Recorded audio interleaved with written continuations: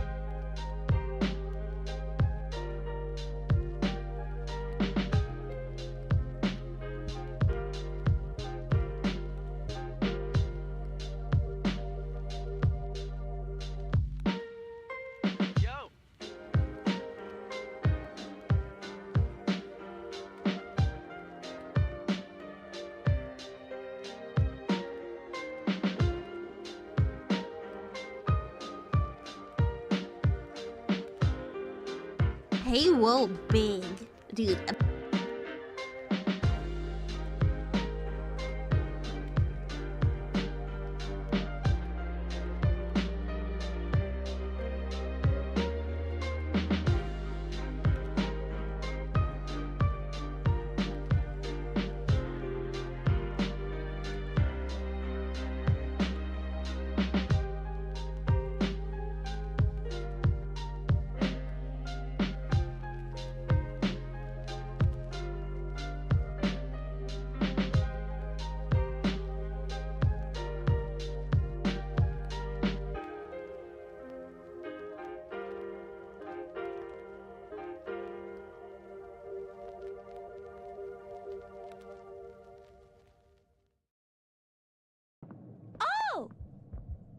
Here's something I can touch.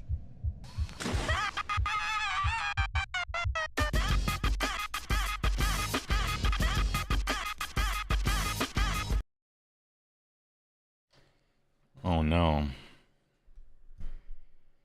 I guess it's not something you can touch. Hey. Let's go to Whatcam. How you guys doing this fine evening? Friday night. Get your can of Shasta, get your purple sweet chili Doritos out. Time for looking over 4th edition stuff. And I haven't seen a lot of this because I was like waiting to react to it on the stream, right? But what I have heard so far, I am actually pretty excited about. Mike Scarborough is unironically eating sweet chili Doritos right now. Best flavor. True. Holy shit. Excellent opinion, sir. I love the sweet chilies. The purple bag. We watch purple heads streamers. We eat purple chips. All right. I got some people to thank. What do we got here? Some Norwegian dude. Thanks for the tier 3. Yo, big tier. I appreciate it. Tier 3 is expensive. Some Norwegian dude rolling. I appreciate it. 40 months, perfect streak. What a model citizen. Jesus. Obi Watts, thanks to the tier 1. 35 months. Thanks a lot. Oh, bye, Woods. Appreciate. The Conductor, subscribed with Prime Gaming, big primer. 31 months. Streaks? No way. Streaks, now we're talking. Thanks to the Prime. Kahi Watch Streak, 5 streams? Whoa, that's 5 streams now. Damn, people don't know that meme probably when I say that. It's a Dioriku meme. She's the other streamer in the world who has the hat tag on Twitch. I gotta say, in the duel of hat tag streamers, she is slightly overshadowing me. But, you know, the night is young, right? The night is young. Chris Zevistan, thanks for the first time chat. Hello, Mr. Woe, he says. Good evening. Taco Cat, sharing a pizza with myself this Friday night. Nice. First time chatter as well. Double first time chatties. I appreciate it. TY, Doritos tier list when? Make it. We'll just do it. It won't be very fast. There can't be that many flavors, right? He says. Yeah, I'll do it. I'll do it. I know that I believe that there's a little bit of... There might be some controversy over the Cool Ranch flavor, and maybe we'll get to it when we get to it. But yeah, just DM me the tier list on Discord, and I'll probably do it if I feel like it, which maybe I do. Let me catch up on some of these messages before we get into it. Double fisting HeyWoah streams. Oh, YouTube and Twitch. Nice, pumping those numbers. Appreciate it. You wonder how many wound Andes will come out of the woodwork when they see wounds are turning into health? Oh, is that the case? I'm such a React Andy not reading through this stuff yet that I wasn't aware of that change. It's just nomenclature, right? If so, good. Right? Because there's wound rolls. There's 2 wound, you know. The word wound is kind of, well, what's it called? It's kind of overtaxed, right?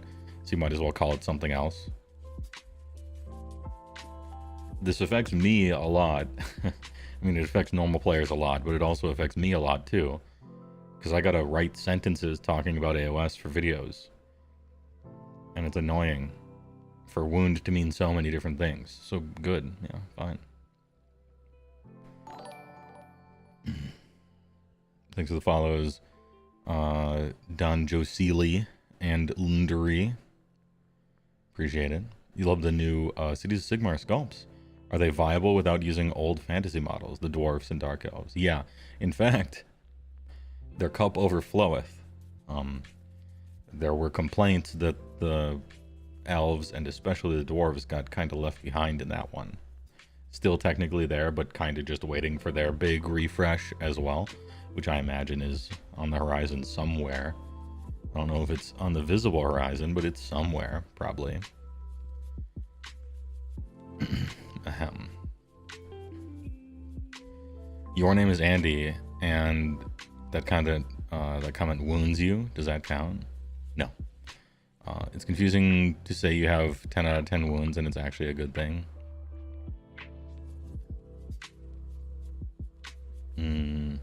Blue Takis. Is narrative play in AoS not very good? You've heard mixed things. So here's the thing with narrative in AoS. You have matched play, which is what everyone plays. There's basic, according to them, and this is probably going to change in 4th edition with their modular stuff, which I have heard about. You have matched play, open play, and narrative. Matched play is how everyone plays. It's the game, right? There's a semblance of fairness, or at least ostensibly they try to have balance. It features all the rules. It's the way you play the game. Then there's open play, which is for stored demos and teaching your 6-year-old child how to play, where you don't really use the rules, you just kind of do whatever and make gunshot noises with your mouth. And then there's narrative. And narrative is matched play plus or minus whatever you want to make up. You can add stuff, you can take stuff away, you can use this, you can use that. Maybe you tell a kind of a story, maybe you have kind of a reason for stuff to be happening, but basically it's you add a bunch of rules that you make up. You do whatever you want. It's the sandbox. And it's not really that popular necessarily, just because it's a lot of work. And Most people just want to play the game. But there are narrative events and stuff. Those are fun. I've been to a few of them. Steve Herner does them. If you want to put tons of effort into it, it's sweet. Mr. Saintly, thanks for the tier 1. Krazaven, thanks for the big primer. Oh, and Krazaven spoke in chat not 5 minutes ago for the first time ever, and they already primed. Model Citizen, I appreciate it. TY. Maximus Minius, thanks for the tier 1 for 33 entire months. Big. That's almost 3 years. Appreciate it.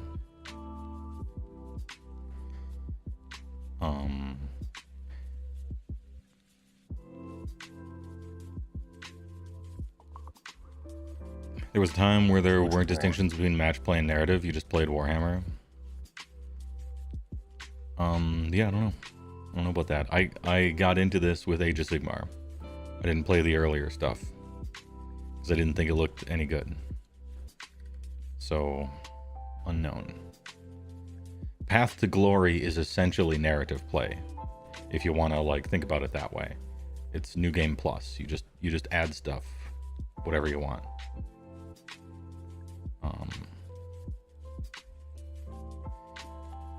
You're looking forward to Matched? Narrative hopefully combining. Narrative is what you want, but you want to incorporate points and structure from Matched. Well, you can. That's fully within the purview of narrative. Narrative really is just matched play, and then you add or subtract whatever you want. It's, so they're pretty similar. You doing a narrative tournament in April? Wish you luck. Hey, I wish you luck. There are historical battle plans, but they can require specific factions and stuff. Yeah, I know they did they did a lot more of those in first.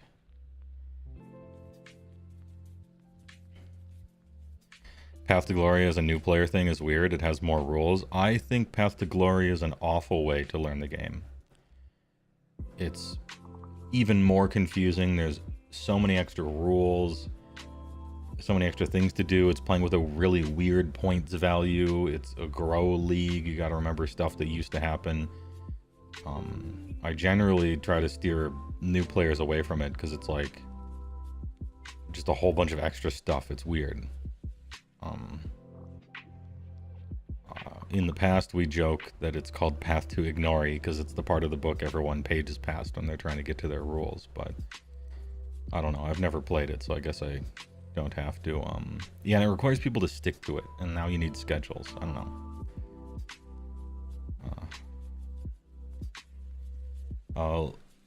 Lenerdy, thanks for the first time chat. Narrative has always been pretty unlimited. You can make your own rules. Yeah, you just.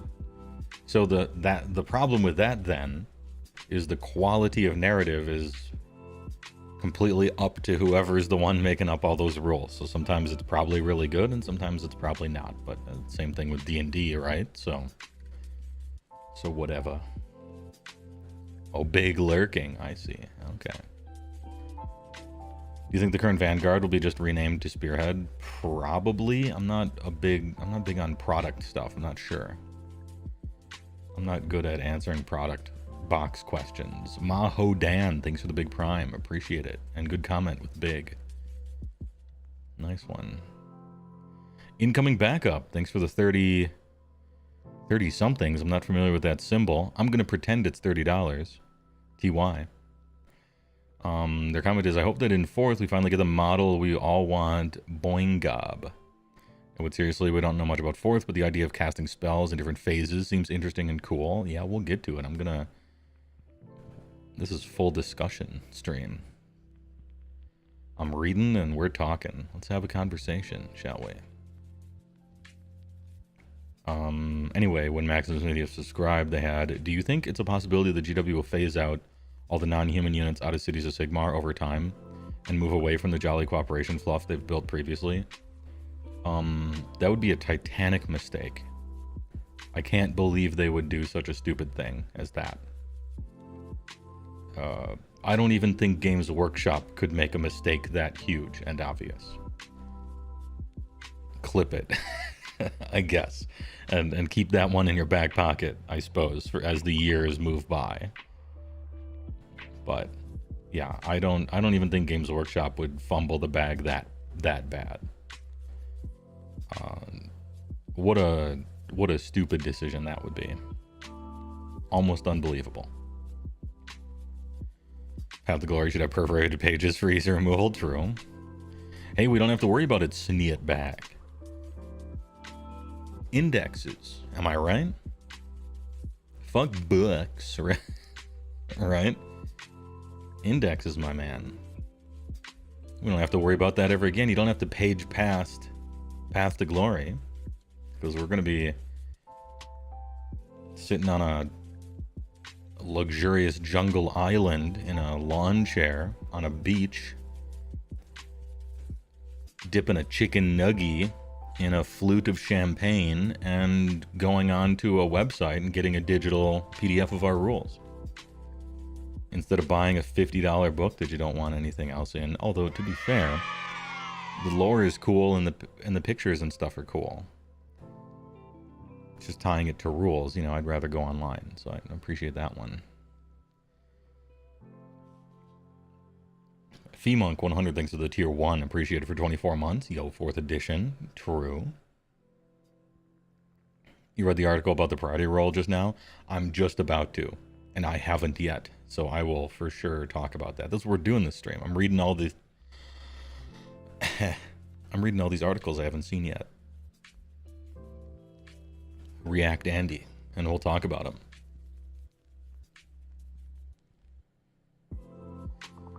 All those Warhammer Fantasy Battle kits are getting kicked to the old world from COS. Oh, for sure. I just think they're going to update them like they did with the humans in COS. Like, here's 10 kits that all look amazing, and they're very AoSified. You know, they're not fantasy looking, they're AoS looking. I just imagine they'll be doing that to dwarves and elves and however they want to evolve those into cities of Sigmar and fitting AoS. I feel they'll do that. And then when the time comes to do that, they'll kick all the old units back into the old world, is my imagination.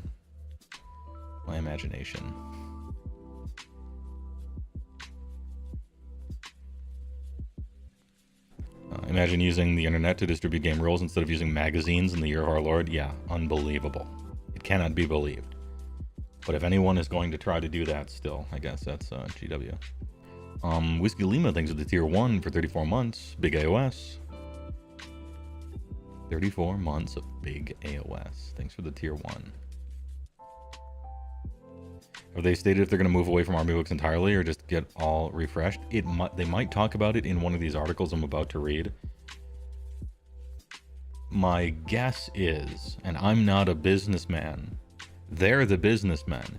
Everybody says they make terrible business decisions and then they're $1 billion company. So what the fuck do I or anybody else know about it? But I would guess, based on all I know about GW, which isn't too much, but it's a decent amount, is what they'll do is they'll make indexes and then they'll come out with battle tomes. And those are basically collector's items. It's a cool book you can have on your shelf. The quality of the book is high. A whole bunch of art, painting tutorials, a whole bunch of lore, and it'll just be the rules that you have in your index. But I would imagine that they're really just like collector's item physical copies. 1. Or 2, the battle tomes will come out and they'll just have new rules in them and now your index is old. That's the nightmare scenario. I don't want that to happen. And then they end up forcing you to buy a book anyway. And then they don't update the index. It's just you have to buy the book now. That would be like the nightmare bad scenario. That would be the anti-consumer kind of thing. That would be the shittiest world to live in. I hope they don't do that one. G-Well, thanks for the $7. CA? Oh, command ability? Nice. Oh, maybe that means Canadian dollars. I'm gonna thanks for the $7 command ability. 2 points, they say. I don't think they'll remove Dwarden and Elven from cities. They'll stay. Second, the change to random turn today, good or bad. The change to random turn today, good or bad. I don't know. I'm gonna read about it. I'm gonna get to it. We're gonna read all these articles. I'll react to them. Some stuff I've heard, some I haven't. I've heard that the change to random turns is you can't score something. But I don't know specifics. I assume they'll talk about specifics. Word on the street was that you can't score battle tactics if you choose to take a double turn. So...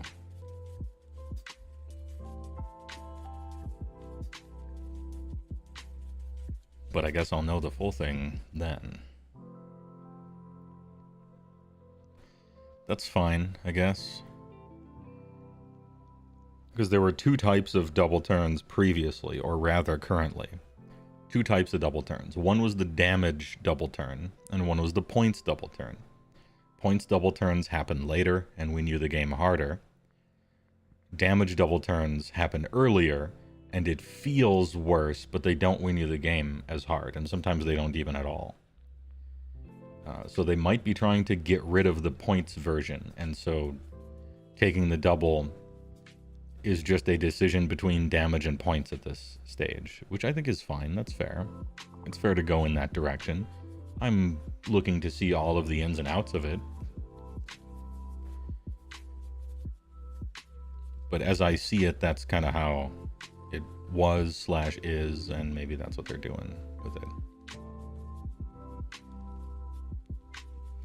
You wanted to shout out GW for officially stating that if you think priority is lol random, you're a filthy casual. Yeah, but you know, there's a lot of casual people. Not everybody can be experts in a game. And if a core mechanic sucks if you suck, then, you know, that's probably something they want to fix. And the good players will just be good anyway.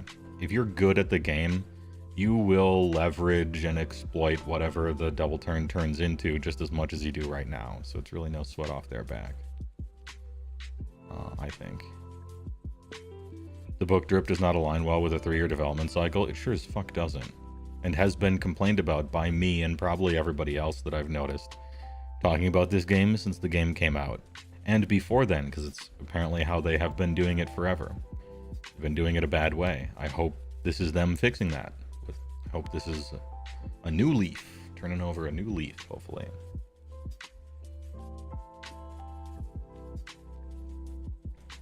If it's like 10th, you don't think you can get your official TM rules online, only your starting index rules? Yeah, but do remember that it's two different teams. The people working on 40K are entirely different than the people working on Age of Sigmar. I shouldn't say entirely different. I don't know if there's maybe one guy or something that works on both teams, but yeah, the people in charge are different. The people working on 40K looks like kind of a mess a lot of times. Let's have them. Apologies, 40K players. I don't know too much about that game and how it's run, but I only hear complaining ever. So probably not good, I guess.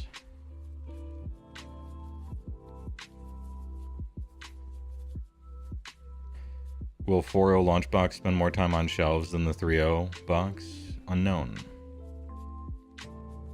You're seeing mountains of Dominion boxes? They made a bunch of them. What's the over-under for Morton Fang getting squatted instead of finally being good this edition? Morton Fang? Don't know who that is. Don't recognize the name. Maybe you're talking from a phone and it auto-corrected, I bet.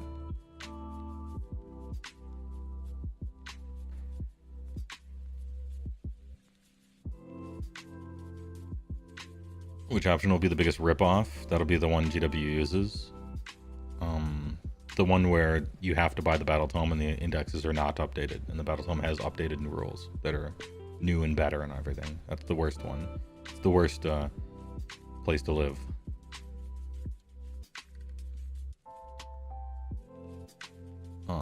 Anyway, thanks for the follow, Just Jay.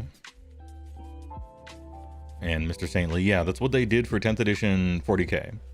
And I think everyone hated that, so maybe they learned from their mistake. Maybe 40K takes the arrow and shields us, right? That was the beta test. Everyone disliked that, and maybe they'll do it the right way this time. Who knows, right? Is this the edition where we finally see those Malarian Shadow Elves or whatever they're called? Maybe, dude. They've been right around the corner, a shoe-in to get released for the past 8 years. Eventually, it will happen. So if you just keep predicting it, you'll eventually be right in a long enough timeline. Are you a bad person if you hope Games Workshop sends the thick cast sculpts to the old world? Yeah, I think so. I had to listen to more like Age of Shitmar every month on every video I've ever posted in my Age of Sigmar content career for the past 8 fucking years. But I'm not trying to antagonize them. I'm just enjoying the game that I like. So I'm not trying to, like, throw stones at them. They're just playing a game I'm not interested in, that's all. I hope their thing gets cool. I don't want them to get Stormcast, because they certainly don't want Stormcast, you know what I mean?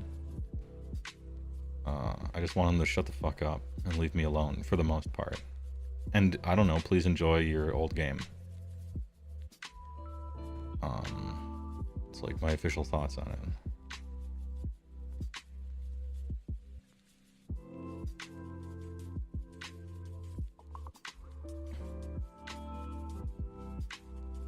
Oh, yeah, you're right. That person probably typed Mournfang.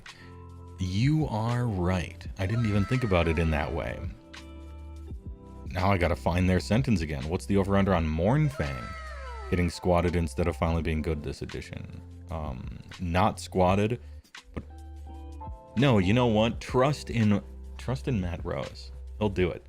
They said they revisited every war scroll because they had been copying pasting a lot of them.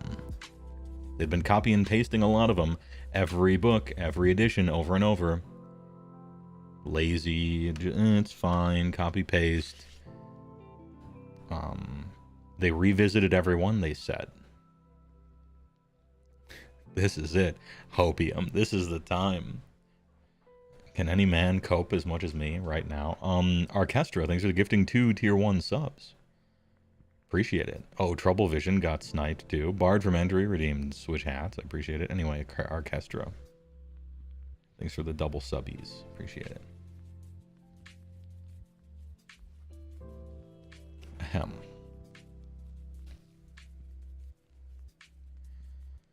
Did you notice that they move away from the shitty gold shit cast paints? Yes, I did. Pushing Hammers of Sigmar gold and blue down the elevator shaft and landing onto some bullets. It was ruled a suicide. Let's get anyone else is a more interesting color scheme. And I think they're going with the, which ones are these? The silver, the red, white, and blue ones, kind of. The American ones with silver. Much better choice. Fully agree. It's been long enough, and people have proven that gold and blue was trash. And so put it in the dumpster next to the other trash. As far as, like, hopefully that's the case. G-Well, thanks for the 7 command abilities. So with 40k, they basically took out most of the stuff that added additional complexity. It's just gone. AoS is just making that stuff optional. Okay. See, look, they're learning from their mistakes. Maybe. Absolute copium on those indexes. I'm pre-coping. Any pre-copers in the chat? Oh, man. I really hope those indexes aren't just like bare bones. Oh, man. Well, here we go.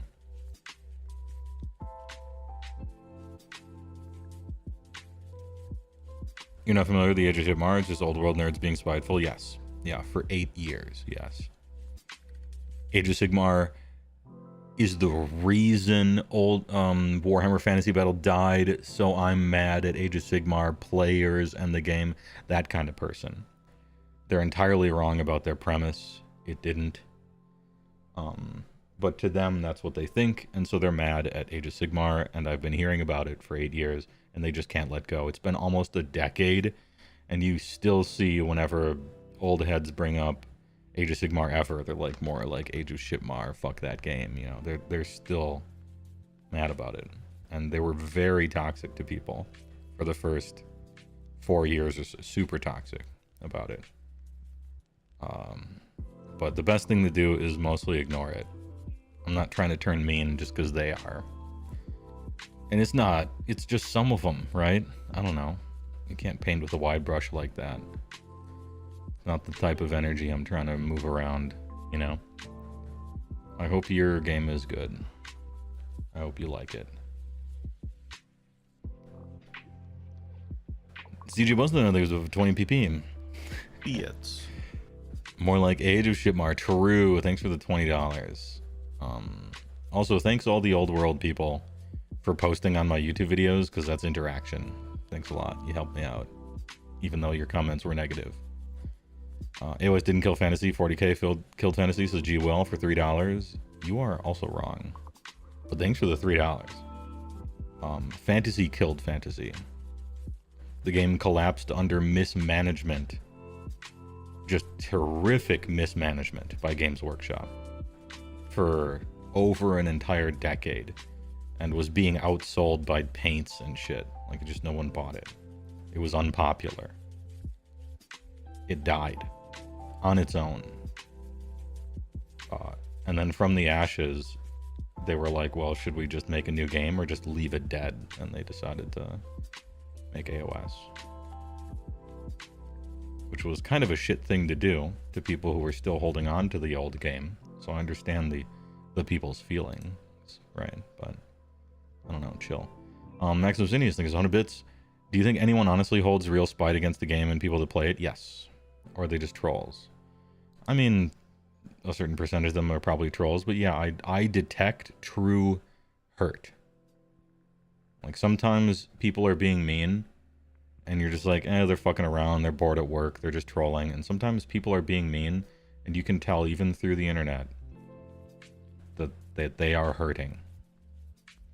And they're pushing it outward. And that's a decent chunk of them. Go into a Games Workshop store that has been around, or go into a local game store that's been around for a long time and has some fantasy players in it. You will guarantee find a person or two that is still holding a grudge in real life. Misdirected, I think. Or maybe not even misdirected, but I'm done. I actually don't give a fuck. I'm excited about 4th edition Age of Sigmar. You want old world content? I don't know. Watch somebody who's trying to ride the wave of popularity for a thing that just came out. Regardless of whether they're excited about it. I don't know. Watch somebody else. The best revenge is having fun. I'm not even looking for revenge. I just don't care. I like my game. Anyway, let's talk about the game I like. I think I'm almost caught up here on messages, and we can start getting to the reading and reacting for this 4th edition stuff.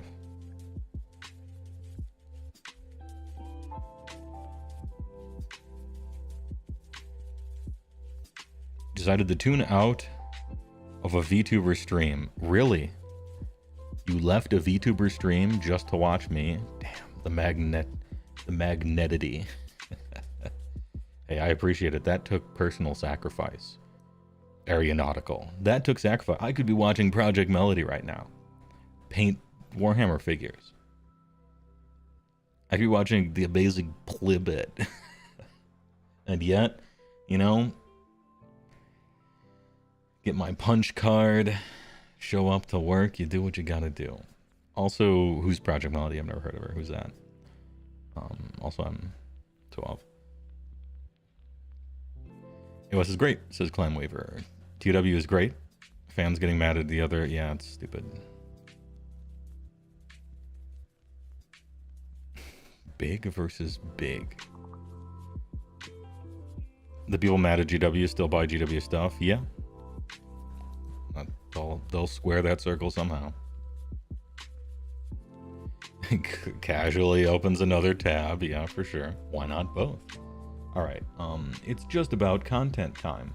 I'm scrolling to the first thing to read about. Here's what's changing in the new edition. Okay, let's get that. Let's get that all queued up. I don't think I've read this one yet. Oh, that each one has a video and stuff to it. All right. The only hope for 4th edition is that they make the Chaos Lord on Demonic Mount as good as the Karkadrak Lord with a different command ability. I hope, damn. I was going to say that I hope they make the Karka Lord good. So I agree with you. But let's bring the water level up a little bit. Anyway, BRB, I'm going to cut to commercial and then we'll do some content. Please enjoy a word from our sponsors. Right now, you could be savoring the rich, creamy flavor of angel food ice cream. It's the extra cream in angel food that blends all of your favorite flavors so they're always smooth and creamy, never pointy. How about some rich and creamy angel food ice cream right now? Nice. Bring as many VTubers into the hobby as possible. Eventually one of them will stumble across AoS and want to learn more. Oh, ugh, my dream. Please. Please. Oh, man. Dude, when I saw the VShojo girls found Bricky and started, like, watching his 40k lore, every army kind of things, I'm like, oh, God. Lord, I've seen what you've done for other people, and I want that for me. Oh, Jesus. I've never been more jealous in my whole life. At some time, Schizo posting, by the way, I'm typing a storm. Someday, they're going to accidentally be like, you know what? I saw a picture of Alariel. What's Age of Sigmar? They're going to type it in the YouTube. They're going to see every army. 700,000 views right at the top. They're going to click on it, and then it will be my time. It's like the Matrix, you know, when Agent Smith is talking to the you humans. That was your time. Now it's my time. That's going to be me. That's going to be me. Ah. Anyway, I get it. It's all planned out. 100%. It's in here. It's happening. All right. It's happening. Ah, all right. Done with the Schizo. It was big news, dude. It was big news, dude. Yeah, every army in 16 minutes VTuber edition. Even more anime fucking memes and shit. You bet Pippa would like New Skaven for 4th? Could be. I don't know. Does Pippa know about any of that? I mean, who's Pippa? And also, who's VShojo? You guys need to get to cranking out some more every army vids. Yeah, that's the next one I got to work on. I guess I'm going to make it. Shoot for the stars, and even if you don't make it, at least you'll be standing on top of the world, whatever that copium phrase is. I'll make it real bite-sized, filled with... It's VTuber edition. Not really, but, you know.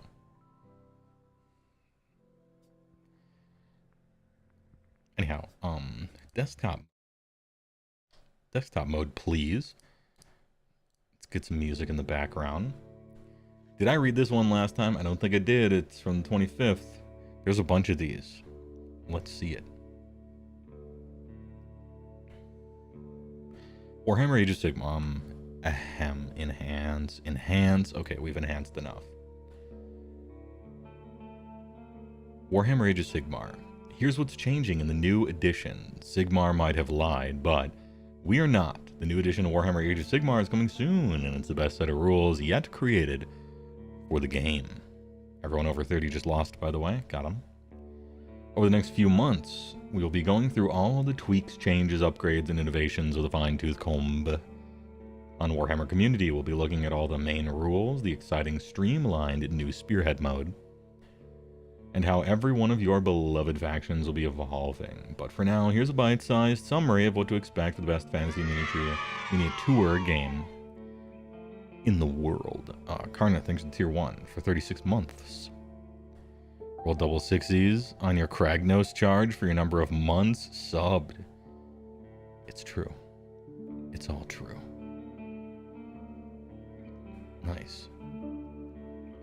Do we watch this? I'm going to click on it and then immediately know if we watched this. And here is everything you need to know about the incredible new edition of Warhammer Age of I think we did. The action has now moved to the Great Parch in the Realm of Fire, where the Skaven have launched their plan. Yeah, we watched this. We did this one Monday. Get out of here. Next. So we're at the new edition at the Mortal Realms Reforged live launch events. Okay, rumor engine. What are the Mortal Realms and who lives with them? We know that. All right, everything you need to know. There we go. Okay, perfect. This is made for me. Now I can click on all these things. Studio interview changes. Oh, interview, huh? Oh, that's not an interview. You have mischaracterized it. Battletomes in the new edition. Let's read about this, shall we? How's the music? Is it too loud in the background? Let me know. There's a new article about the double turn that came out today. I think so. I'm going to read that too. And we'll get to it. After nearly 10 years in service, the rules for Warhammer Age of Sigmar are receiving their first ground-up rewrite. Big. As we'll start to see in deep dives on Warhammer Community beginning tomorrow, this is a cause for celebration. It doesn't mean that the rules are changing just for the sake of it. In fact, the framework remains much the same. Majority of changes are smart refinements that will improve the all-around experience. Nice. Got the ugly-ass old Ard boys here from this old picture for new AoS. This music sounds like you should be asking, stay a while and listen to the newest AoS. Yeah, this is from the Road Warden soundtrack, which is actually a sick game. Big fan. Played it on stream a little while, like a million years ago. Every single war scroll is changing. The team took the opportunity at the outset to measure up each profile in every faction to see whether their basic stat line felt right. How does a Grot stack up against a mortal human, for instance, or a Saurus against an Orc? This is actually kind of an interesting thought experiment to do, isn't it? Like in the... if you were doing a monster manual, right, that just had NPC stat blocks, how strong is an Orc versus a person, versus a Grot, versus a Stormcast? It's kind of an interesting thing to think about, and I'm curious what their thoughts are, you know?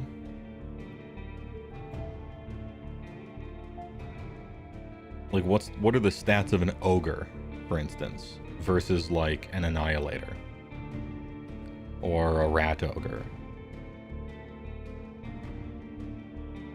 Or a Kurnoth Hunter, you know? That's kind of interesting to think about, I think. Some say AoS was getting bloated in third. Was it? Depends. G-well.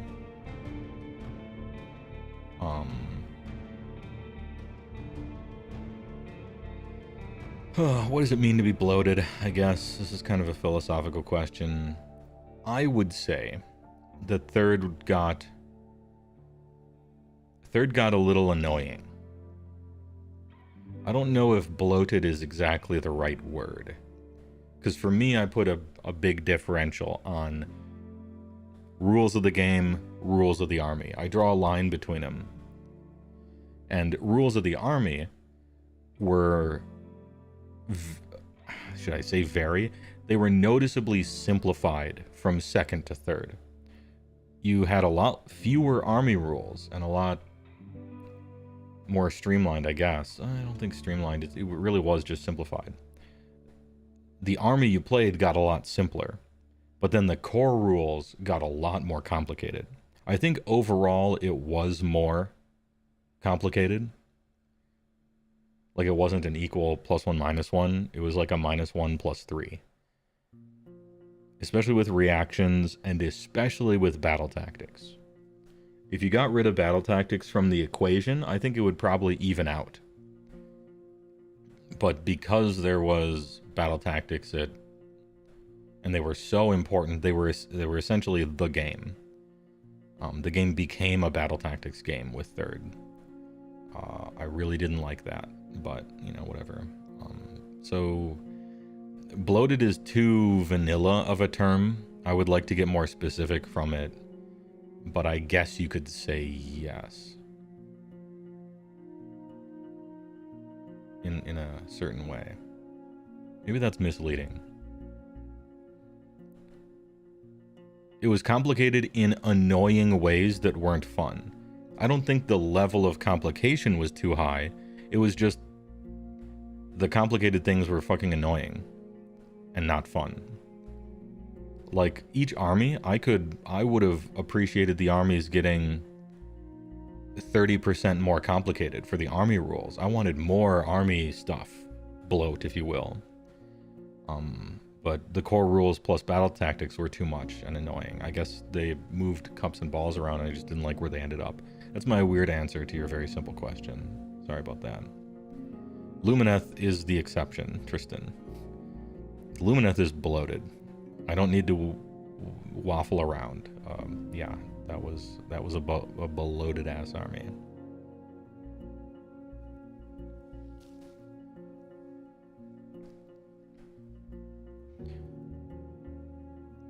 You think wounds and unit strength are being changed to allow more nuance of the unit types, like a human to a grot and an ogre? Yeah.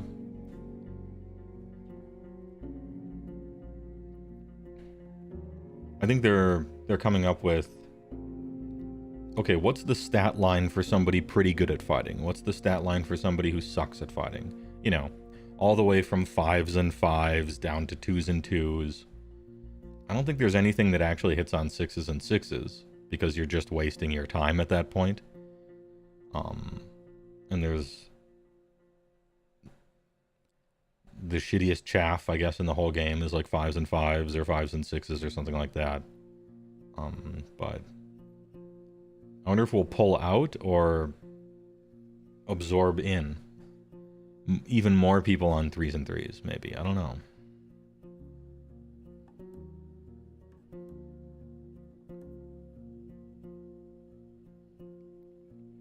Too many dice rolls. Slanesh army mechanic is just too much time stoppage. Yes. I don't know who thought... You know, it'd be a cool way for Slanesh to play? Rhystic study the army. Hey, do you want a 6? Do you want a 6? Do you want a 6? Too much stoppage. Am I right?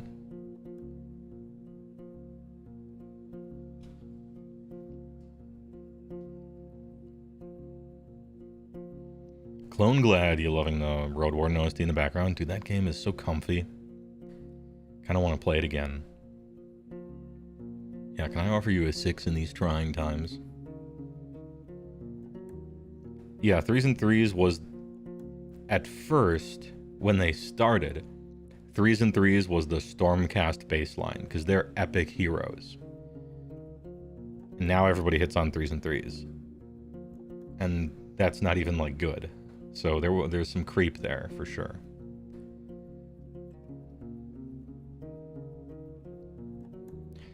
Over the course of this process, War Scroll design has changed. War has changed. As has the kind of information that goes on it. Okay, on War Scrolls. Some characteristics have been renamed for clarity. For instance, wounds has become health. Yeah, you talked about this at the beginning, somebody from chat. A purple name, maybe. This is fine. Wounds was a little overtaxed as a descriptor. But in a noticeable way that was a little annoying. So I agree with having it become health. Sure. Give me those HPs, right? I'm reminded, because I'm old. Alright, story time. Gather around the fireplace. Give me my blanket and hot chalky, alright? I want to say... I think this was AD&D First Edition. Advanced Dungeons & Dragons First Edition, I think. But it might have been, even before that, Dungeons & Dragons proper, like in the 80s. There's a little paragraph in the Dungeon Master Guide near the beginning of it with some weird-ass black and white Phil Foglio artwork near it. And it says, at one point when they were designing Dungeons and Dragons, they had a different name for all sorts of things, like, you know, what level your character is, what level spell you cast, what level of the dungeon you're in, what level of a skill you have, the levels of injury you have. And they were annoyed because they were using level to mean like 5 different things. And so in the process of coming up with the game, they invented whatever unique names for each of those things. But they found that it muddled everything. And so they decided at the end of the day to just use level for all those things. What level of the dungeon you're in, what level your character is, what level your spell is, so on and so forth. And it ended up being fine. Now, that's kind of a counterexample to this one, but the key point is, I wanted to tell an old story. And the second key point is, in D&D, when you say level to mean spell or character level or whatever, it's actually not a problem to use level for so many different things. It's not a big deal. There isn't a lot of confusion there. It's fine. In this game, wounds, it actually was kind of a problem, even though it was discussing or describing maybe fewer things. It was kind of an issue, I agree.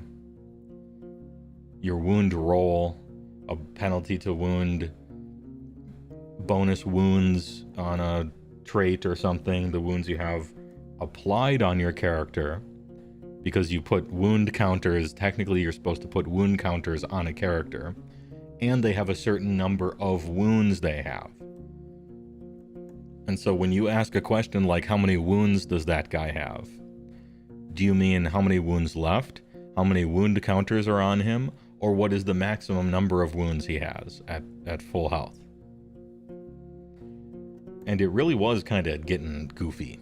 So I agree with this. I like this change. That's a real long way of saying I like this change.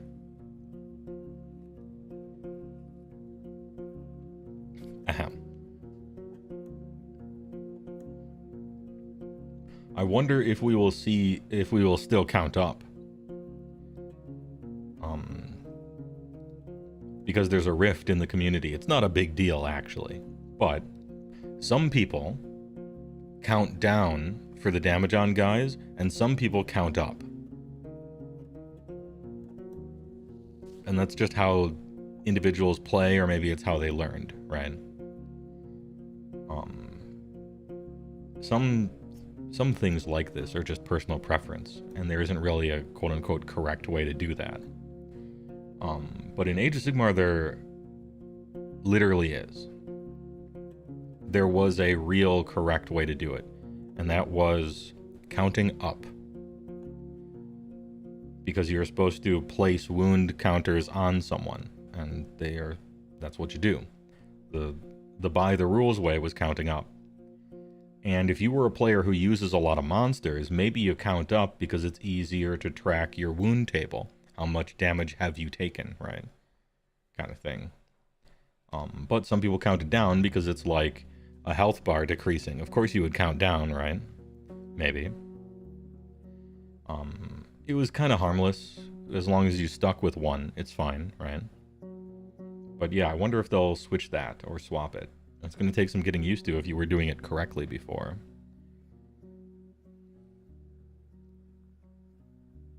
Yeah, counting up makes the bracket easier to track, and it's technically the right way to do it. Counting down is what you're familiar with in basically everything, right? Hit points going down, life bar going down, you know, percentages and stuff. Just from other games and kind of existing in a game space for the most part.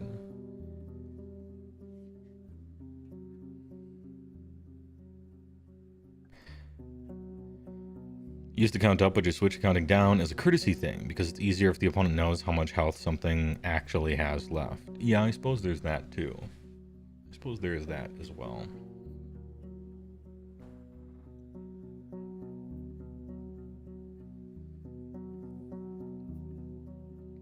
While miniatures can now fight in melee if they're within 3-inch combat range of opponents.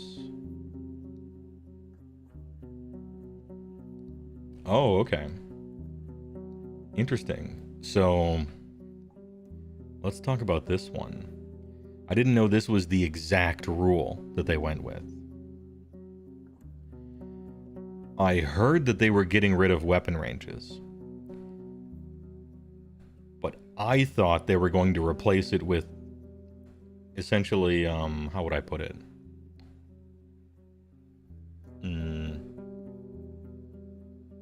Like number of models deep, you know? 1 line of guys, 2 lines of guys, or 3 lines of guys, you know? Something like that is what I was thinking. Ranks, I guess ranks of fighting, you know? That's what I was thinking in my head that they would do. Because that's how it worked in the beta test for this rule, which was GHB 3. Well, Season 3 of 3rd edition, I should say. But if weapon ranges are entirely going away, and it's just, fuck it, if you're within 3, that's really different. That's very different.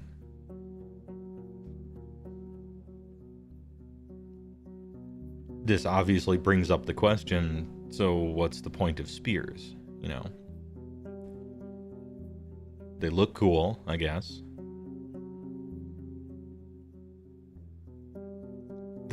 Surely there has to be some sort of rule. Maybe spears are now like, brace against a charge kind of thing? A little more realistic, you might say.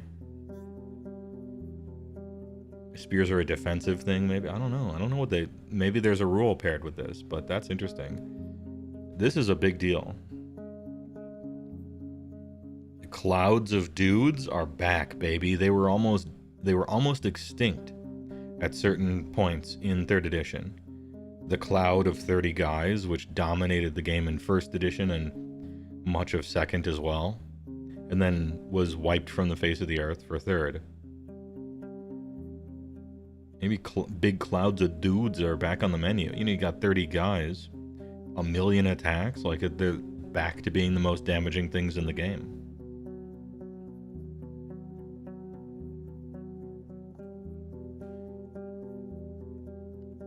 This is, this alone, depending on what the other ancillary things are, this already takes the established, like, what stuff is good, what stuff is bad, what armies are good and bad, and it just flips it.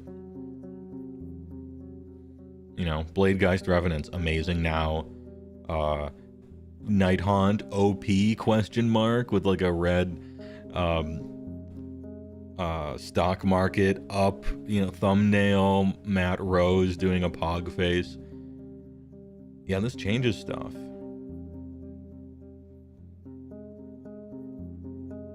Stonks up. Huge. What if there's no pile-in? Oh, hey, interesting. What if you pile in at the end of combat instead of at the beginning? How does that change this rule? Because it could be that pile-in becomes like a consolidation or something like that. That's probably not true, but I'm just thinking how a little change like that could change a lot of stuff. Yeah. Speeding up pile-ins and combat resolution. How are we speeding up pile-ins, I wonder?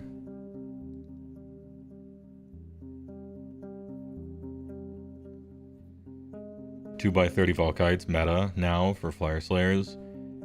Back in it. 30 Volkites used to be real good in the old days. Some things change, some things stay the same. Yeah, pile-in is a thing that takes a while. It's a time waster, but it allows for some technical plays and skill expression, which is usually a good thing.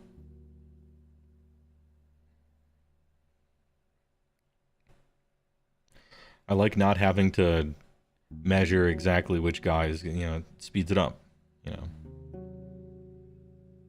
But it does leave a lot of questions up. This is a big change. How are we speeding up pile-ins? And combat resolution. And you can now contest an objective with a model within 3 inches of a 40 mil objective marker. Oh, okay. Damn, every clear battle, like, every clear objective marker is now garbage and useless. And they gotta make new ones. Rip. Damn, those shits are not cheap either. Well, fuck. 3 inches of a 40 mil objective marker. That's a lot smaller. It's a lot smaller objective. Which maybe hurts big clouds of guys. No, it doesn't. It doesn't really. As you play the game, you'll just body block off of it, actually. It possibly even helps them. It's not about the number of guys you have on the objective. It's about whether the opponent can physically stand on it or not, right? Smaller objectives is a big deal for battle plans. Yeah, what they clearly want to do here is to stop with the get 1 millimeter onto the objective and just stand there and don't fight and steal it. They clearly want you to fight in this war game. They want you to perform war. Like pushing you closer to the other person. Please, fight.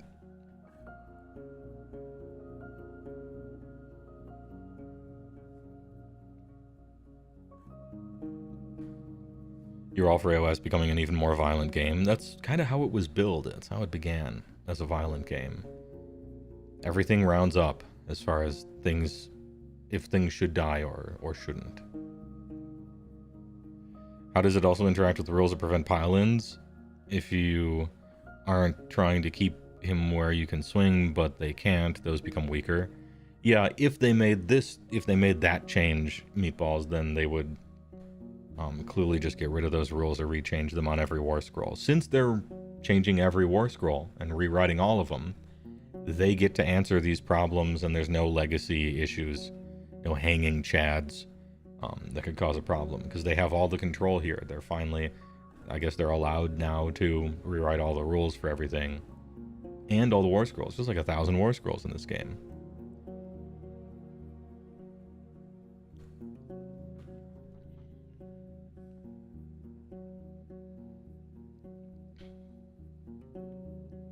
Can't wait to plop 100 zombies on the objective now. You really aren't getting there ever.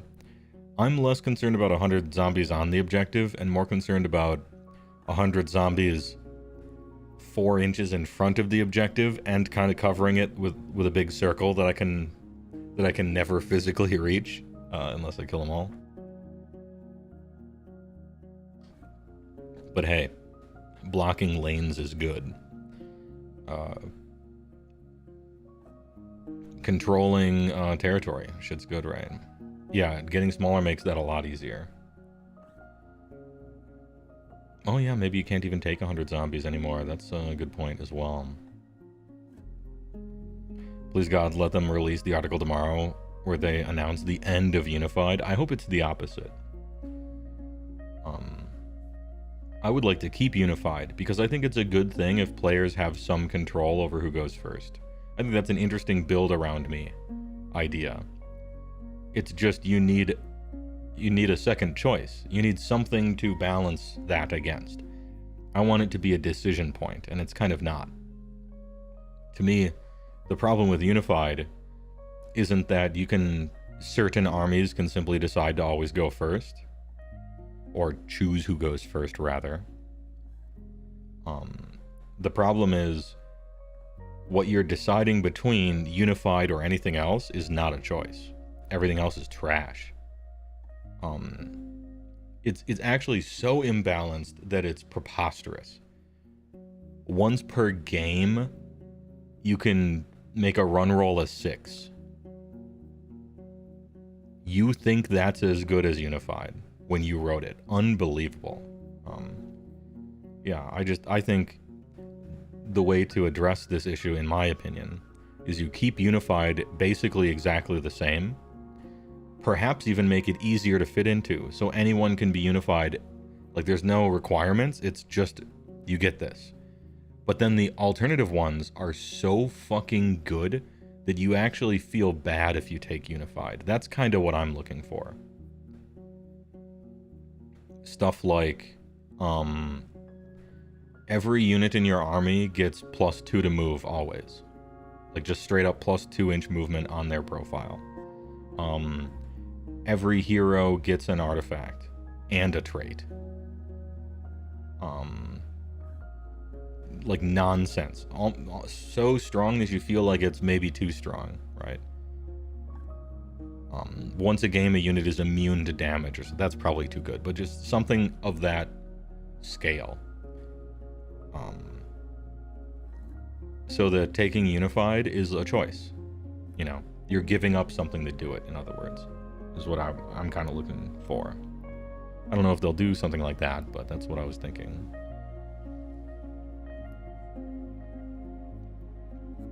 And I'm looking for the requirements to mostly just go away on them.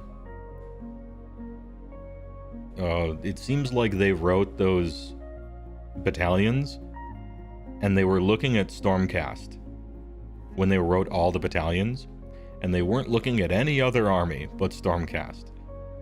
Because when I take out my, like, destruction-ass army book, and I'm like, okay, every army needs 2 monsters, and I'm not using any foot heroes. Oh, so I just can't play with battalions. Awesome. Fuck you. You know, it's weird. If they're going to be in the core rules for everybody to take, I would say, in general, just let anyone take them, then.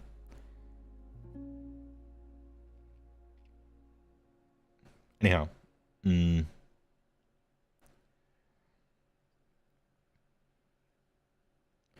of the benefits of the other battalions equal Unified, yes, but counter-deploying is almost as good as Unified, depending on your army, which the other battalions allow you to do. Yes, Devin Cortman. Correct. Depending on your army, you could instead choose to be like 12 drops, or just 1,000,000 drops, and then you get to counter-deploy if you're a castle army. In general, this is only good for castle armies, but there's several castle armies in the game. And that was a decent alternative. So I'm just talking in general, however. Once per game, unit gets a 4-up ward save, and a 1-up save would be neat.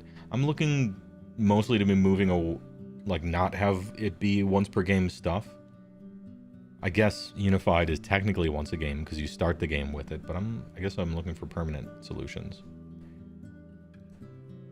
Once per game is good because you can make the thing powerful, because you can only use it once, and it's also good because it's a skill tester and a skill expression thing. If you can only use it once, then when you use it is now a, inflection point for the good players to do it good and the bad players to do it wrong, right? And that's maybe good and maybe bad depending on your outlook for a rule. Alpha Beast Pack was sick, especially because KO could use it. Lindri, Alpha Beast Pack was annoying because Beast Claw couldn't use it. Because our monsters became battle line instead, so we couldn't even take the battalion that was like kind of made for armies like us. It was silly. Anyway. Universal special rules are in, and there are a manageable amount.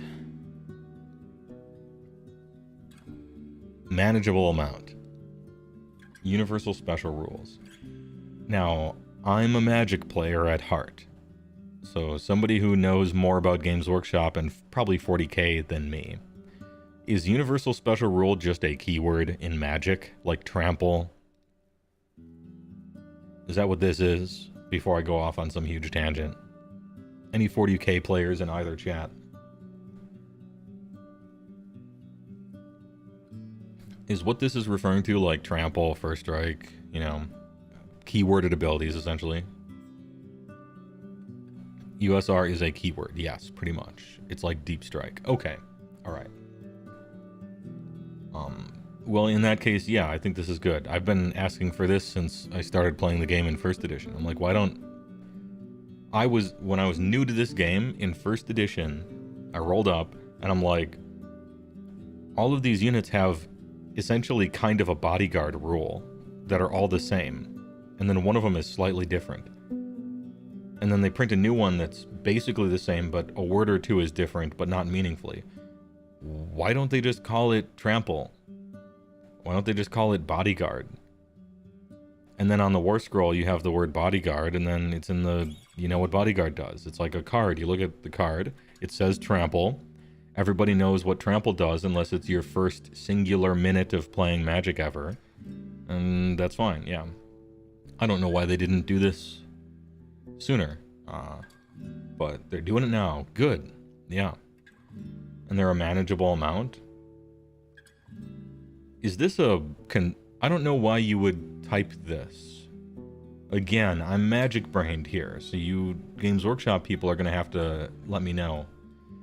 I don't know why you would type this, unless you were concerned that your players would be concerned that there would be too many keyworded rules. As a Magic player, I don't understand that. But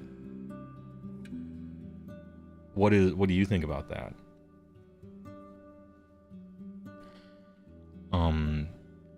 Players have complained about USR bloat in 40k, you think. There was a major criticism for Warhammer Fantasy Battle in 7th edition 40k having huge numbers of USRs because so many new players get scared by how complicated Warhammer is. It's a really simple game. It's not Path to Exile. You think it comes from 40k in 5th edition? Changed to keywords and it was like 20 pages or something. At present, you can have 14 USRs on an old world Tomb Kings unit. Okay. Sustained hits is exploding sixes, so on and so forth. Okay. There were a lot of keywords in early 40k. Okay. Look, this is... How much could a banana cost? $20? I think this is a problem that I'm too Magic the Gathering to understand. And so I'm just going to have to respect... I'm going to have to respect the lived experiences of Games Workshop players. You could make 100 of them. It doesn't matter. People will just know what they are. The first time they ever interact with one of these, they'll be like, I don't know what that does. And then they'll look at it, and then they never have to look it up again. Right? Is that so bad? I don't know, maybe it is. You gotta make your game for your audience, and your audience says that they don't want too many. And whether or not I get that, then sure. Fine.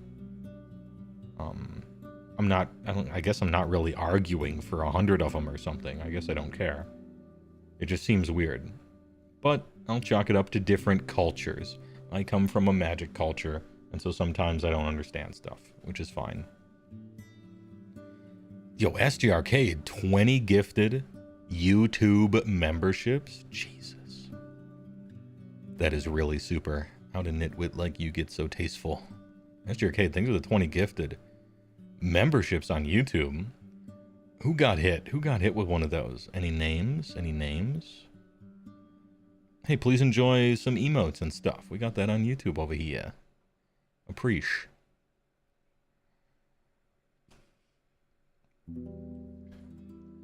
And they're a manageable amount. Anyway, moving on. Appreciate the gifters, SJ. Making them easy to recall. I think their ease of recalling them has to do with how they're named, mostly. Like whether the rule they're referring to is simple or not, and what they're called. If two of them are called very similar things, I think that's worse than how many there are.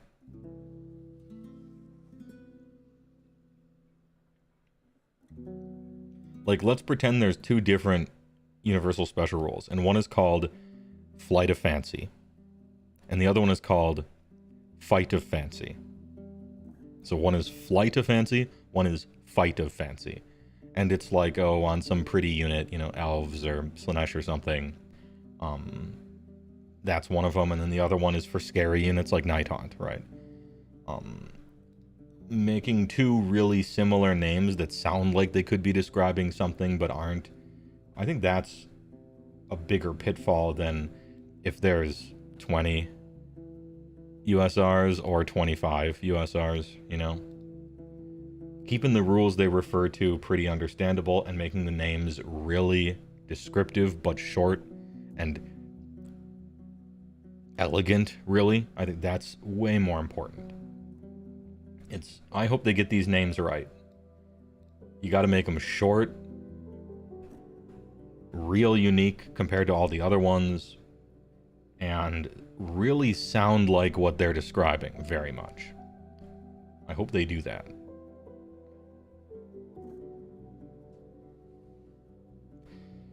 TOW has disrupted and disordered. Can't ever keep them straight. Yeah, and so for instance, here's a pitfall that they're already in. You know, triumphs? You have inspired, bloodthirsty, and what's the other one called again? I might have to like look it up.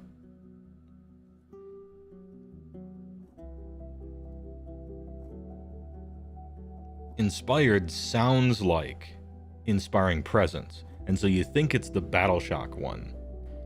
But Inspired isn't the Battleshock one. I don't think. I think it's the bonus to wound rolls one. But maybe it is. Jeez, I can't remember. Anyway, the 3 different triumphs you can choose have that problem, where the names are so kind of generic that you can't remember which one does which. Or maybe me. Maybe this is just my problem. Indomitable. Yeah, Indomitable. Yeah. It's wound roll. Yeah, so there you go. One is called Inspired, so you think that's Battleshock because of Inspiring Presence, but it's not. And the other one is Bloodthirsty. And if you had to think which one is a bonus to combat rolls, you would think Bloodthirsty, but it's not. That's the charge one. So anyway, USRs, good. Manageable amount, I don't care. It's... Gee, I hope they're easy to remember and they're real simple and short and sweet and really unique from each other. And really describe what they're doing. Otherwise, it's annoying.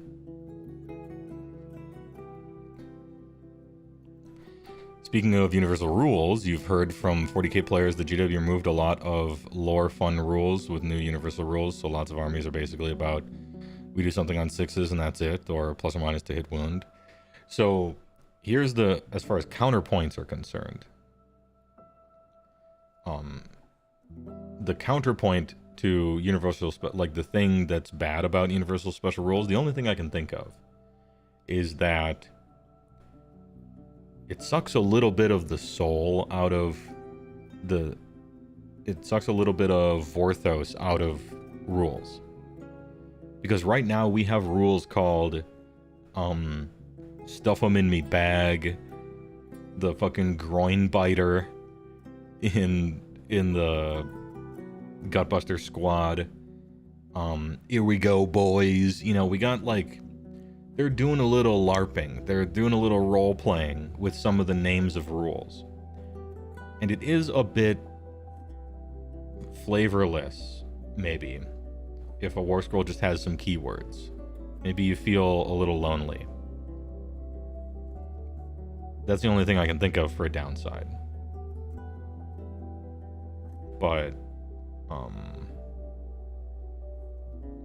I don't see why you couldn't put a keyword on there like flying, and then another keyword on there like exploding hits, and then write a funny rule. If you want to put a funny rule with a funny name, it's a unique one. Every war scroll basically should have a funny, unique rule, but the rest of them can be keyworded up, you know? Anyway, I'm just thinking about it out loud.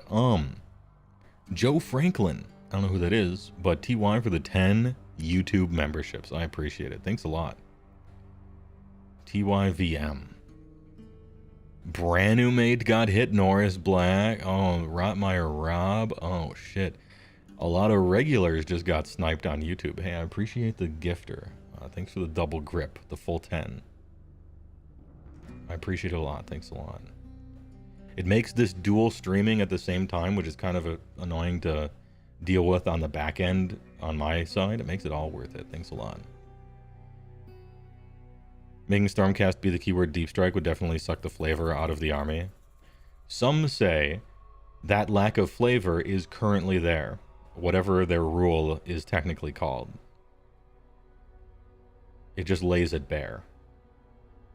It just makes that fact of it being a little boring and it almost being their only rule, kinda, it just makes that more obvious. But it doesn't really do anything else. It's sort of like, you remember when Avatar came out, the first one? Jim Cameron, right? And it came out and everybody said, Avatar sucks. It's just Dances with Wolves in space. Like, everybody said that. It's just Dances with Wolves. And me, a film student, I'm like, that's like 20% of every movie ever. What do you mean? It's one of the most common plot lines ever in movies. Yeah, it's basically Dances with Wolves. So's like 20,000 other movies. I don't get the complaint, you know? But the complaint wasn't that it was just the same plot as some other movie. The complaint really was, it was so obviously just that the average slop enjoyer noticed it. And that was the problem.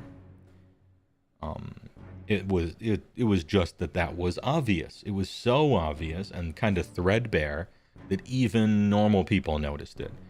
Although really, normal people didn't notice that. They watched a YouTube video that just shits on movies or whatever and complains about continuity errors.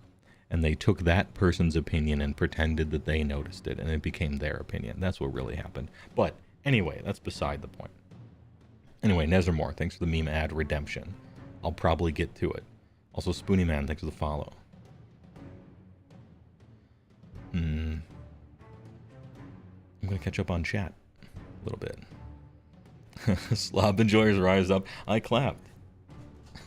Yeah. Just buy product and get excited about next product, right? Oh, Red Letter Media.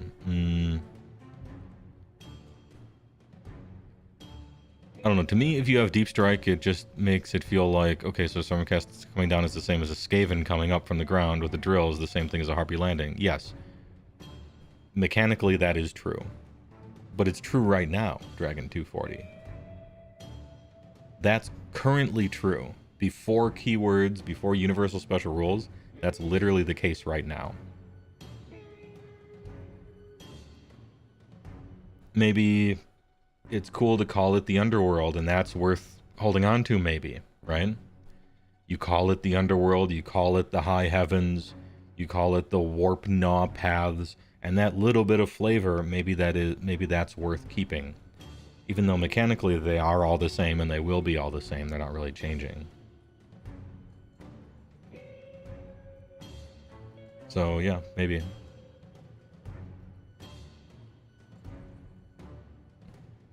I'm getting it. I'm understanding, I think. Can we do, what about, okay, can we compromise? What if we call it Throne on Thunderbolts from the Overgod's very hand, right? Or just some shit. Ride the lightning from heaven. That's what, in all bold text. Dash Deep Strike. How about that? Now we get to keep the LARPing. You have the cool sentence that explains it. Chew gnawing through the warp tunnels. Hyphen Deep Strike. How about that? Am I 10,000 IQ? Does that work? Or all right, that's what I'm saying. I'm saying that. That's my compromise.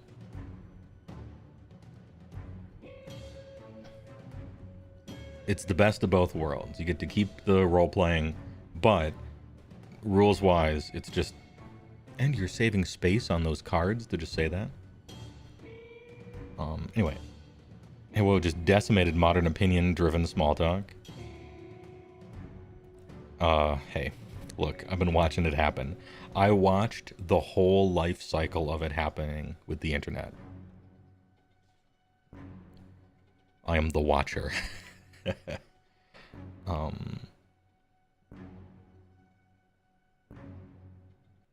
Yeah, I was actually thinking like that. Some of the magic things have like a, in Universes Beyond, they have a little flavor thing, hyphen, but then it's just a normal thing. Yeah. Internet man invents flavor text. I mean, it was already there, right?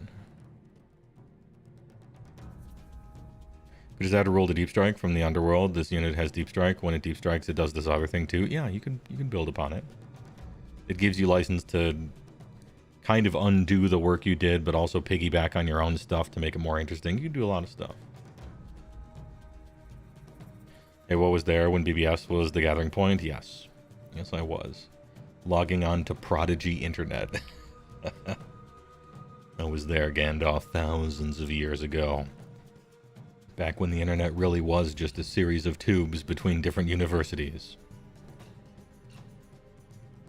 Speaking of series of tubes, I'm gonna use the restroom, BRB. A moment, and then I'll run an ad because one was requested, and then I'm gonna keep reading through this. I hope you don't mind that I'm just taking my time with this, but that's kind of what the live show is all about. First time chatter Spoony Man, I will read your comment in a moment.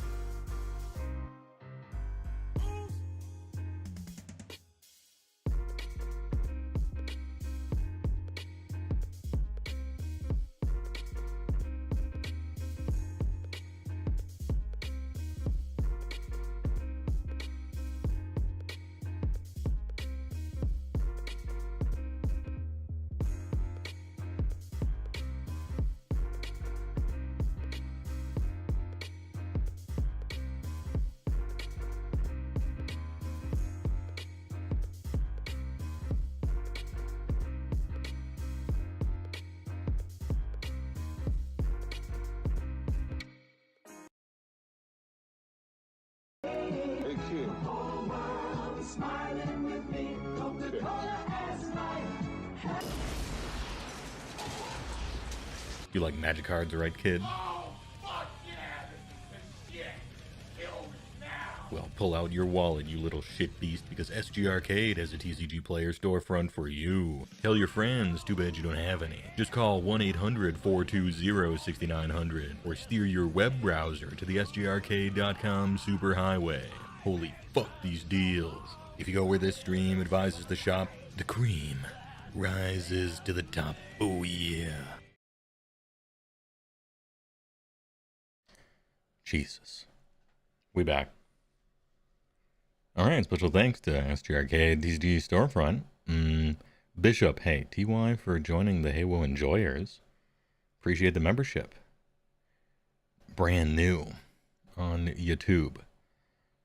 Anyway, let me catch up on the chats that happened whilst I was gone.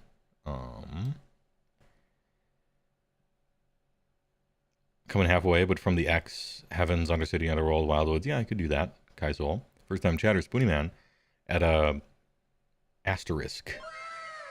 And have it point to a section of the rulebook for cool lore justifications, page 67. I don't know that we should bury that in the rulebook. You kind of, it's nice to have it on the war scroll. I'm coming around to it, I think. Before Babylonian settlements, yeah, we, a little Sumerian stuff, we invent 0, all the rest, right? We have fire.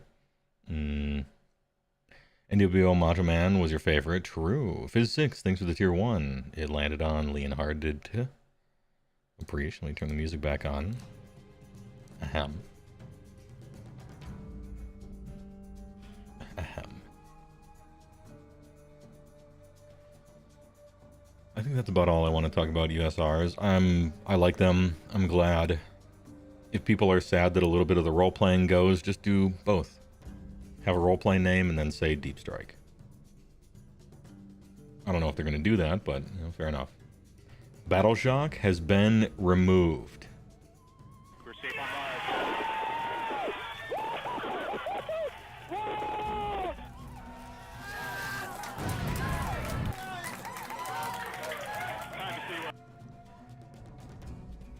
Good.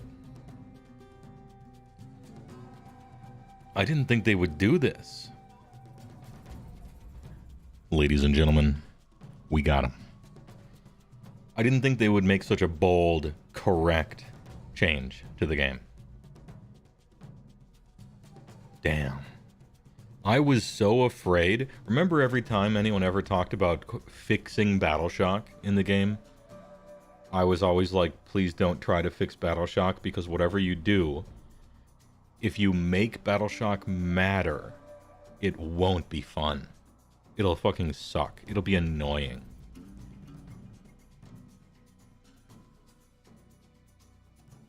I didn't dare to hope that they would remove it. This is awesome. It's great. For most armies, you mostly get to ignore Battleshock anyway. Maybe half of the armies do, or something like that. In most cases. But this is awesome. Excellent. Very good. Wonderful.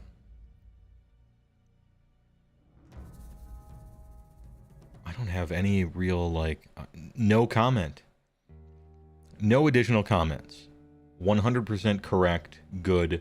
Don't replace it with anything. No notes.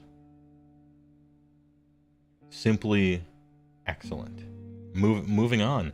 Do you guys want to talk about it? Do you have any thoughts? Anybody not like this? Or I don't know. It's great.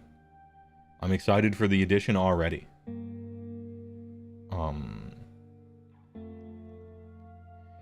They're making it matter, aren't they? They're changing it to control stat, you thought? Oh, what? Is there do you have a link or something to the... Because I kind of want to know. I want to know if they're replacing it with something that's kind of the same. Because if they are, all of my praise goes away. Interesting to see what they replace it with. It doesn't need replacing. Just get rid of it. Get it out. Gone. It needs no removing. If they put something else in its place, it would be a mistake. Why? Why must you have this? What's the point of it? I don't know. This is awesome. I really hope they didn't replace it with anything.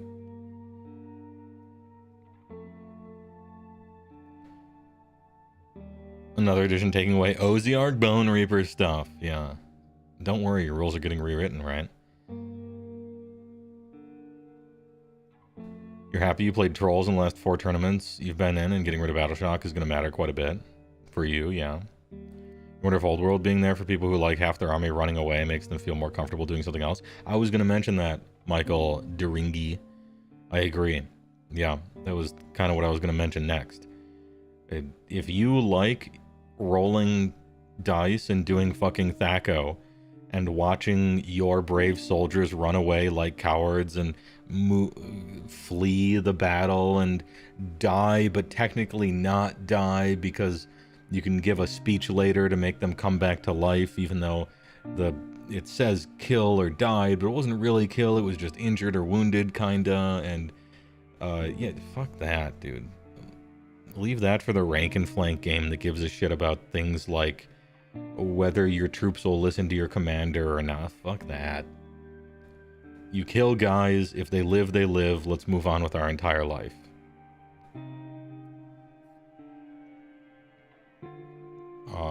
Awesome. I hope it's actually gone and it's not replaced with anything at all. If you want to get rid of stuff, just kill it.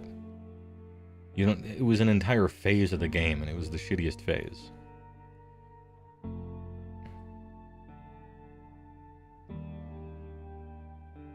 Current Battleshock isn't fun. You lose more models because you lost models is a bad feeling. I don't know if it's a bad feeling. I don't know. Well, okay. I don't know if we need to get rid of bad feelings from the game when bad feelings are intrinsically connected to I'm losing, you know? Like somebody's got to lose. Your guys have to die. There is such a thing as toxic rules or things that aren't fun or whatever, but so often they're linked with, like, I don't like to lose. That's not fun, so get rid of stuff that causes me to lose or is a...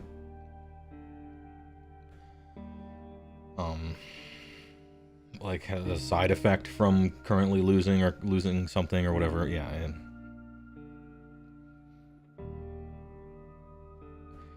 that is your opponent's punishment for not playing Death or Chaos. You don't want to make them rolls, don't have them die. Yeah, I play all monsters. I ain't trying to roll Battleshock, it's annoying. This music makes anything HeyWoah says sound deep. Ooh, I better play this music more often. Good call. They haven't said anything about adding a control stat. It seems like people are just assuming that because of what 40k did, but they might not. Well, I hope not. I heard how 40k handles it. And that's probably fine for their game, but it would fucking suck in Age of Sigmar and be real not fun. So I hope they don't do that. Oh, if your guys, a bunch of your guys died, but not all of your guys die, we're gonna further punish you so you can't capture or something like that. That kind of gets rid of a little bit of the hype, narrative style moments that can be really good in Age of Sigmar.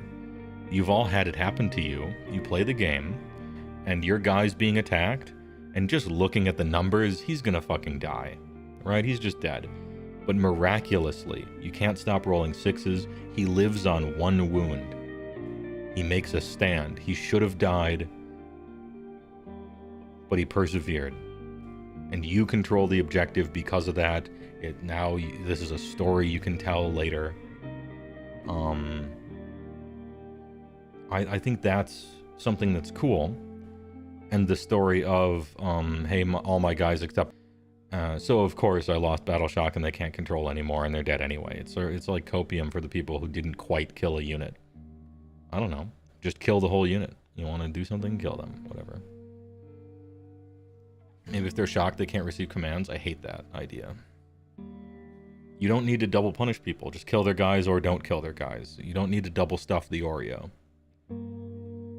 I don't know if it's a big deal in 40k or not. Mogwai man, I'm not sure how their games play out, really. It probably makes sense for their game. I'm just assuming, but I don't know. Yeah, just get clean. Just clip that clean. Flush the toilet, jiggle the handle, get it out of here. Replaced with nothing. I like it. This is what streamlining is about.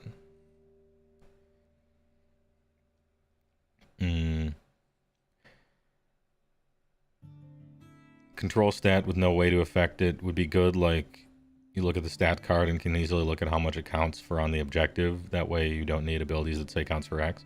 I think they could do something like that, Declan Murphy. If you want to keep the wheel, if you want to keep one stat in there, maybe you have a stat for how many capturing points they're worth. You can rewrite the whole way you capture in this game. Since you're rewriting the rules from the ground up, it doesn't have to be per model. You know, maybe only battle line can capture. Maybe there's no longer such a thing as battle line. Maybe they call it something else. This unit captures 5, this unit captures 4, you know. You could do all sorts of stuff with that space on the wheel. Have it pertain to capturing instead, maybe. Like how organized they are or some such. That's reasonable. I wouldn't have it be number of wounds the guy has. That's silly. It would have to be more of a, like, how organized or powerful or in controlling they are or something like that.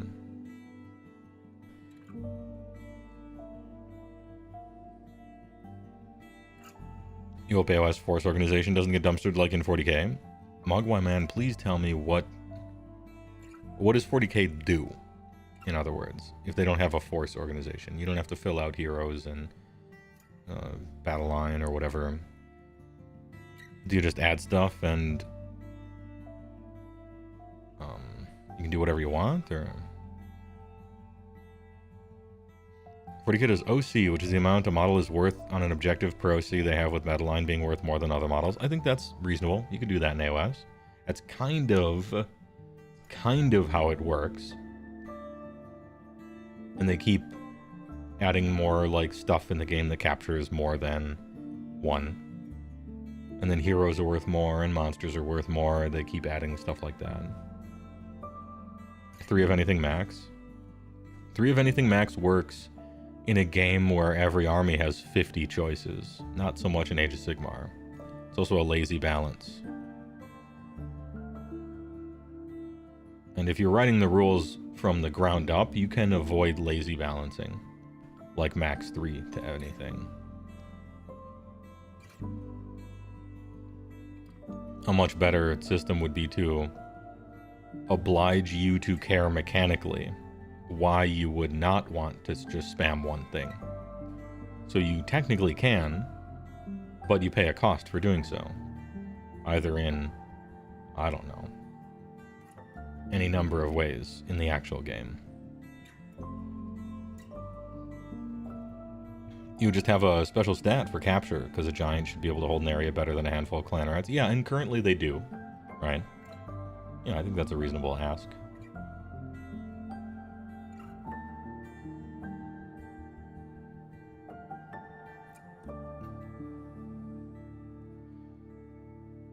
Two rules need to change for army comp, battle line, and battalions. Same feedback. Either make them more meaningful or scrap the concepts. Yeah. The thing with battle line is... It's kind of like forceful idiot-proofing the army for new players. Battle line, at least at first, or the concept of it is, it's forcing people to play chaff. Because if you leave players to their own devices, they'll never play any chaff. And then they'll keep losing and they'll wonder why. And they'll say the double turn is overpowered. And so I like the concept of battle line. It's a requirement to force new players, and, well, new players and old, it's force them to use chaff in the army game. But the problem is, every time they make a sub-faction, they let you play ridiculous crap as battle line, elite stuff. And everybody wants to just play the elite stuff, the cool units instead. And so we're back to nobody plays chaff anymore. It's, oh, I want my cool guys to be battle line. I want my flying dogs to be battle line. I want my eels to be battle line. I want monsters as battle line.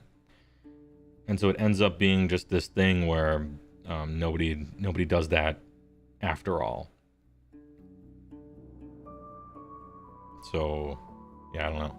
I don't know what the solution to that is. Ground up, we'll see. We'll see what they do with it.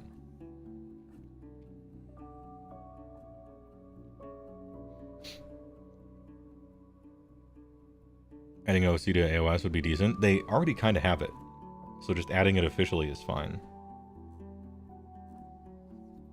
Ahem. Anyway, and there are meaningful command abilities in every round. Every round? Is this a typo? Do they mean every phase? Is round what we call phases in the 4th edition? That would be weird, because you don't want that, because it's called a battle round. Maybe they changed the name of battle rounds too? I'm assuming they mean phase here. Does anyone disagree? Meaningful command abilities in every phase with clear and simple sequencing. But if you want to use them, you'll have to deal with a strict command point economy. Okay.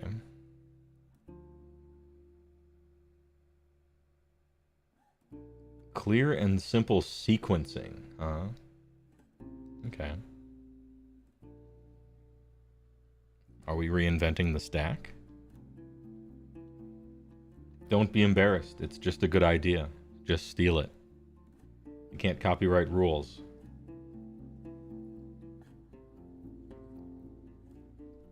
Many have tried.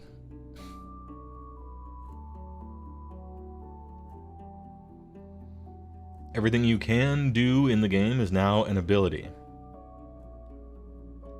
Oh shit, that sucks. In Monday's show, I was just saying that they shouldn't do this. And that it would suck. And slurp out some of the cool, interesting flavor of the game and replace it with everything's the same It's a material. Everything's the same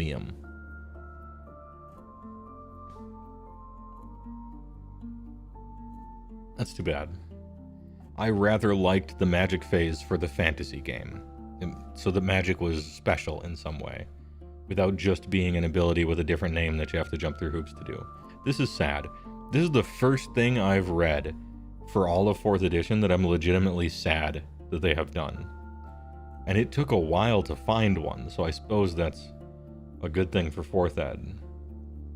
But I don't like that. I'm sad about it. Now, I don't really play an army that casts spells anyway, so I guess it doesn't matter to me too much as I play the game. But I'm still sad about this. Everything's just an ability. Spells are the same as everything else. Sad. That's too bad. I like it being special. From moving, fighting, shooting, and casting spells, to the unique actions found on your war scrolls. Alright.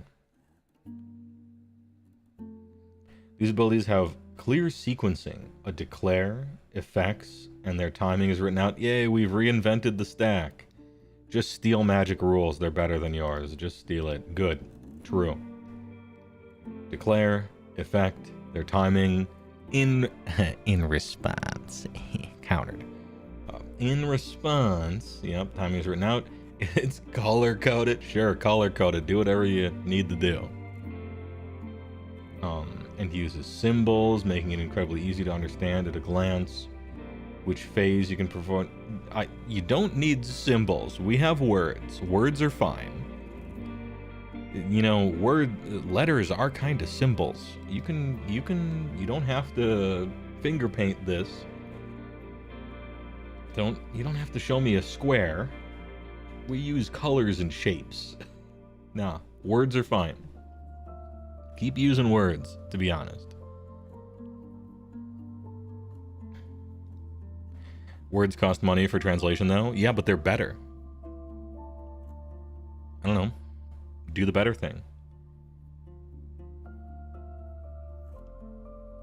I feel talked down to.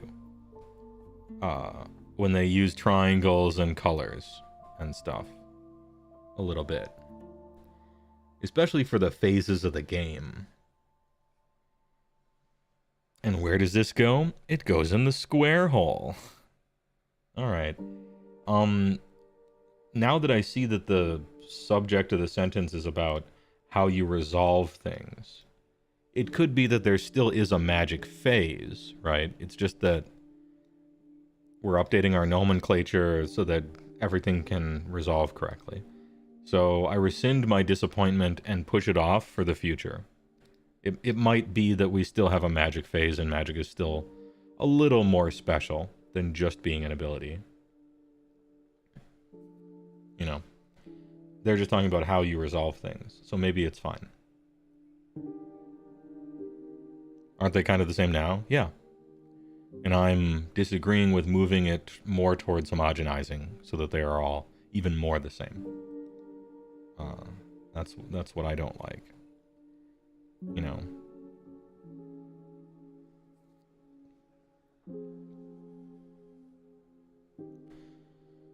I slap you with 2 orange squares. Yeah.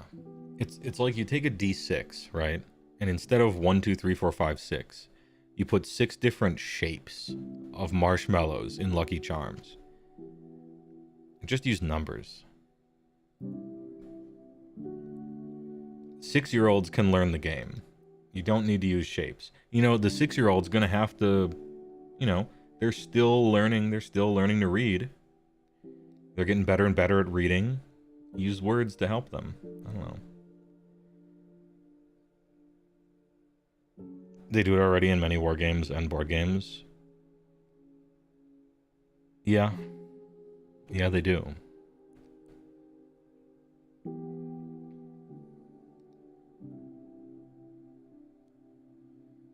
I guess to me it's the difference between...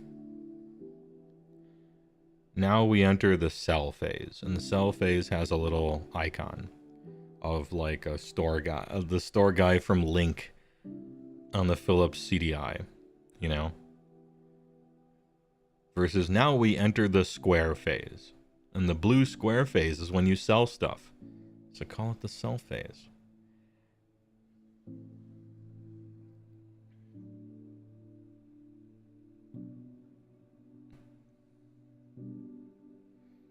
Yeah, it does streamline things when translating to other languages, Jacoby.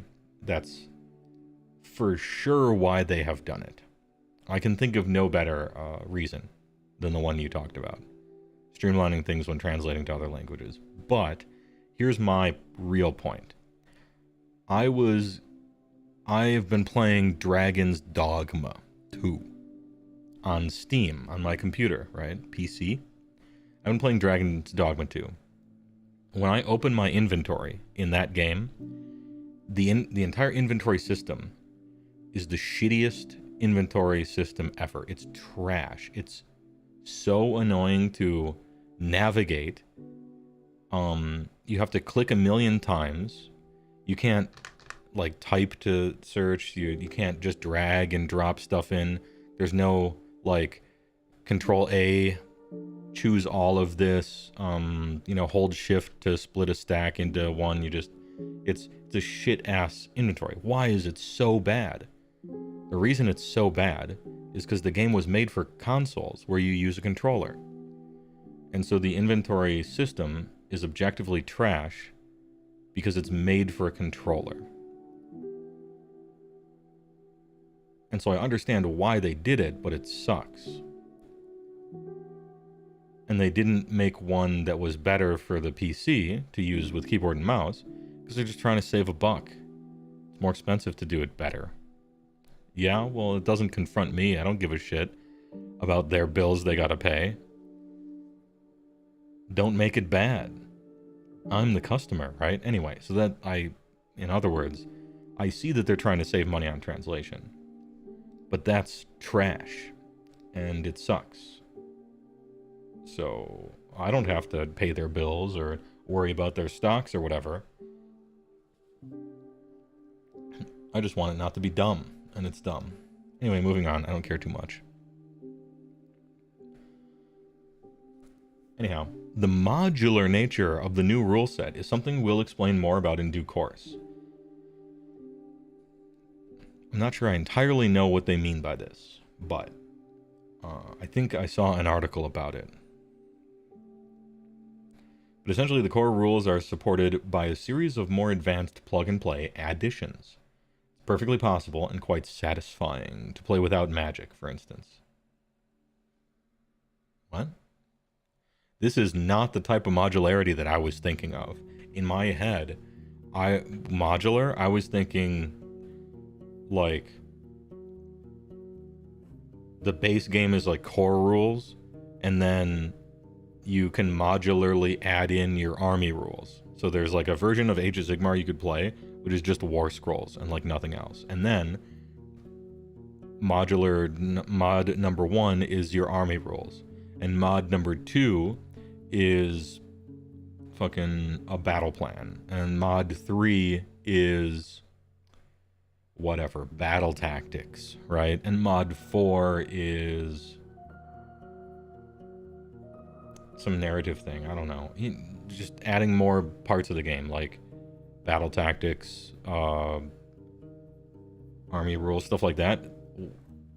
They mean modular like magic?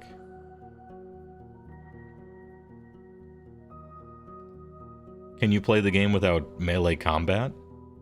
Like, magic is what is what a wizard does on his war scroll. You mean play the game without magic? So just some units are just awful, I guess? Weird. They explain it in the other thing, so I guess we'll go over it in more detail there. But this is definitely not what I was thinking, and super weird.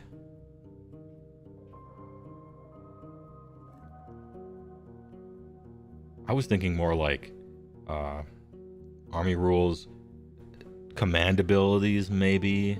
No, not that. Like terrain, maybe? Terrain rules? Are they adding? They did say shooting and combat is core. Why? Maybe magic is way different now than it used to be, but you have a wizard and he has a war scroll and he has a spell and he can cast spells. That's why you take him, right?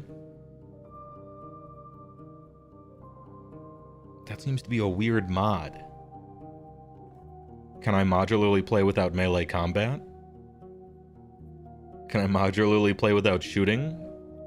Dude, modular play without shooting would be the most popular casual version of AoS ever. You couldn't get him to play any other type than not to mod shooting in, you know? Maybe War Scroll spells are gone? That would be weird. I sure hope not. Removing War Scroll spells would go a long way into making AoS more boring. I'm still mad that they got rid of special command abilities on heroes' war scrolls. Still mad about that.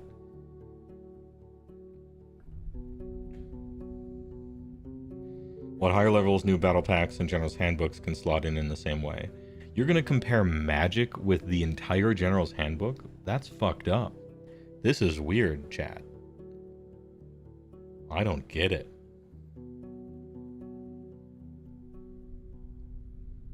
Hey, let's play Age of Sigmar. Oh, you're playing Lumineth? Can we modular just not use magic? Oh, dude, I played against this guy at the local store. What a that guy. What a douchebag. He insisted on modular magic, optional magic rules for his Lumineth army.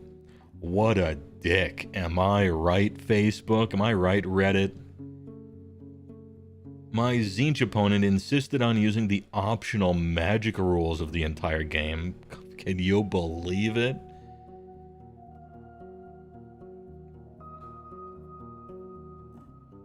That's weird. Anyway, let's continue on. However, with changes this fundamental to the core building blocks of the game, it does mean the previous rules and rulebooks have been superseded. Unnecessary evil, to be honest. Every current battle tome will be retired when the new edition drops, but every faction will receive a free downloadable faction pack on or shortly after release.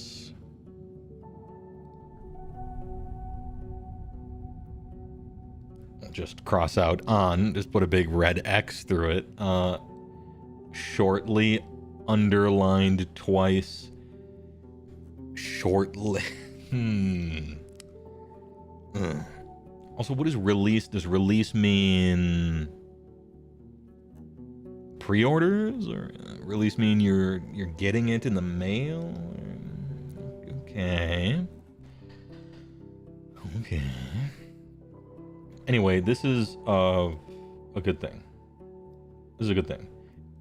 It sucks for you, Flesh Eater Courts players, right now. Flesh Eater Court players purchased a $50 fucking book that is probably in June becoming obsolete. That sucks for them. And whoever was slightly before Flesh Eater Courts, I can't remember, it sucks for you too. Right? But this is like, it's a good change and it's how the game should be. So this is the last time anyone needs to get screwed like that again. You know? It was going to be that your brand new book was yesterday's news in 4th edition rules, and who knows how bad it would have been for the next 3 years waiting for your next book. That would have been shit too. They're changing from a bullshit system to a better system. This is cold comfort for the person who bought the book, but it'll never happen to anyone again. In a way, you should feel good, actually. Actually. Because no one ever needs to feel like you do right now again. And why would you want that, right?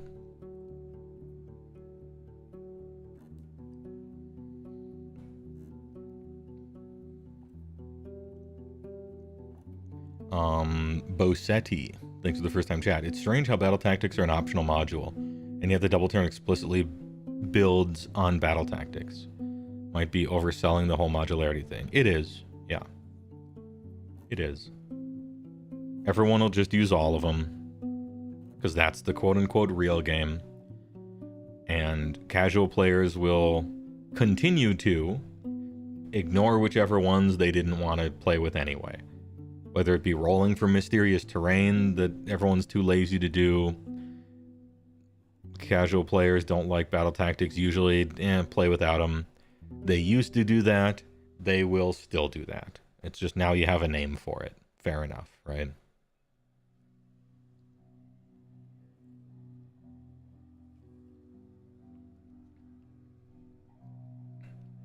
In general, I don't know that you want to exactly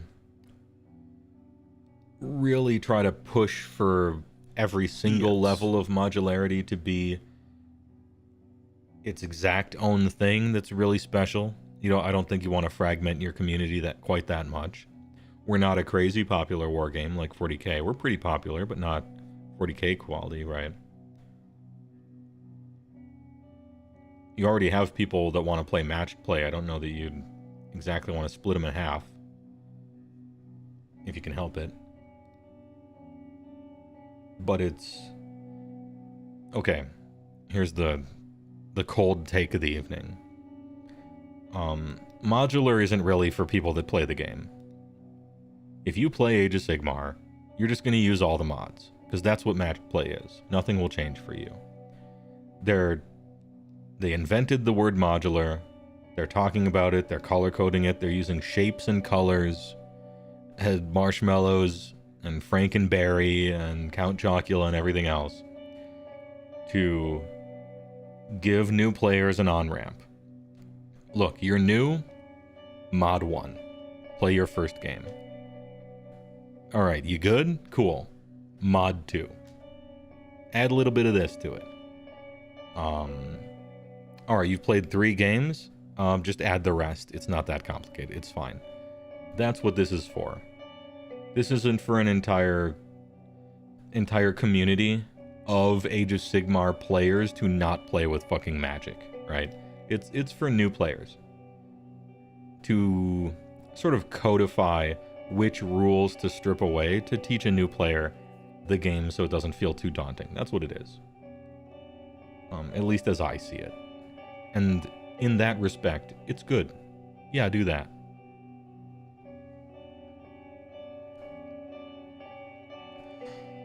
Maximus Minius thinks it's 100 bits.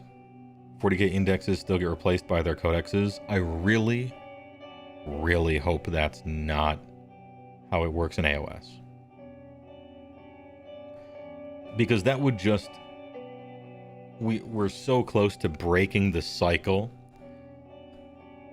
of shit. Of drip feed, winners and losers. Just bad for players. It's a bad system for players. We're so close to breaking that. Keep indexes. When the Battle Tome comes out, if it must come with rules that are brand new, at least update the indexes with it. This close to greatness. If the indexes are simply a band-aid for a few months and then you get your new book and you throw them away, well, what did you do this for? Like, the whole point was that we almost got rid of the stupid fucking drip feed thing that sucks for playing the game. We just kind of reinvented it. It's a band-aid. Don't. This is the maximum amount of hopium I'm going to have for the entire stream. my maximum actually overdosing on copium here. That the new battle tomes don't come with way better brand new rules that just supersede the indexes, and now the indexes are actually ignored and not updated or something. Like, that would be the worst world to live in. I would really hate that. Apparently 40K did that. That sucks. Sounds like a bad idea. For me, the game player. I don't know, maybe not for the company, but...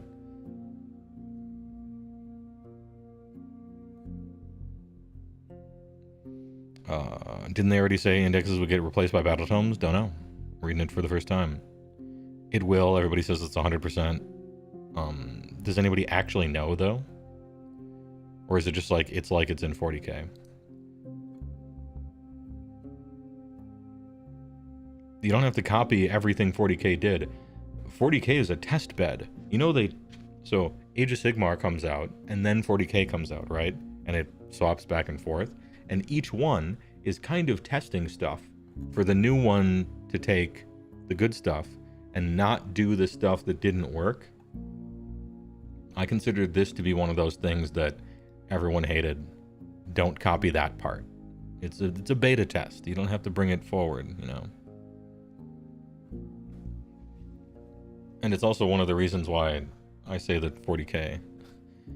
Well, okay. I'm happy I'm playing AoS and not 40K. Let's just put it that way. I dream big.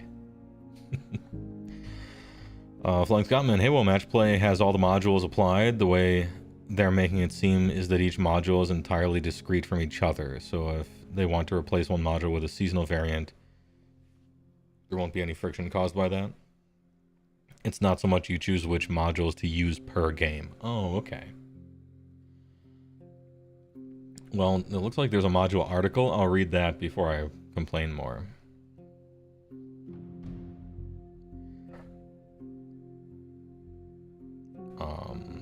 You'd love for points to go down, fit in some more different units for your themed army, though you suspect points going up. You fear for my Selly P ally. Thanks for the follow, Bad Dice. Long number. I actually hope for the opposite, Manzek Miniatures. I hope points go up. Points have been going down for 4 years, for the most part. They've been reducing the points on basically everything that sucks, which is most things, every 6 months for 4 years. 3 years, I guess. It's time to bring points back in line with how it started the edition as, I think. I think it's time for points to go up. And not even by a little, by a lot. Needing to buy humongous armies is one of the things that killed Warhammer Fantasy. Don't make the same mistake twice. Hopefully, now that they're redoing all the War Scrolls, they can write War Scrolls that aren't instantly in the race to the bottom. Vince Venturella's great race to the bottom theory, where if you have a War Scroll that's actually useless, you just reduce the points in it forever until it's spammable. That's the only thing that could possibly save it, you know. Don't do that. These indexes provide a competitive and satisfying experience right from the outset. You'll be able to buy physical faction packs from the outset, which contain your army rules, sub-faction rules, enhancements, including spell lores, and your War Scroll cards. And of course, these indexes will be replaced by new look battle tomes for every faction. Oh, okay, well, they got to just say it. Oh, that sucks. That fucking sucks. Okay.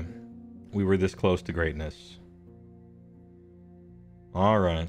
It's just the same shit all over again.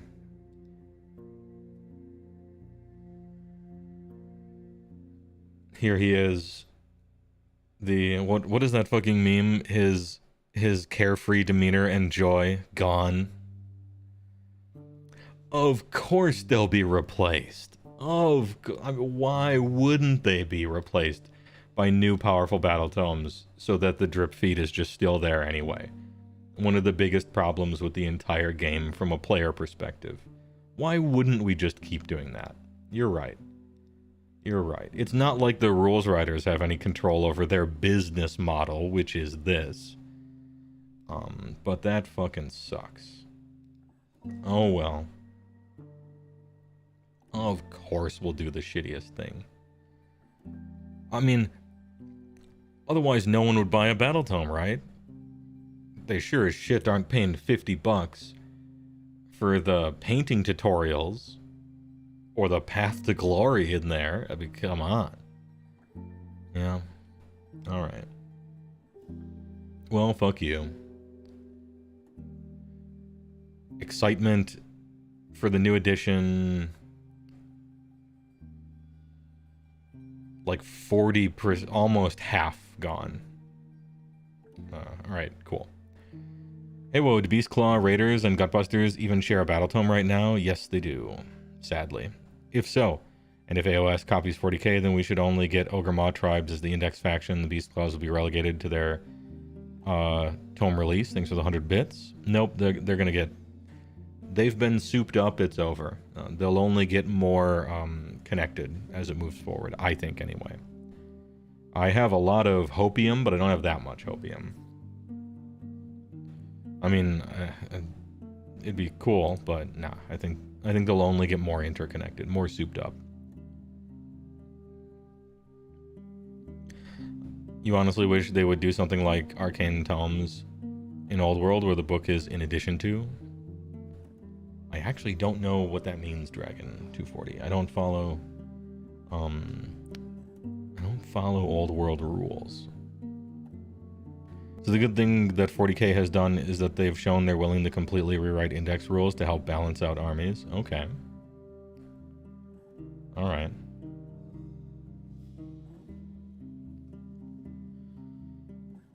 Damn, so close. Is there a chance to make Hyde and Karib priced better? Hyde and Karib?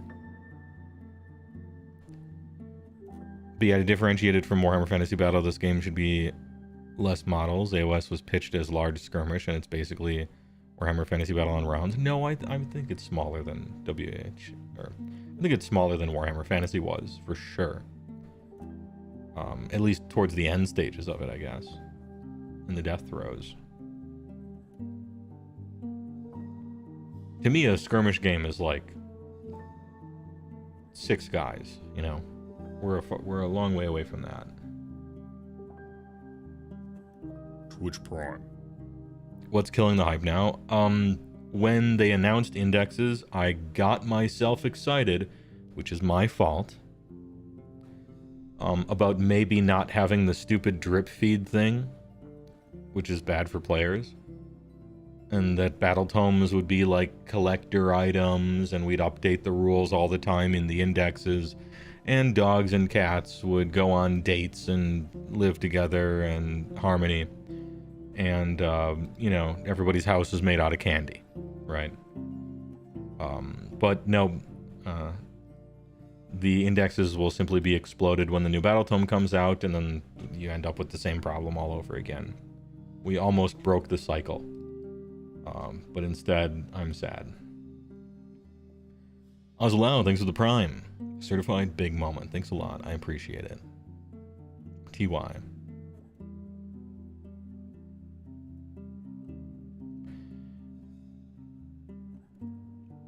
Hydra and Charybdis. Oh, okay, okay. Hydra and Charybdis. What cycle just got here? Drip feeding Battletomes. Across an entire edition, so if you get your book late, you get to play with your rules as they are current in a new edition for less time. The rules aren't updated online that you can access. You have to pay for a $50 book. And then FAQ and errata isn't really errata because there's nothing to update because it's a physical book instead of just updating a PDF on their website that you can look at any time. All this other stuff, yeah. I got it in my head that they would do some make the playing experience better and easier to access, but I was a fool. I was being silly. Thanks Wahapedia for single-handedly making AoS way more playable than Games Workshop does. Thanks a lot. Anyway, yeah, of course they'll be replaced. Anyhow, let's see the modular stuff, shall we? Warhammer Age of Sigmar. What are modular rules, and what do they mean for you? The new edition of Warhammer Age of Sigmar has been revealed with a totally fresh look to the core rules, featuring refinements and tweaks that make the world's greatest fantasy miniatures game even better. We've mentioned modular rules as one of these new changes, but what exactly does this mean? Switch hats? Sure. I'll do it. I will do it.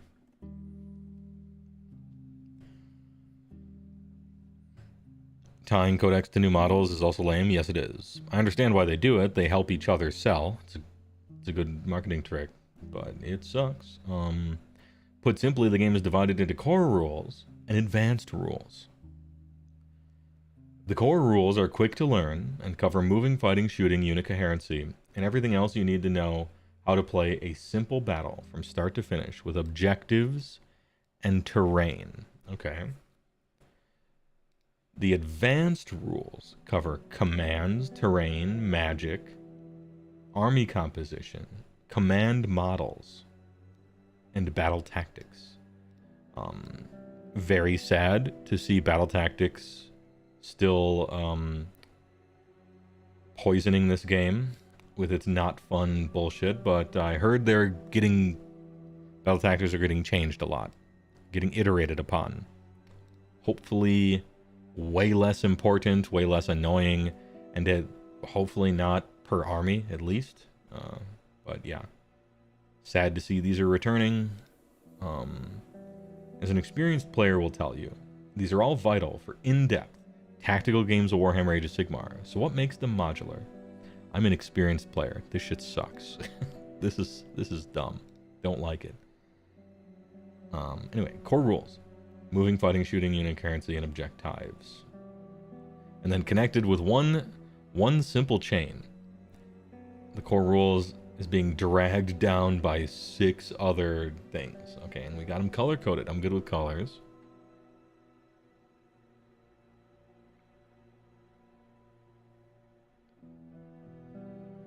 Hopefully battle tactics will be more... Supposedly, somebody said they were going to be a lot more like 40k stratagems, where you have cards and stuff. But I didn't know how they do it in 40k, so I didn't understand what they were talking about. Yeah, supposedly there's cards and stuff. Yeah, good use of color. Good use of meme. It's so weird that magic is one of these. I can't get over that.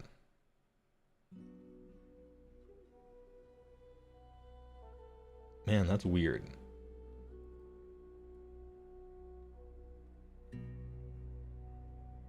Oh, okay. I was like, up here they say a simple battle from start to finish with objectives and terrain.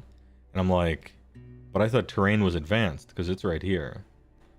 But it's not actually written up here. So I think this is just a little copy mistake.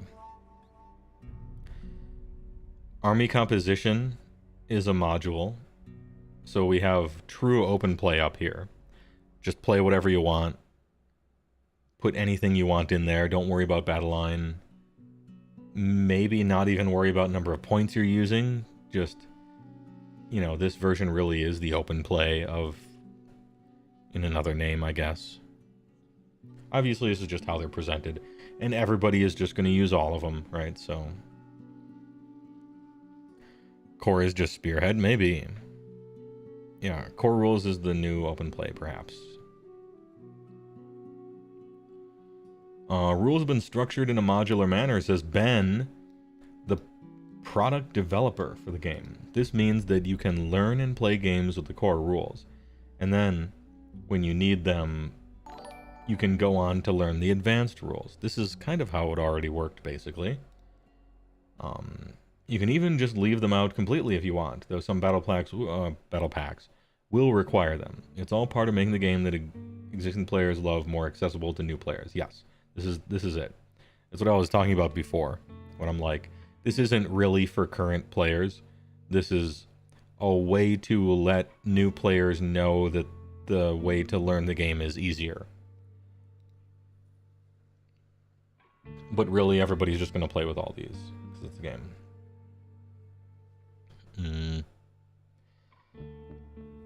Oh, thanks for the follow, Red Moo. It's kind of a throwback. The old Warhammer Fantasy books were split into core and advanced, like psychology, where you had things like stupidity rule were in the advanced section. Okay, I see. A hierarchy tree. This is how it differs from 40k. Virtually all the army rules in advanced play in AoS were just outright removed from 40k. AoS keeps the option. Okay. Well, it doesn't keep the option, I think. Maybe that's how they see it, I guess. Maybe. I don't even think they see it like that.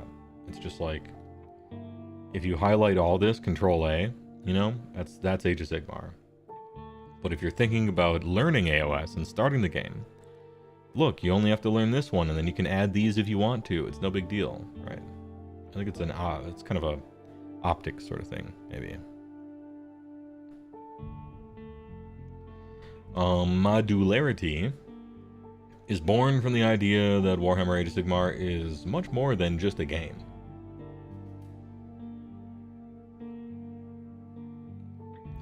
What? Here's Matt, the man in charge of the rules. Oh, Matt Rose. He's speaking in riddles and rhymes. What did he mean by this? It's a lifestyle. Big modularity. It's essentially a platform that supports many types of games. People play Warhammer Age of Sigmar as a narrative experience, a competitive tournament game, at sizes and ranging from huge, mega battles with hundreds of miniatures to smaller format games like Spearhead and everything in between. I mean, basically true. It's an entire hobby. The buzzwords. With modular rules, you only need to read the rules necessary to play the type of game you want. To play Spearhead, all you need is to read the core rules, and no advanced rules at all. Yeah, there it is. We knew that. Spearhead is their push to get you into the game, and so it would have to, for sure, only use the core rules and not advanced stuff. Yep. That makes a lot of sense to me. With modular rules, you only need to read the rules necessary to play the type of game you want. Look, with Dungeons & Dragons, you only need to read Dungeons & Dragons books to play Dungeons & Dragons. You don't need to read EverQuest, the tabletop role-playing game, released in 2004 or something. You don't need to read that. You only need to read what you need to read to play. Same thing. Spearhead. Damn, Path to Ignore. Look at that shit. Advanced. Matched play, everything. General's Handbook, everything. We've already limit breaker. We've already broke the limit of all 6 of them. We haven't even seen this yet, and they've already smashed the limiter and put a 7th one on there. They can't help themselves. Maybe have the graphic have like 7 little things. Here's the weird part to me. And this is a nitpick, and I'm telling you that it is up front, but this is your image. This is your, we are selling this to you image, right? Look at how modular this game is. Look at the 4 ways people play this game. And really the bottom 2 are the kind of the same. Open play Spearhead, right? You're a 6-year-old child. It's your first game of Age of Sigmar ever, but you're an adult, you know, Spearhead, right? And then Path to Glory, fucking 5 of them, right? We go from 0 to 5. And then the bottom 2 are just all 6. I'm actually not seeing a representation of why having 6 different modular pieces is necessary here. You know what I mean? If you were going to show the 4 most likely ways to play this game, wouldn't you think that they would run the gamut? Spearhead / store demo. Core rules. Some other fucking title up here for a way that is popular to play. maybe 1 and 2, right? And then the next real popular way to play 1, 2, 3, 4, right? And then matched play all 6, and General's Handbook all 6. Now, I haven't read the whole thing, so maybe they're going to explain themselves, but this image is just goofy to me. It's like, look at how modular this game is. So anyway, your first game ever features the core rules, and then the way everybody plays is just all 6. Okay. Plus an additional thing.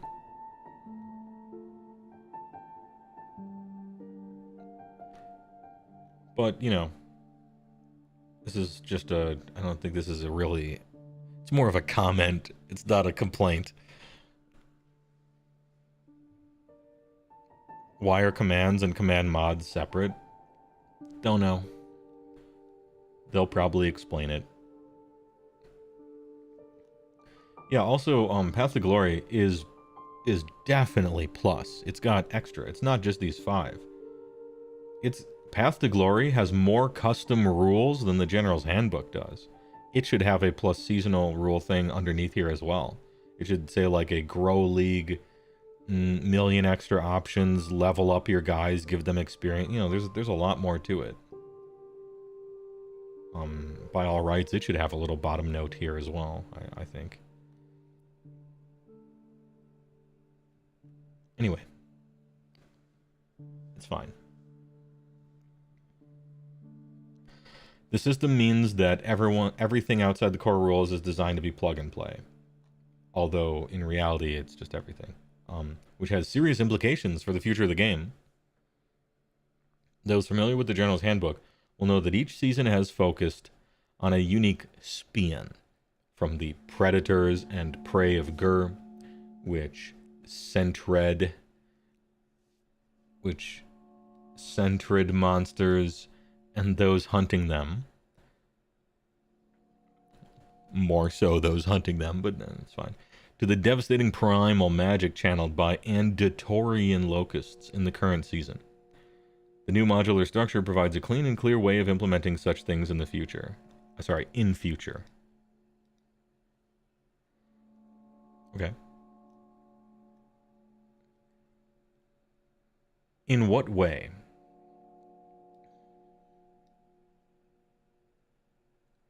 Maybe that way is, okay, this season, we're getting additional stuff in the red zone commands, right? And so it's a color-coded thing like, hey, this General's Handbook, it's got new red zone rules, but all the purple zone rules, the blue zone rules, those are the same. So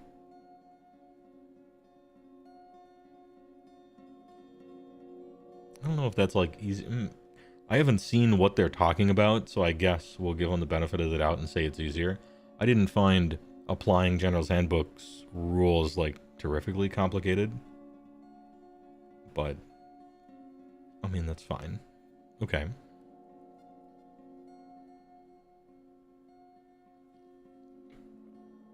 Ahem.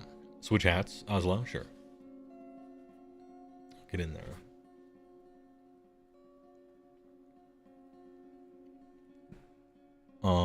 The current General's Handbook is set in Andator and focused on magic, and everyone hated it. It's one of my favorite seasons, said no one. Sorry, says Matt. One of Matt's favorite seasons. But it was also the season I think that has seen the most complaints. This isn't a personal opinion. Like, I'm not saying whether the season was good or not. It's just the one I've seen the most complaints about. And the one that I've seen the most people, like, just kind of done with 3rd edition for a little while during it. But maybe I'm just being exposed to that a lot. But in practice, it ends up being a little bit awkward for newer players because the rules are split between primal magic rules at the beginning of the book and the standard magic rules they interact with deep in the core rules at the back of the book. Oh, I see. Okay.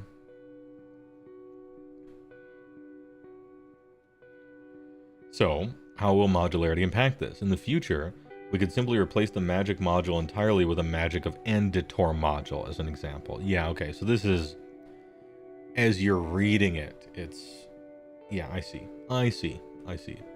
It's an on-ramp, EC. Makes sense. This could seamlessly integrate thematic modifications to the magic rules for the battle pack without resorting to extensive core rules errata or layers of extra rules on top. Yeah, even though they are extra rules on top, they just are. But you're putting it in there. That also means that a downside to this is established players will see a new color-coded magic section and start reading stuff they're familiar with from the core magic section and start skimming through it and miss the stuff that changed. I guess you could highlight the stuff that changed or something, but that's a danger.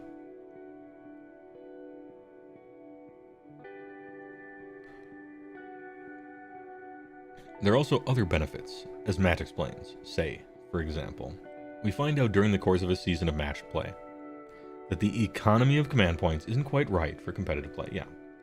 We don't need an issue in errata online. Instead, we could have a new General's Handbook with a new command module that is both thematically resonant and helps evolve the internal balance. If we want to bring that advanced rule module back in the future, we can. Yeah, okay. So, if you don't get enough command points, they don't have to change the core rules, they just have to change the module. Which again, they could have done before, but it's about presentation.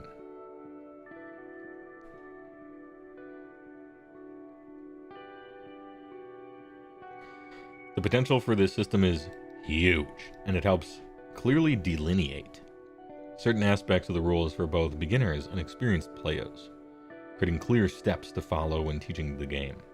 You just lost. The team has plenty of ideas on how this might shake things up in the future, and you'll see from the start of the new edition how it works in practice. Tomorrow, we'll be back with a look at one of the most exciting and unique aspects of the tactical twist, known as the priority roll.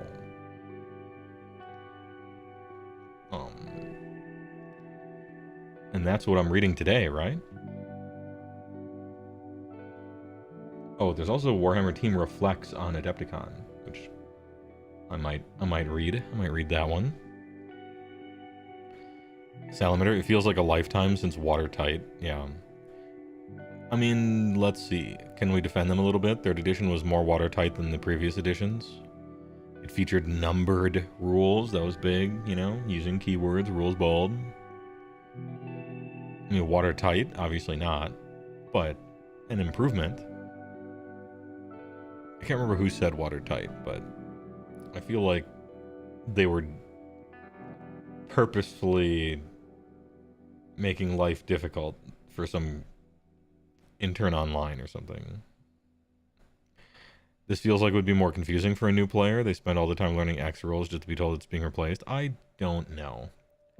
Once you have learned X rules, you're no longer a new player. You're fine. The transition from one thing to another thing is, I don't think, a problem. Because at that point, you're no longer a new player. And the game isn't, like, terrifically difficult to figure out.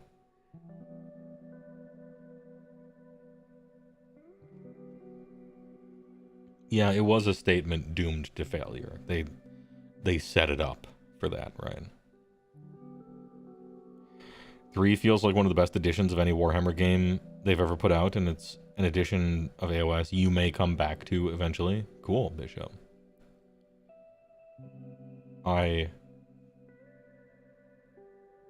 What percent do I agree with you? 65, probably? 68.5% agree with you. I'll give her that. What is the priority roll? Damn, I made a video about this. You could watch it if you gave a shit. We're discussing how the modular rules of the upcoming edition of Warhammer Age of Sigmar allow for easier learning and more customization as the game expands. But this is far from the only positive change in the new system. Good, because I don't give a fuck about modular and it doesn't matter at all. To me, like the established player guy, no one cares. That's for new players. I want to know what you're doing with the rules of the actual game, because we're going to use probably all of them. No offense. It sounds good for new players, but for me, I'm excited about everything else. Today it's time to tackle one of the signature aspects of Warhammer Age of Sigmar, the priority roll. The thing 10 million people would play Age of Sigmar if only the priority roll went away, if you read online comments. A lot of the people that don't want to give Age of Sigmar a chance because there's priority, a meaningful percentage of those people are people that I'm happy to gatekeep out of the game anyway. But that's neither here nor there. And maybe the two aren't intrinsically linked. The player who finishes setting up their army first gets to choose who takes the first turn. Yep, true. This feeds into a strategic element of list building. It does. Another part of the game which has undergone changes for the new edition, because it may affect the composition of your army asterisk. Okay. That's true. You already start playing around priority, a central pillar of the whole game, before you even start playing the game, when you're designing your list. At the start of every battle round after the first, players make a priority roll and the winner decides who takes the first turn. If it's a tie, player who took the first turn in the previous battle round decides who goes first in the current battle round. Yeah, they break ties. I'm really good at rolling exactly what my opponent does and thus not getting a double turn. I'm actually skilled at that. I can't stop doing it. I'm gonna get a lottery ticket so I can break even. Sometimes this means a canny player can take 2 turns in a row. Canny? You mean lucky? Got him. Often referred to as a double turn, which offers a substantial tactical advantage. In the short term. In the long term, not so much. To put in my own commentary here, in general, in a vacuum, the rule of thumb is, if taking a double turn would cause you to definitely win the game right now, you take it. And if taking the double turn would do any less than that, you give it away. That's like the general consensus. If taking it would cause you to slam the coffin door shut right now, the game's actually just over, take it. Otherwise, give it back and you go, I go. Set yourself up for the next battle round to be able to maybe choose that. There's a lot of situations where that's not true, but that's essentially the rule of thumb. Turn priority. First battle round. First player to set up army chooses the turn order. Yep. And then subsequent. Winner. Choose turn order. First player in previous round chooses turn order. Yep. That's what you do in ties. I made a nice little graphic to show this. I made a graphic too for my video where I told people how to play. Essentially. Those of you who have played other Warhammer tabletop games may find this a little odd initially. Well, it's more than that. Those of you who have played any other game almost may find this a little odd. Because I used to play Magic, and so I'm like, damn, stitch in turns? Interesting. Interesting choice. I like the time walk. I've cast a time walk or two in my day. Hey, alright. I'll play a game around that.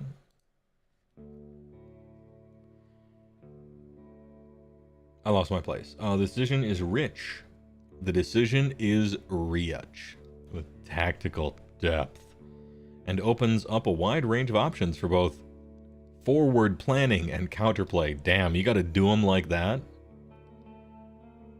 Even the fucking article is saying get good. Yeesh. The latter of which have been considerably expanded in the upcoming edition, yeah? What's more, it's here to stay in the new edition, but the balance between risk and reward has become much more finely tuned. Yeah, I suppose in a vacuum, doubling if you can exactly win, otherwise always give it away, maybe that's a little too solved, you know, in general. They've been toying with some stuff to change that up depending, you know. I'm thinking of those battle plans where whoever goes second gets to remove an objective or blow one up or do something. You know, I've been seeing them do more of those over the years. Now, in matched play battle packs, when you choose to take a double turn, you give up your opportunity to pick a battle tactic for the turn, asterisk. It's still an incredibly powerful option, but the decision is now far from a foregone conclusion. I disagree. I think it'll become solved as well. But that's fine. How do I put this? Even though I said the words I disagree, I think I'm fine with this. Let's see. Let's think about this. How's this going to play out in reality? Because right now, you never take a double turn unless you're going to instantly win from it. How does this change that rule of thumb? If you take it, you give up your opportunity to pick a battle tactic for the turn. So it reinforces the current rule of thumb. In other words. So you still only take a double if you're going to essentially table the opponent or just win. And you continue to always give it up if you're not. I don't think this adds any new... Well, okay, it probably does add...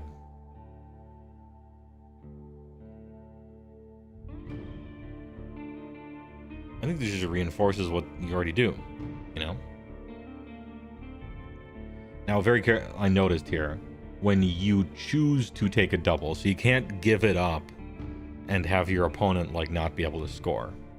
That would be hilarious. Bad, right?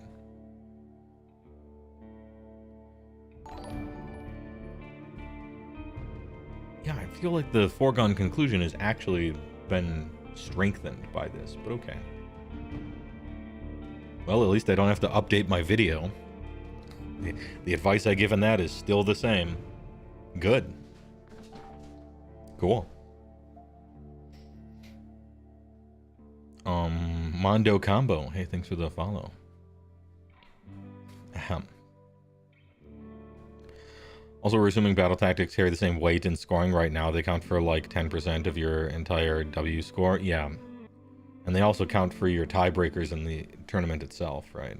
Which is arguably a bigger deal than just winning a game.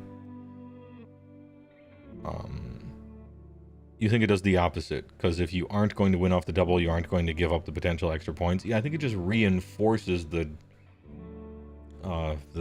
general consensus already, in a sense. Right? And the person who's given a double isn't punished, so yeah, we're just... Hey, same as it ever was, right? Best news yet, no tangible change to priority. Yeah, basically. I think the priority roll and the potential for a double turn can create really cool and dynamic outcomes where you can't predict the flow of a game, explains Matt. True. The lead games developer for Warhammer Age of Sigmar. Damn. LDG? Let's go. I mean, LGD. You can't count out each player's moves as simply as a straightforward you go, then I go. Yeah, it would be way easier if it was you go, I go, to just... yep, you can't win.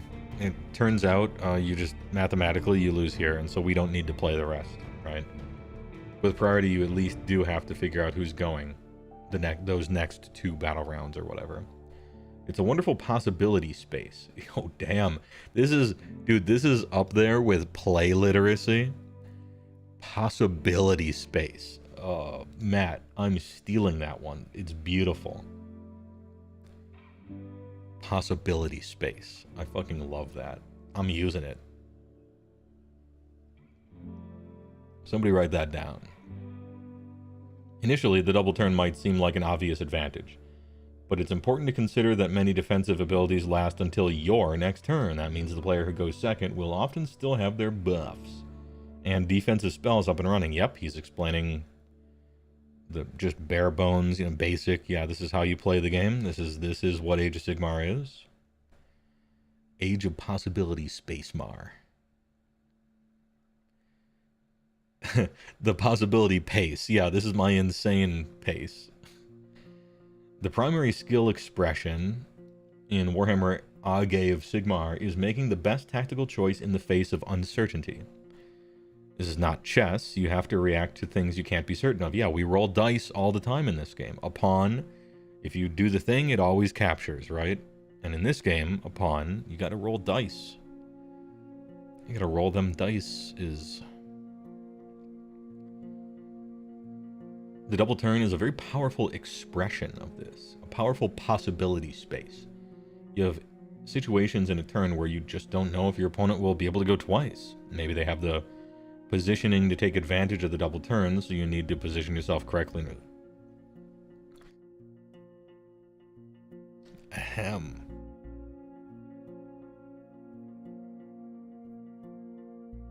Oh, the possibility space in my lungs. My lungs are filling up with possibility space. Oh, help.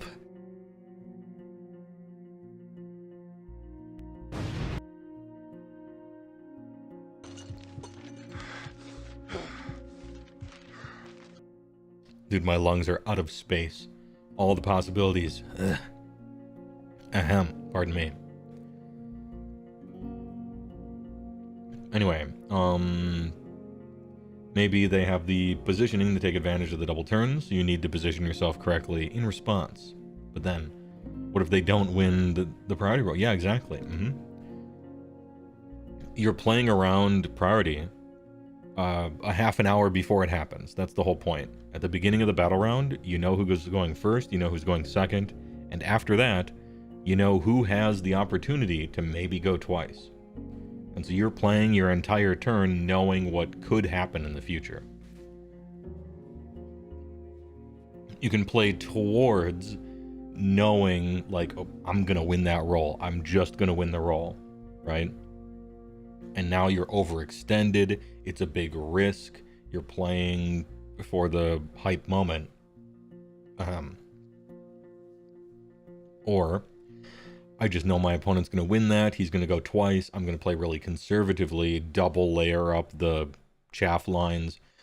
I need to be able to weather 2 turns in case they do. And so I'm going to play cagey and scared. You know, I'm going to play conservatively. But that means that maybe if I happen to win priority randomly, I'm not in a position to capitalize on it. And so these are just things you think ahead to play around. That's why the game's kind of hard at a high level. Doesn't mean that giving an opponent double will lose a battle tactic. No, they thought of that. Matt Rose, 500 IQ game designer, thought of that. It's when you choose to take a double turn. And if you're giving one to your opponent, they're not choosing. You are. So that's how you don't screw your opponent out of, you know, just everything, right? If giving your opponent a double caused them to lose a battle tactic, the rule of thumb would be always give it away and your opponent loses the game like 99% of the time. You know, taking a double would be the stupidest thing generally, right? So anyway, yeah, don't worry. They thought of that. They thought of that one.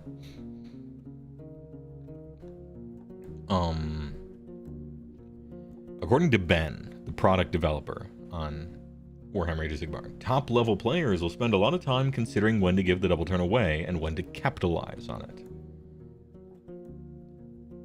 Maybe. A player can pass on the opportunity to take a double turn, knowing that they are set up in such a way that it won't really impact them. This gives them the chance to take a double later on and really capitalize on it. That's the mark of a great player. Dude, I do that all the time and lose. But I do that a lot. When new players first learn about the double turn, it often raises a few eyebrows, but it's well loved by the community at large. This is actually true.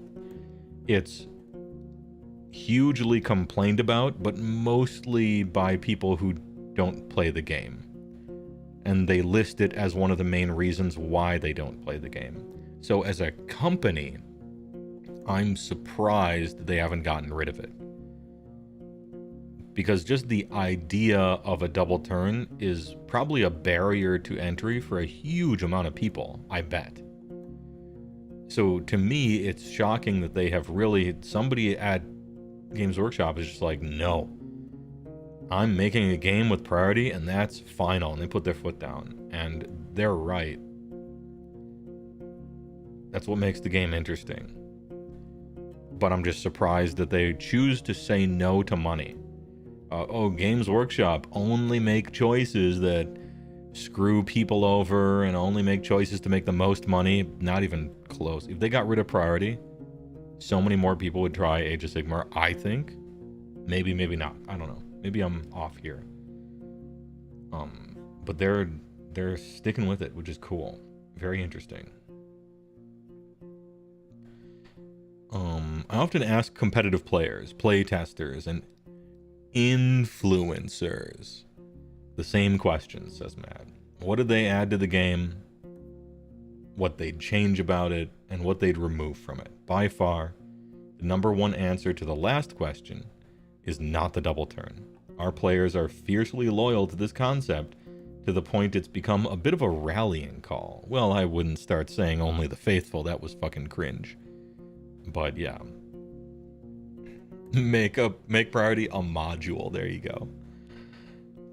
We'll soon be able to share more details on other changes that will inform your tactics and strategies, from command points and scoring to the new underdog mechanic. Oh. I'm interested. Tell me more. But the headline news is that the priority roll is here to stay. Get practicing your forward planning. Damn, get good as the last sentence. Eesh. Well, more to say later. Wow. All right.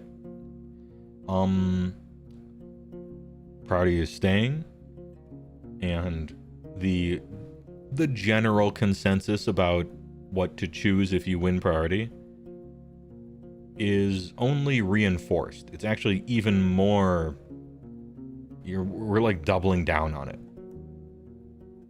It would almost be silly to take a double turn in anything but the most shut out case now. Which was already kind of true, and now it's just really true. So, yep. Interestingly, maybe fewer choices than before. But it's also, maybe that's kind of marketing, right? Maybe the problem wasn't that people kept taking doubles all the time. Maybe the problem was that people didn't know that you really shouldn't be, for the most part. And so if more people realize that because they doubled down on it, maybe what they're saying is you there listening, who play the way you're supposed to already, you were doing it so right, they changed the rules to let everyone else know that you were doing it right.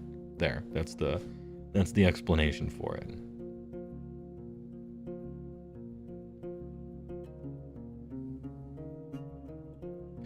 You can imagine Honest Wargamer flat out told them, give me pry or give me death. Yeah, probably. I don't know that they talked to him, though. I don't think they left on great terms. He still knows a bunch of people that work there, and he has contacts and everything. I don't know if officially they like the guy. I'm talking about the old guys in charge, but... Underdog, more like destruction army mechanic. Hey, whatever. I think there should be an underdog mechanic in this game. I guess that's what we can talk about, right? That's what we can talk about, is, I think there should be an underdog mechanic. I agree. There should be one in this game. Too many times you get to the top of 4th, and now it's time to just talk about how the game's probably going to end, and figure out if you need to roll anything that matters for it. I think that happens too often. Okay. Roll priority for 4th. Battle round. Alright, so this is probably going to happen. Can we talk it out, or do we need to keep playing? Okay. And then 5th battle round comes around. You definitely don't need to play it. You need to roll priority. Maybe roll a charge. And see if this guy can kill that guy in like a combat. And then maybe that's it. I don't know. Some people think that priority is an underdog mechanic, but it is not.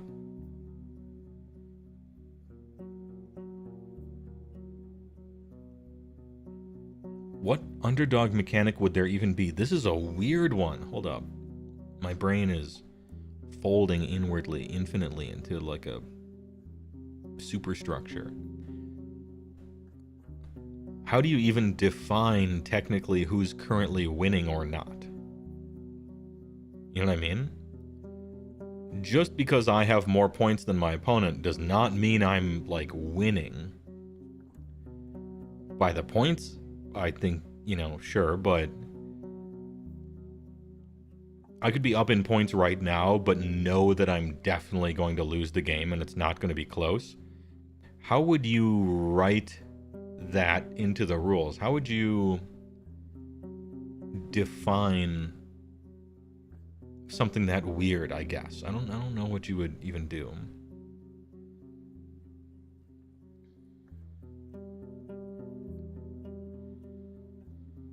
And let's pretend the underdog mechanic is overpowered, right? Just pretend. Whatever it is, if you're the underdog in Battle Round 4, you win the game or something. Just, it's totally overpowered, right? Well, now, how are you supposed to play Age of Sigmar now? Well, you're supposed to win by as small a margin as possible. Every turn, you're supposed to, like, not get ahead, even if you could. You choose to not ever get ahead, purposefully holding yourself back the whole time. And then steal it at the end, right? I'm going to be perfectly honest with you. That sounds like a miserable way to play. That sounds like a real shitty way to have to play the game. Man, I just really wonder what this could be. Could be anything. Even a boat. They put an underdog mechanic in 40k. It was a joke. What was it? Dice. Somebody mentioned this last stream, actually. Yeah, you don't want the meta to be sandbagging for most of the whole game, which it currently kind of is, by the way. That's one of the reasons I don't like battle tactics for deciding who, for a bunch of reasons. One of the reasons I don't like battle tactics, let's put it that way. Because they force you to sandbag so that sometimes you leave your opponent's stuff alive even, so you can technically complete the fifth one.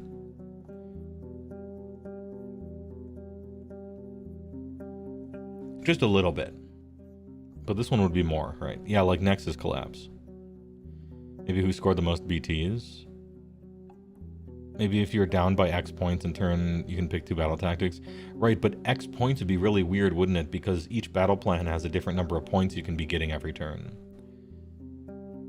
Some battle plans you can get like 6 points a turn, and some like turn 1 you can't get any, you know, I think the battle plans vary too much. Maybe they wouldn't in the future.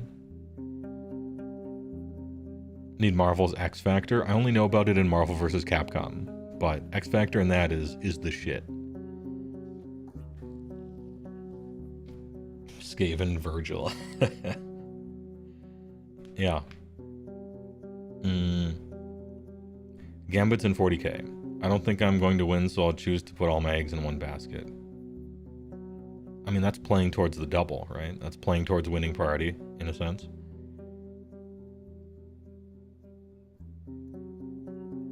Unless it's a power both players have, but it gets better the less points you have. Essentially, you give up the ability to score primary mission points for a Hail Mary that could net you a chunk of points. Okay. What's the counterplay? If I'm winning the game, how do I stop my opponent from doing a gambit? Or did they just get to try?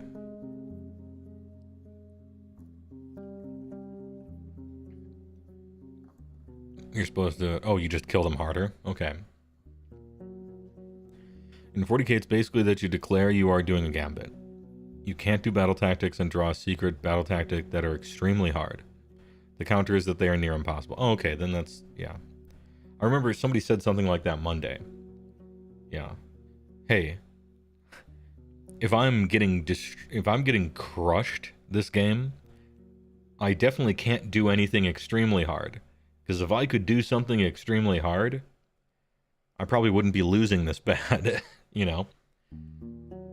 It seems self-defeating in a certain way. I guess they want it to be rare. It's supposed to be a gambit, so it's not supposed to happen all the time. But yeah, it feels like, roll for priority, it's the top of turn 3.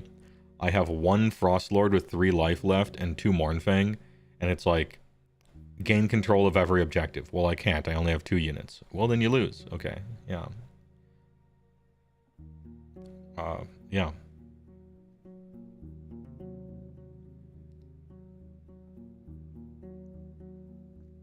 Like have a unit in each corner of the battlefield on turn 5.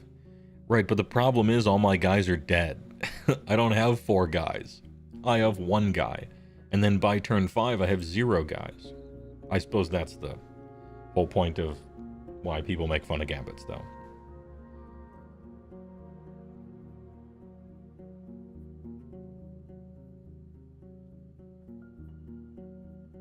The problem is now the opponent can solely focus on denying your gambit since you can't score primary. Yeah, I suppose so, right? Like if at the bottom of turn 3 you announce a gambit, and then the opponent's like, oh, so you can't score any more points and I'm technically up in points, so I'm just going to put my whole army in a corner. You can't physically walk into this corner to get all 4 and so I win? Yeah, maybe. Anyway, that's enough of that. I'm interested in what an underdog mechanic could even be in this game, but I'm even more interested in how we are defining the fact that you're losing. Because that's a nebulous term. Damn. I think I'm scared of underdog mechanic in AoS. I'm scared of this thing.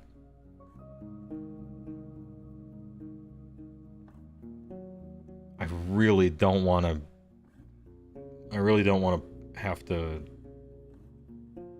like, ooh, don't win too hard, because otherwise your opponent is considered the underdog. That really does not sound like a fun way to play. And a strong underdog mechanic would oblige me to play like that. Underdog mechanic, the triple turn. Oh, pog, pog, pog. Yeah.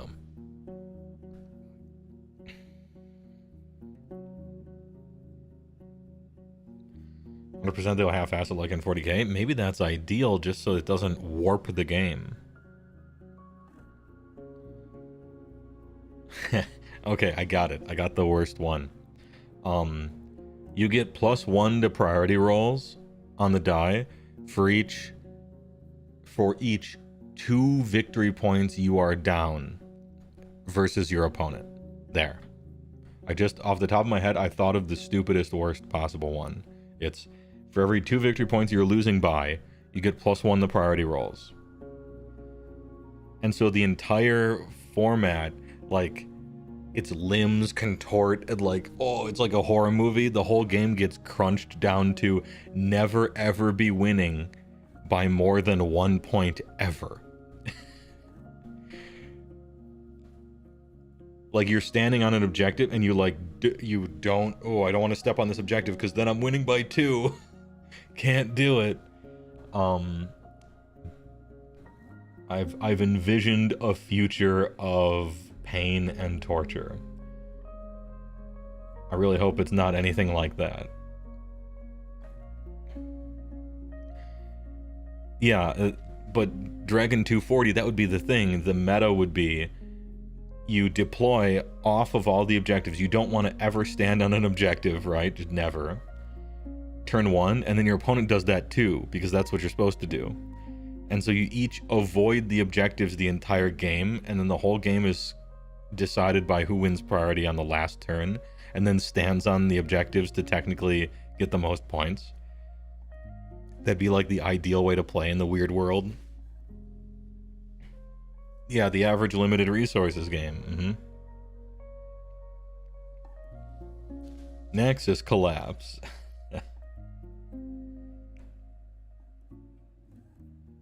What a strange journey.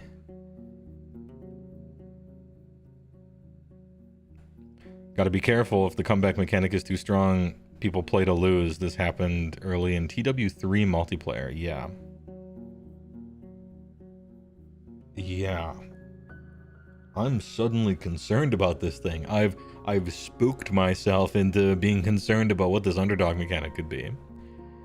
I really, really don't want to, or either play to lose or like, ooh, don't win too hard. You have to win. You have to be winning always by exactly 1 point. And if you are winning by 2 points, then the underdog mechanic is going to screw you. So you gotta walk a tightrope instead of just fucking win. Just let them win. Anyhow. Yeah, I guess you gotta play Old World now. No thanks. NTY, no thanks. I'm not really interested in rank and flank, to be honest. Don't really like rank and flank that much. Not my type of game. Is this how long is this video? 30-minute video. Oh, no. What are you? Every year, AdeptiCon hosts some of the biggest Warhammer tournaments in the calendar. After the dust settled this time around, Stu and Matt from the Warhammer studio caught up with the star commentator Paul to ask about how the event went in the latest installment of Medar Watch. Oh, are they talking about 40k here? I was in the AoS section, but maybe we're skipping past some of this when they start talking about 40k. Maybe it's split in half. What if we aren't reading this correctly? You literally get a dog under something for losing. Oh, okay. Oh, you get a Warcry warband that always has to have some stupid animal on it. Yeah. Which is even worse. But, we'll see. You tabled your opponent, but you lose in your tournament bracket because you couldn't score 5 tactics. Sick. Yeah, that's stupid. But, word on the street is that's changing. Like, officially, the tiebreakers is strength of schedule, as it should be. From what I hear, my source. Why don't you back it up with a source? My source is that I made it the fuck up. Yeah. I heard officially the tiebreakers are going to be strength of schedule, as is proper.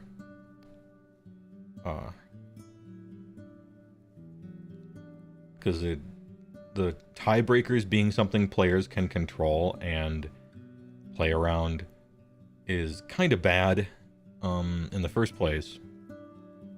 And in the second place, rewarding the easiest path to the top, i.e. the weaker your opponents are, the more you can crush them, the more points you tend to get, the more discrepancy between points you tend to get, the easier all your battle tactics are to acquire, And so it essentially does, for the most part, like the opposite of what you want a tiebreaker to be, which is out of the direct control of the players.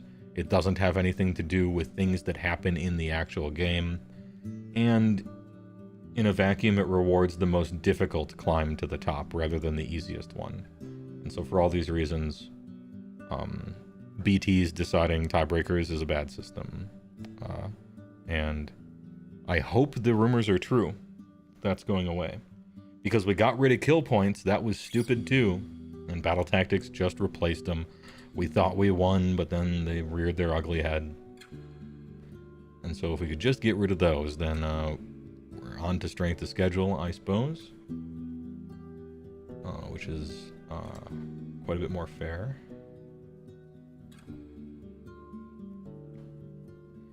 Matt caught up with Star Memer. HeyWoah. Yeah, true. I talked to him in line at the Starbucks.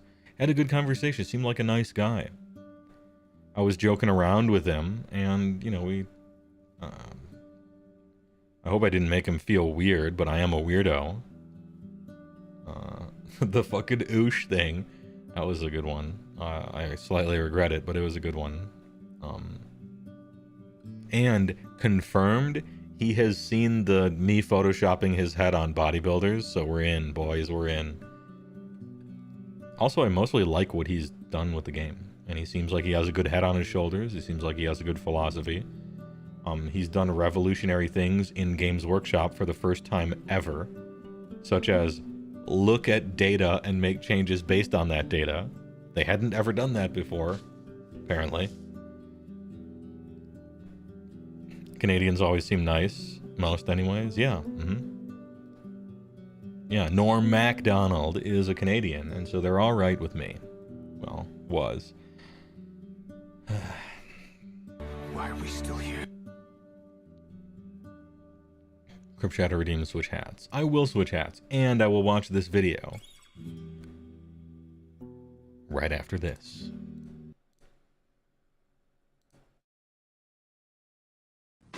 Hello there. I'm Mr. Cream. AC Penny. When it fits, you feel it.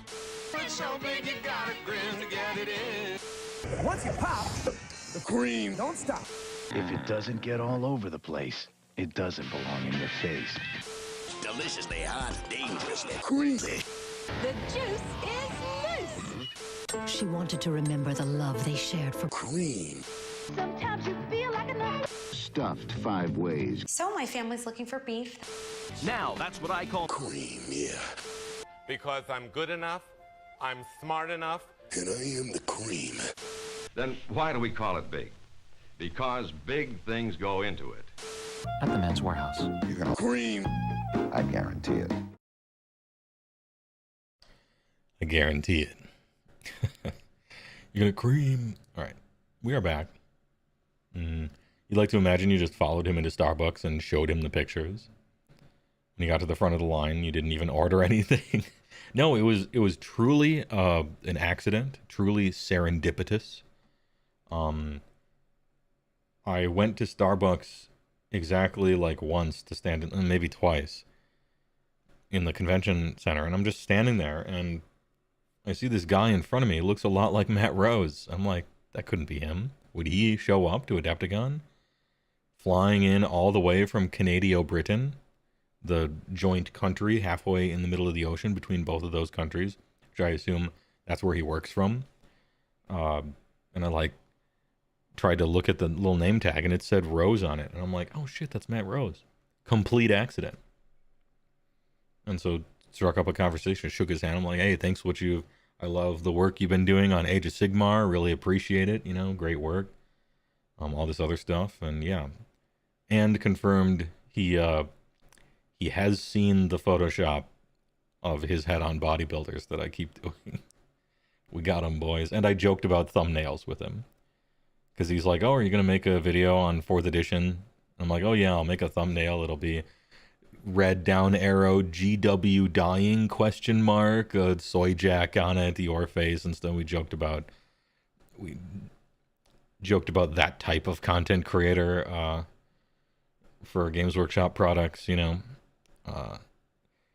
every single week it's the same exact video about how the company is terrible and everything is dying, and still buy the stuff for it and still play it though. Interesting.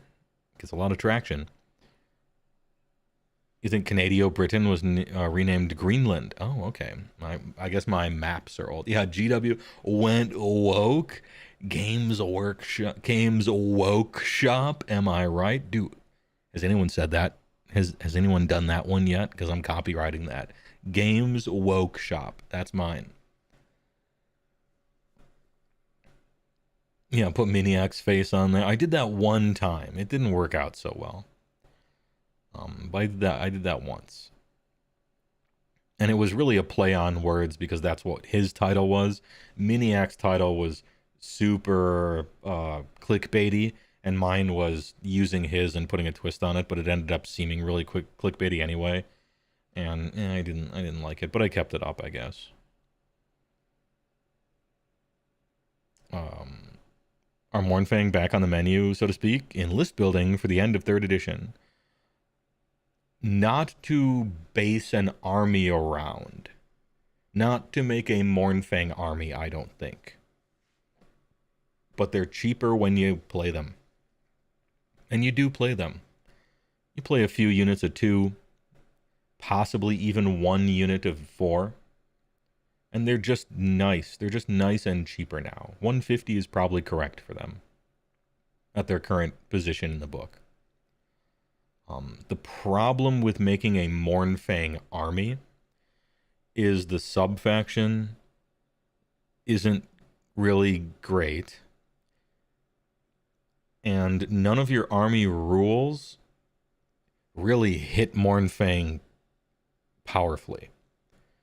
Your impact hits that you're so well known for in Ogres. Meat Fist, 4-up. Your heroes are on 3-ups. Big, right? Playing a bunch of monsters on Stonehorns in the Beastclaw side. 4-ups. Big hits, right? Mournfang, 5-up at best. And then 6-ups for the little ones. Just doesn't pull it. It just doesn't pull it. Your special big and loving it, you know, large and in charge kind of capturing rule. Monsters 10, very impactful, big, game-winningly strong. Your foot ogres in units of 6 and 4 and stuff counting for 2, medium, you know, it kind of helps. Mournfang, 300 points for capture 8, nah, it just doesn't hit him. Problem is the sub-faction doesn't make him good enough, doesn't give him enough synergy or anything. It just makes him as fast as Stonehorns. Well, you could have just played Stonehorns, I don't know. And then all of your special army rules that make you good are only like half effective on Mournfang, and so they end up just not being worth centering a whole army around because of that. They always have kind of dodged the best parts of your rules. I'm looking forward to them rewriting everything with these indexes and seeing what they do with them. Why are they called Mournfang? Because they're sad. Yeah, because they always have been sad. Kind of a sad unit. Are Mournfang not 4-up? No, and there's no way to get them on a 4-up either. They're 5 if they're in a big unit and 6 if they're in a smaller unit. Sad thing. Anyhow, the women can't be in this game crowd. Yeah, I guess. I'm going to be honest, I don't know what exactly it is that they complain about because I don't watch things that I'm not interested in. And if there's an outrage merchant who I would potentially get upset watching, I just don't interact with it. I ain't got time for that. If you start interacting with that, the algorithm thinks you want to. And I'm not trying to convince the algorithm to send me more slop. I'm trying to convince it to send me less. Anyhow. How's this volume? Hey everybody, welcome to a very special Meta Watch. It's been kind of a unique thing. My name is Paul. I'm joined by I'm not doing it, okay? I did it once.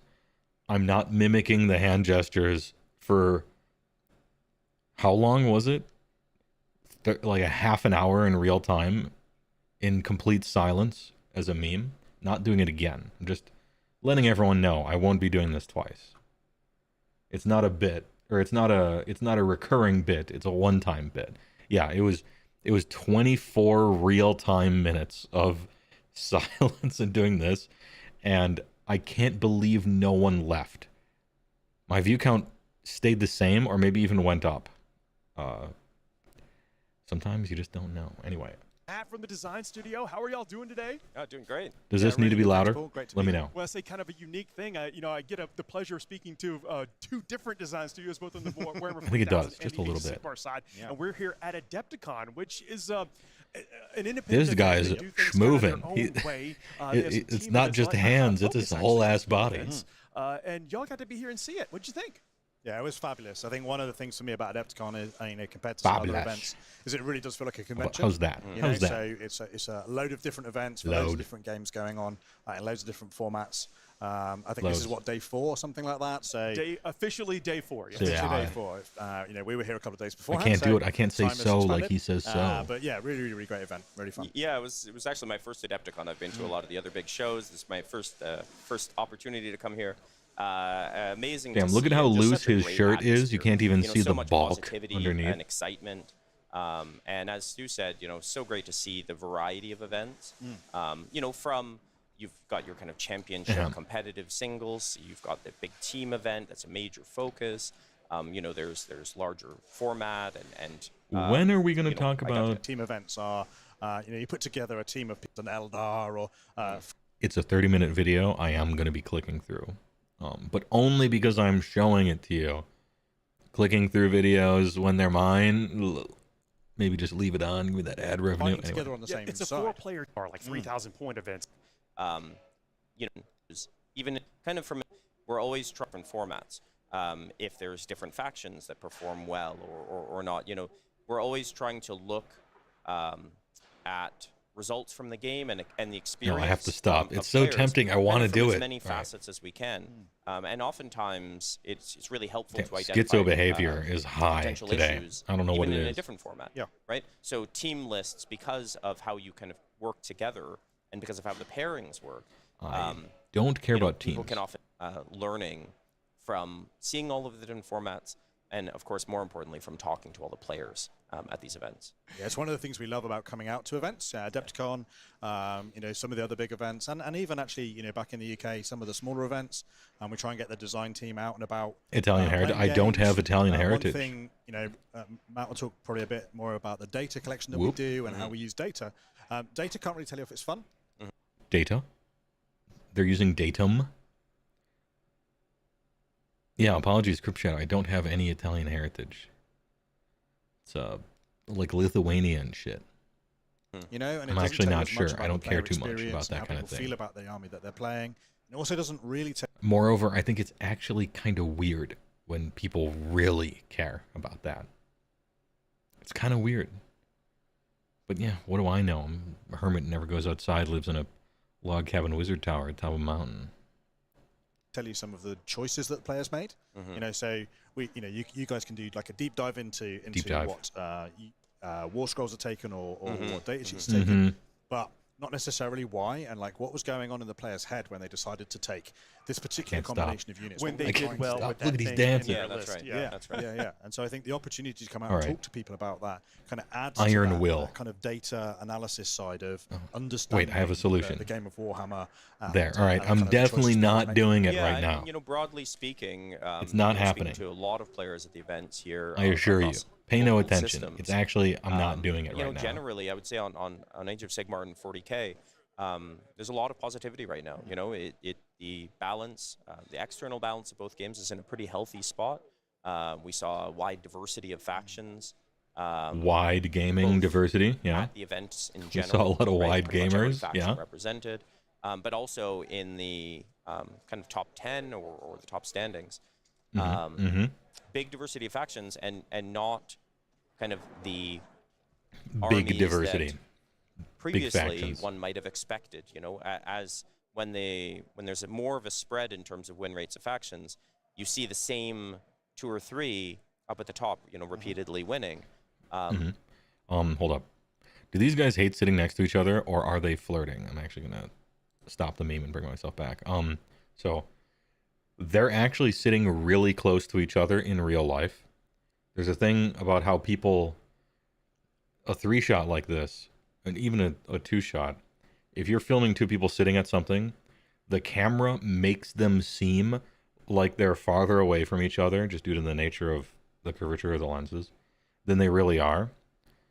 And so whenever you're doing an interview, you have to break the ice and explain this to your subjects. You're like, I like showing them on the monitor so that they can see, because it's easier to just show them, you know? I'll swivel the monitor around and be like, we gotta get you closer. I know in real life you're uncomfortably close to each other, but this is what it's seeing, and you know, we gotta do that. So it does seem like they're far away, but I bet in real life they were kind of uncomfortably close, actually. Anyway, there's my complete tangent.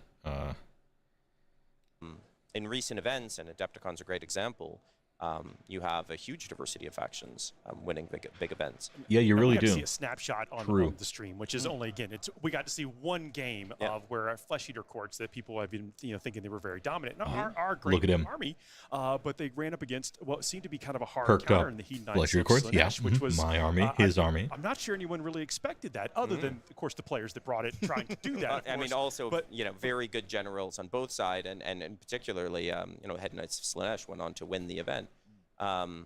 And so, absolutely, it's seeing those games, talking to the players, observing the field. As you said, Flesh Eater Courts, this was They're still relatively new on the scene. Yeah.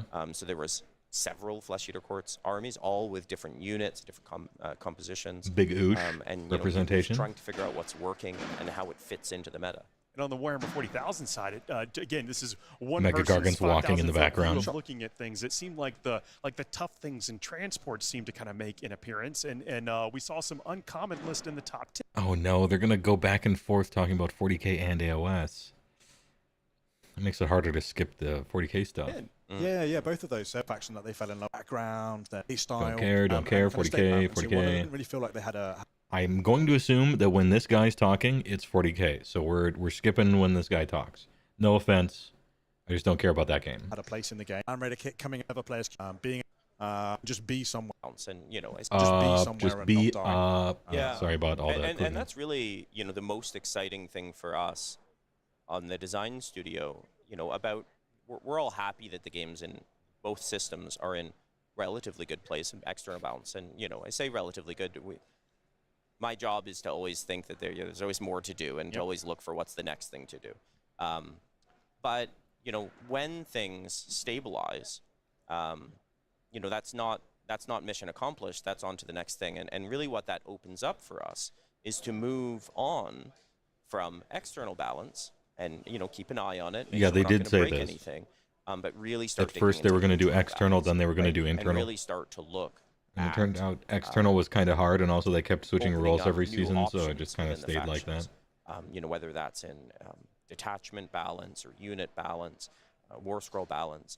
I think a really good example is a book like Lumineth Realm Lords, where they've generally been fairly mid of the pack. They've had times when they're a bit higher or a little bit lower, but they've generally been middle of the pack for a while. And what that's allowed us to do is learn a lot from how people are playing.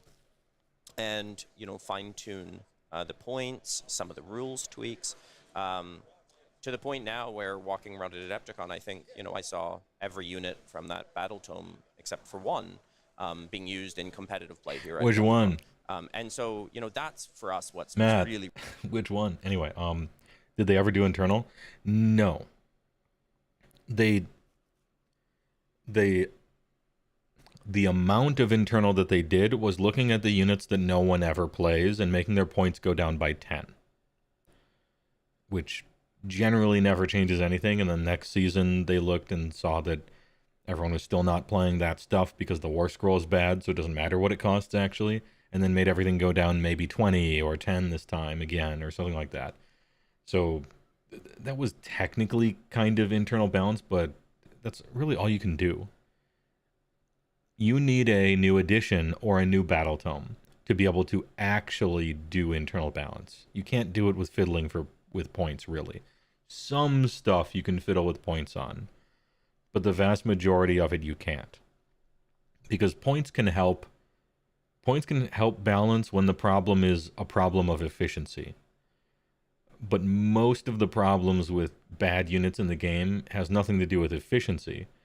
It's just their War Scroll sucks. They don't do anything. They don't have a job. The job they're supposed to do, they either can't do or is bad in the game. And so, essentially, it doesn't matter what it costs. It sucks. The only time you would ever use it is if it got so cheap that you're like, well, I guess it's 13 wounds on the table for 40 points, and now we spam this, right? And you don't want that either.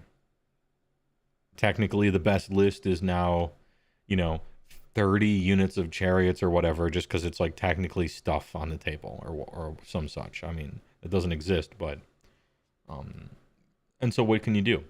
If you can't change War Scrolls, then you're sunk.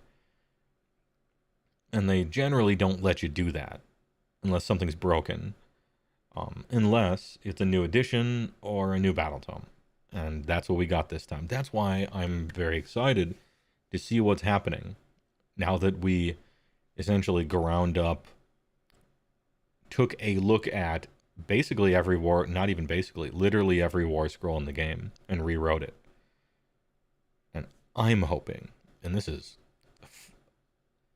100% Columbian copium here, I'm hoping that there's a lot less, well, it does this because it did that last time, And it did that last time because it did that last time. And it did that last time because whatever intern was rushing to write a war scroll for every war scroll when AoS was just starting to come out, just typed some words.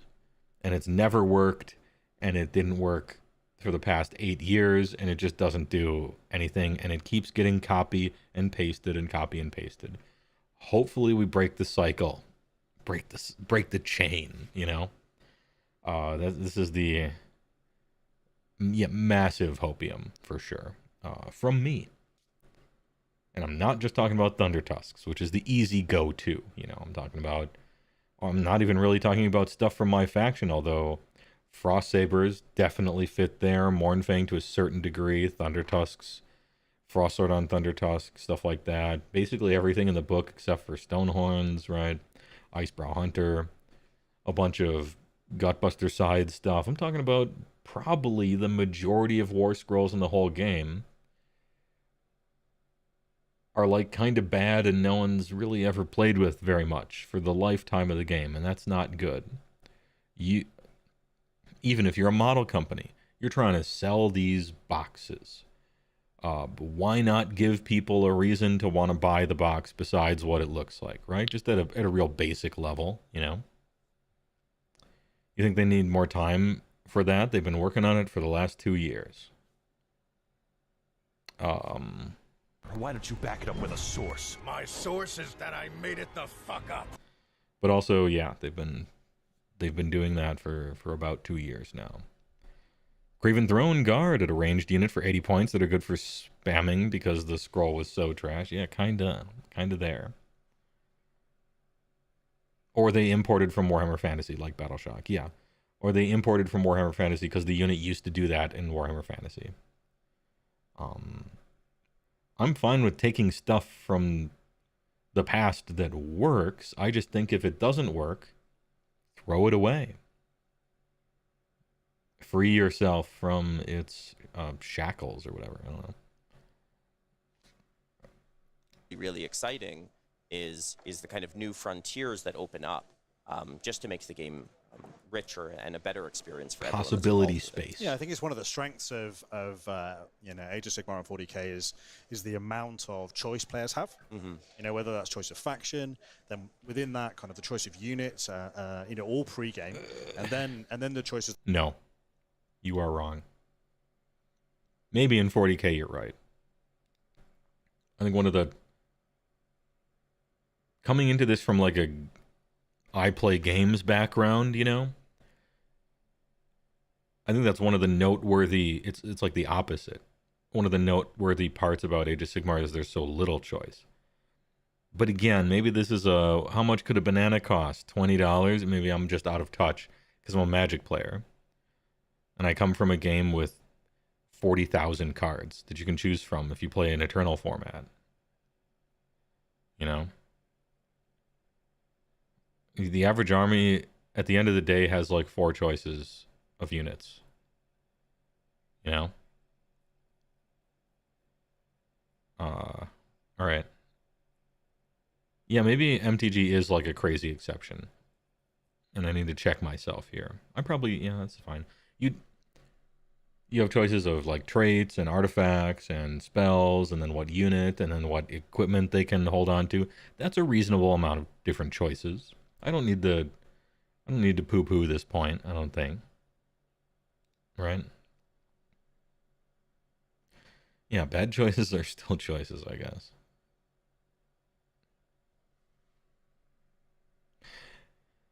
You think us vets are going to be the most disgruntled because we already have conceptions on what units are and what they do, and we'll have to unlearn them? Thundergeist, I think there's an idea of that, and I think it's wrong. Because as a veteran player or whatever, if something has always sucked, I am more than happy to replace it with something that doesn't suck. In a certain sense, I've got a bunch of conceptions about how bad Thundertusks are. I don't care if they don't shoot anymore. If you entirely get rid of their shooting attack, and you're just like, look, Thundertusks, they're just not a ranged unit. we used to think they were supposed to be a ranged unit, and now we don't. I'm fine with it. I just want to play with my Thunder Tusks. I don't particularly care exactly how. You know? Now, if Stonehorn no longer did impact hits on the charge, now we're getting into hello, human resources. Like, now we're getting into it's a problem. I'm calling the FBI. So you're right in some respects. If they reimagine a Stonehorn and it no longer does mortal wounds on the charge, then yes, I'm calling the president. But if something's working, if it ain't broke, don't fix it, is what I'm saying. I don't think the attachment of veterans to stuff that isn't fun or you can't play with or isn't quite working, I don't think it's stronger than just, what if we gave them a little juice, or reimagined them, but now they're like good and you want one or something like that, for the most part. Most of you are used to units cycling in and out of usefulness. Yeah. And when that's in a controlled manner, maybe it's okay. Because that's what seasons are, really, you know? Cycling in and out units of usefulness. During the Foot Hero Matter season, suddenly you kind of want foot heroes. As soon as that season ended, you didn't want to look at a foot hero. Well, me, anyway. I don't know. Some armies were lucky and they already used them and they just got better for free. That you make on the battlefield. Yeah. And why that kind of internal balance is really important is you want people to because you would love your Spider War scrolls to be worthwhile. You know, whether that's the Flinger is your favorite, but it's very bad. Yeah, make it good. On the tabletop, or they just thought the model was cool. You know, those are both valid reasons to put them in your army, and you shouldn't feel like you're kind of making your chances to win less by taking your favorite thing. Well, that's gonna happen. I don't think there's a way around that. You shouldn't feel like you're lowering your chances of winning by taking stuff that is worse than other stuff. I don't know that you can escape from that. I know I'm really simplifying this, but yeah, I don't think you're going to ever escape from something like that. You know, there's probably a solved list, and then if you take stuff that's worse than that you like, you are paying a cost to do so. But that's the game, you know? That's what worse means, you know? And it's good that that's the case. If you could choose at random literally anything and you had the same chances to win, then it would mean that your choices don't matter. And games where your choices don't matter suck, right? I don't know. I guess your choices would matter for like tactical, you know. It would become chess, in other words, where whether you win or lose is 100% based upon what you do during the game exactly, you know. It would be a pure strategy tactical game, I suppose. But that's not really what we're looking for here.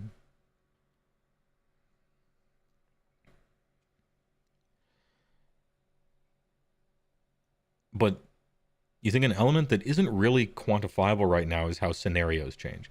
Some options are only bad because the arena they're placed in right now. There isn't a lot of importance for small, fast-moving scoring units over something that can move fast and also brawl. 40k change the dynamic. Yeah, so Trollbear Cat, one of my greater points and one of the things I'm really looking forward to as we get more of these coming out the next few weeks, I'm looking to see specifics on what they have done with the reimagining of these War Scrolls. One of the problems with Age of Sigmar, the game, is that the jobs a unit can have are too simple, and there's too few of them. You move around the table, and then you can do damage, and then you can take damage, right? And that's kind of I'm super simplifying this. Stay with me. And so, as a unit, if you're faster and do more damage, that's really the only directions you can go unless you have a buff or something like that. I guess my point is there isn't much granularity as it pertains to what you want within the space of some unit of guys that stand on the table and do damage and try not to die, right? For instance, there in 40K, I'll bring up an example about 40K that I think I understand.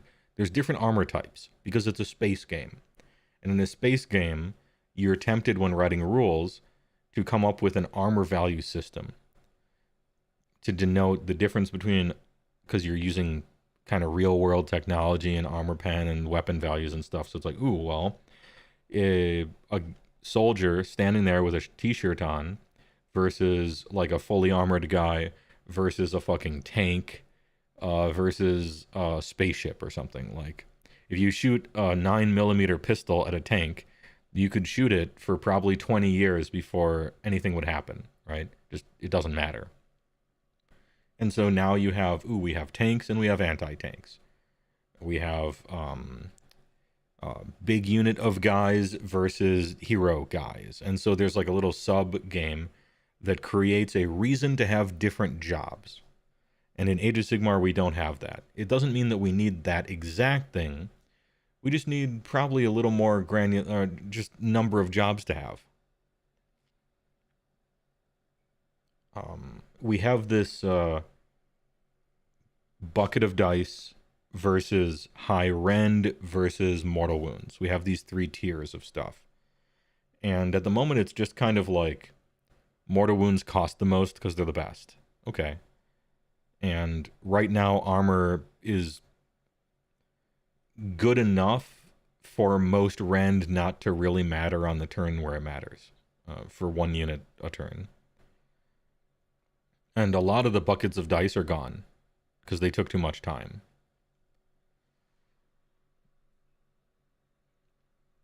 And so I'm not saying like here's the like right off the top of my head, zero thought, what if you take an inspiration from the real world like they did for 40K with the armor value stuff. All right, you have big blocks of formation troops and you have like cavalry. And cavalry are special for some reason. And so cavalry are good against one thing, and then you can take anti-cavalry, and that's good against cavalry, It doesn't have to be that, and it really shouldn't be. That's more of a rank and flank historical thing. I'm just saying, I think you need more points, like more reasons for a war scroll to exist besides like moving and doing damage, because then you just take the most efficient thing. It also obliges you not to spam. Because if you spam something and someone's running the counter to it, you just lose, right? Like, it makes it more risky. Instead of you are banned from taking something more than 3 times, maybe you're not banned, you can just take that one thing, but you'll probably lose a decent percentage of games to not having the counter to something, right? And that currently is the case right now. Like with my army, for instance, I play Beastclaw Raiders, just a bunch of Stonehorns. It's pretty good at like a take all comers. I got a 5-up ward on everybody. I do impact mortal wounds on the charge, so I'm good against high armor. I have random spiky damage, but it could be high, so I'm kind of decent against whatever. If I'm charging, I get special rules that are cool, and I do a decent amount of damage. And if someone charges me, I lose half of my rules and suck and lose. And so it's like a tempo army. I just, don't get charged, right? But if I play against an Alpha Strike army, they destroy me no chance 9 games in a row. Like, I'm just dead. KO. Beasts of Chaos. A lot of Sylvaneth lists. If you're one of the really good Alpha Strike armies, I simply lose to you. And we almost don't even need to play. And so that's a punishment I'm incurring for just spamming the same guy, right?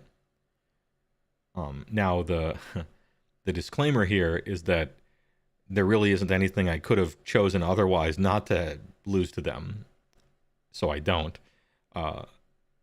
But, you know, in future world, you could maybe play more Neapolitan and then have a chance against everybody, right? Can you give a 40k example? Sure.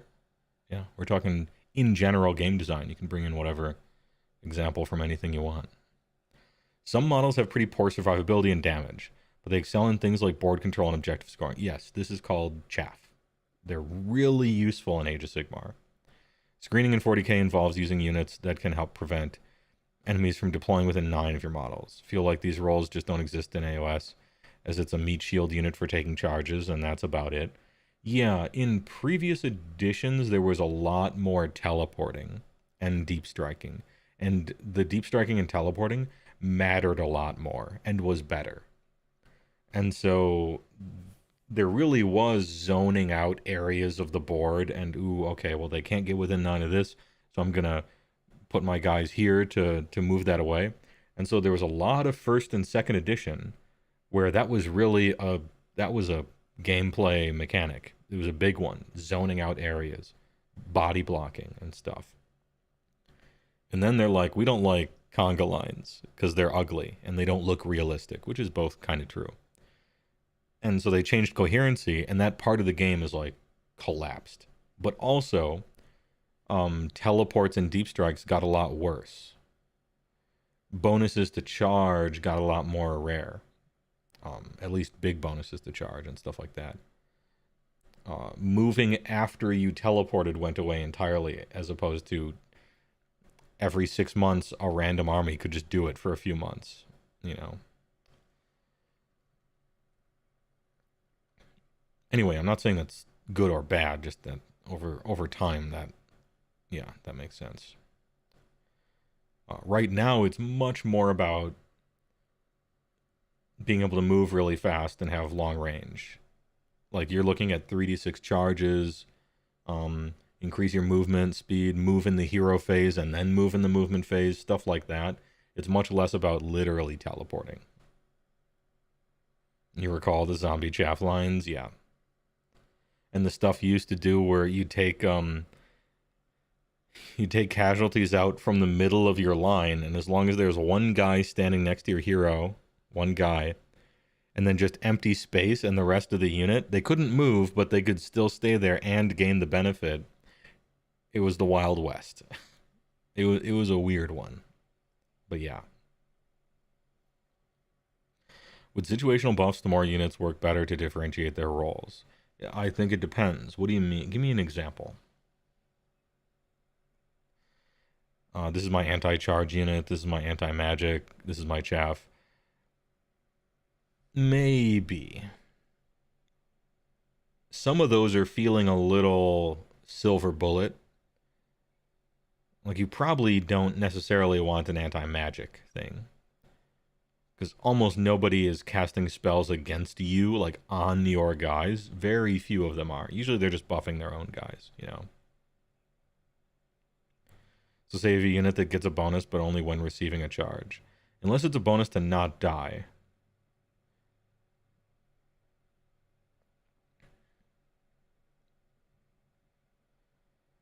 I don't know, in other words. I'm not sure.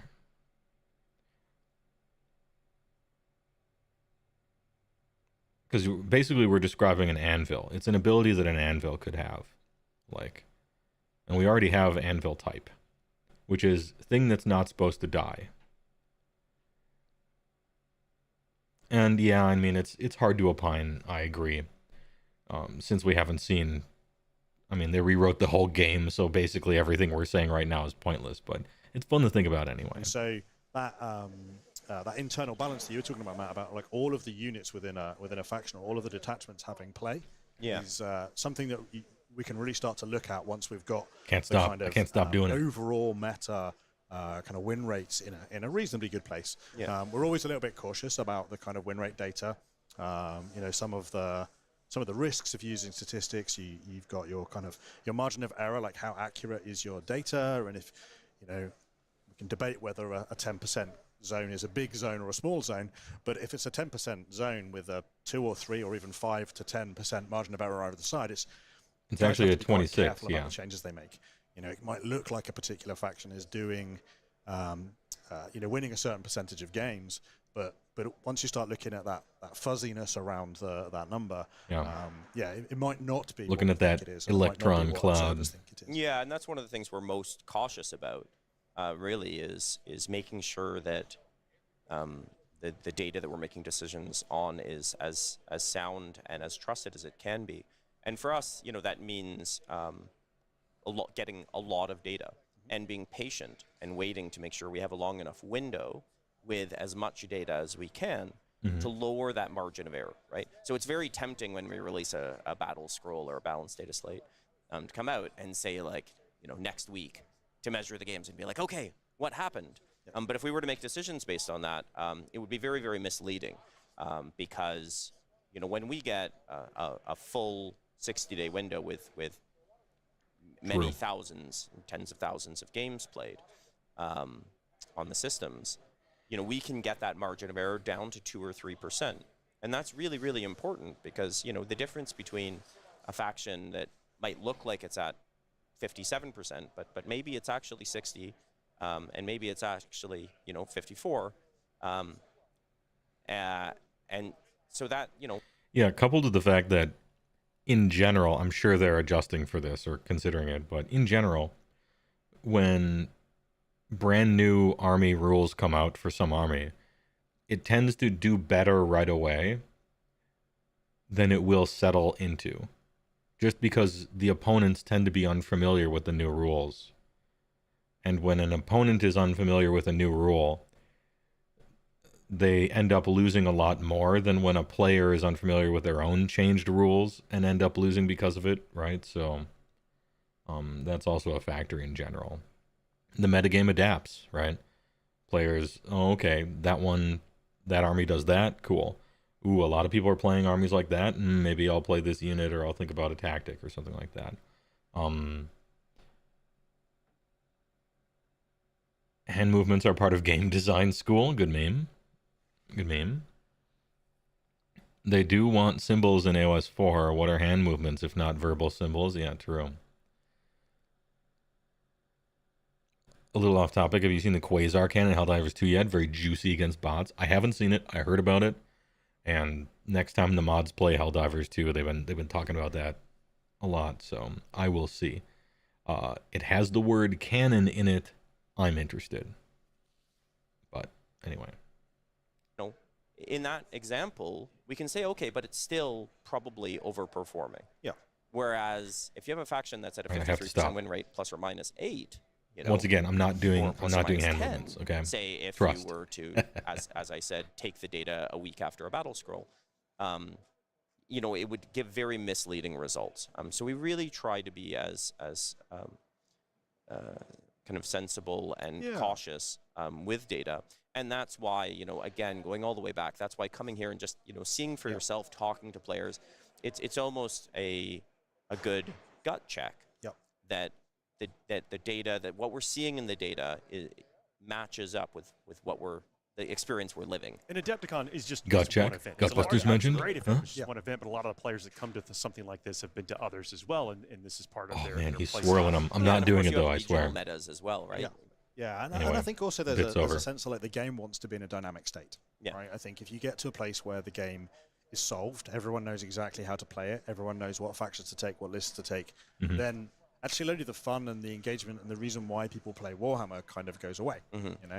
Yeah, and this happens to like basically chess, all games. There's a lot less like pre-game decisions. That's why we're always releasing new stuff or new magic sets. If you decide that you really, really love black, just doing stuff to you don't tend to kind of collect shake that. up the metagame. There's a very different like emotional connection that you have with other games that aren't kind of hobby games. Most people put a lot of time and effort into collecting the army that they like, painting up the models, thinking about the theme that they're going to do. I think there's a little bit of maybe like a misconception sometimes in the community about kind of competitive play, and that really it's all just about like the result, the win. Yeah, being the most efficient you can be. But you wander around an event like AdeptiCon or one of the other big events, and actually, people have got beautiful armies. They've put their time in, they've put parts of themselves into that and that energy. I'm glad you mentioned that emotional connection. And did you all feel that come out from the players on both sides when you talked to them? It's been a real privilege walking up and down the tables, chatting to people, True. getting to see kind of the impact that Warhammer has. You'd be so uncomfortable in the middle of those hands in your airspace. I think, as part of the design. Dude, they've got air superiority. The impact that we have on people is incredible. Whilst we're just before recording this, we were in the Golden Demon kind of awards ceremony, and people have put hundreds of hours into their miniatures, and you see the kind of like the joy. I don't know how true this is, but Vince once said that 100 hours minimum. The kind of for like a Golden Demon thing, bare minimum is 100 hours supposedly. I don't know what kind of a stat like that matters really, but so much love, probably believe it. And that kind of relatedness that comes from that investment. I got an opportunity to help out with a stream for Age of Sigmar, and at the beginning of each stream, we always ask players, a set of questions: who are they, and where are they from, and all of this. And one of the questions we ask, and this is at the championship event, singles event. One of the questions we ask is, what's your hope for the event, right? Do you have a target in mind? And by far the most common answer. In fact, 3 and 2 here at AdeptiCon, I think good games. Practically every single player that we asked the question, the answer was always to make 5 new friends, right? Oh, okay, yeah, figured. To hang out with. That would have been my third guess. Someone that shares this hobby, that shares the joy of this hobby. One of the players said 10 hugs, one before each game, one after each game. That was his goal for AdeptiCon. I've got to drag us back to the data. Yeah, so it's like, but this all matters. Especially, I think you were lucky enough to get a goddamn last year, 400 hours though, Bassetti. I believe it. Landscape where you think it's operating, with different types. This year you put in about 40. It wasn't enough. With 10 times fewer, sure. But at what point? Hey, congratulations anyway. The actual army books and codexes themselves, and thinking about. I got a lot of like gameplay nerds and stuff in my community, and we have a hobby channel and everything, but Golden Demon winner, big. Well, I don't know if it was a winner or not, but you know what I mean. Like, I know they do different levels, right? They do like a I think they do like gold, silver, something, and then like a recognized thing and different stickers. I don't know too much about like the painting side of it, to be honest, but did you see the piece that won the Slayer Sword? Yeah, I did. Ridiculous. And a really good idea followed through with kind of perfectly. It was, and actually, I don't say this to be mean or anything, but I'm used to Golden Demon and Games Workshop judges not necessarily rewarding a crazy amount of risks taken or creativity. They like a certain thing and they kind of always reward that certain thing. And so it was very cool to see something that creative get recognized. I don't know if it's a sign of new things or a change in guard or anything, but I was very happy to see that. I don't know how to say this in a nice way because I don't know too much about it, but that's just from afar, that's my thoughts on it. Last year you got a gold. Oh, huge. So big time. This year you made it to the last round, top 5, so they walked you to the stage and sent you right back. Oh, jeez. Vince was talking about how the more creative ideas you implement, the more areas for you to get marked down on. Yeah, because I think they're like in the Olympics, they give you a higher, like if you're going to try a crazy hard thing, they increase the ceiling of points you could score. But in Golden Demon, that's not necessarily like that. They simply reward as they see it perfection, and they don't care how hard the thing that you were trying to do was. They're just looking for 0 mistakes. And so if you try to do something creative and you mostly succeed but make 1 mistake, you'll lose to somebody who took no chances but made 0 mistakes. This isn't like explicitly true, but that's the impression I get, at least from looking at their stuff and what they tend to do.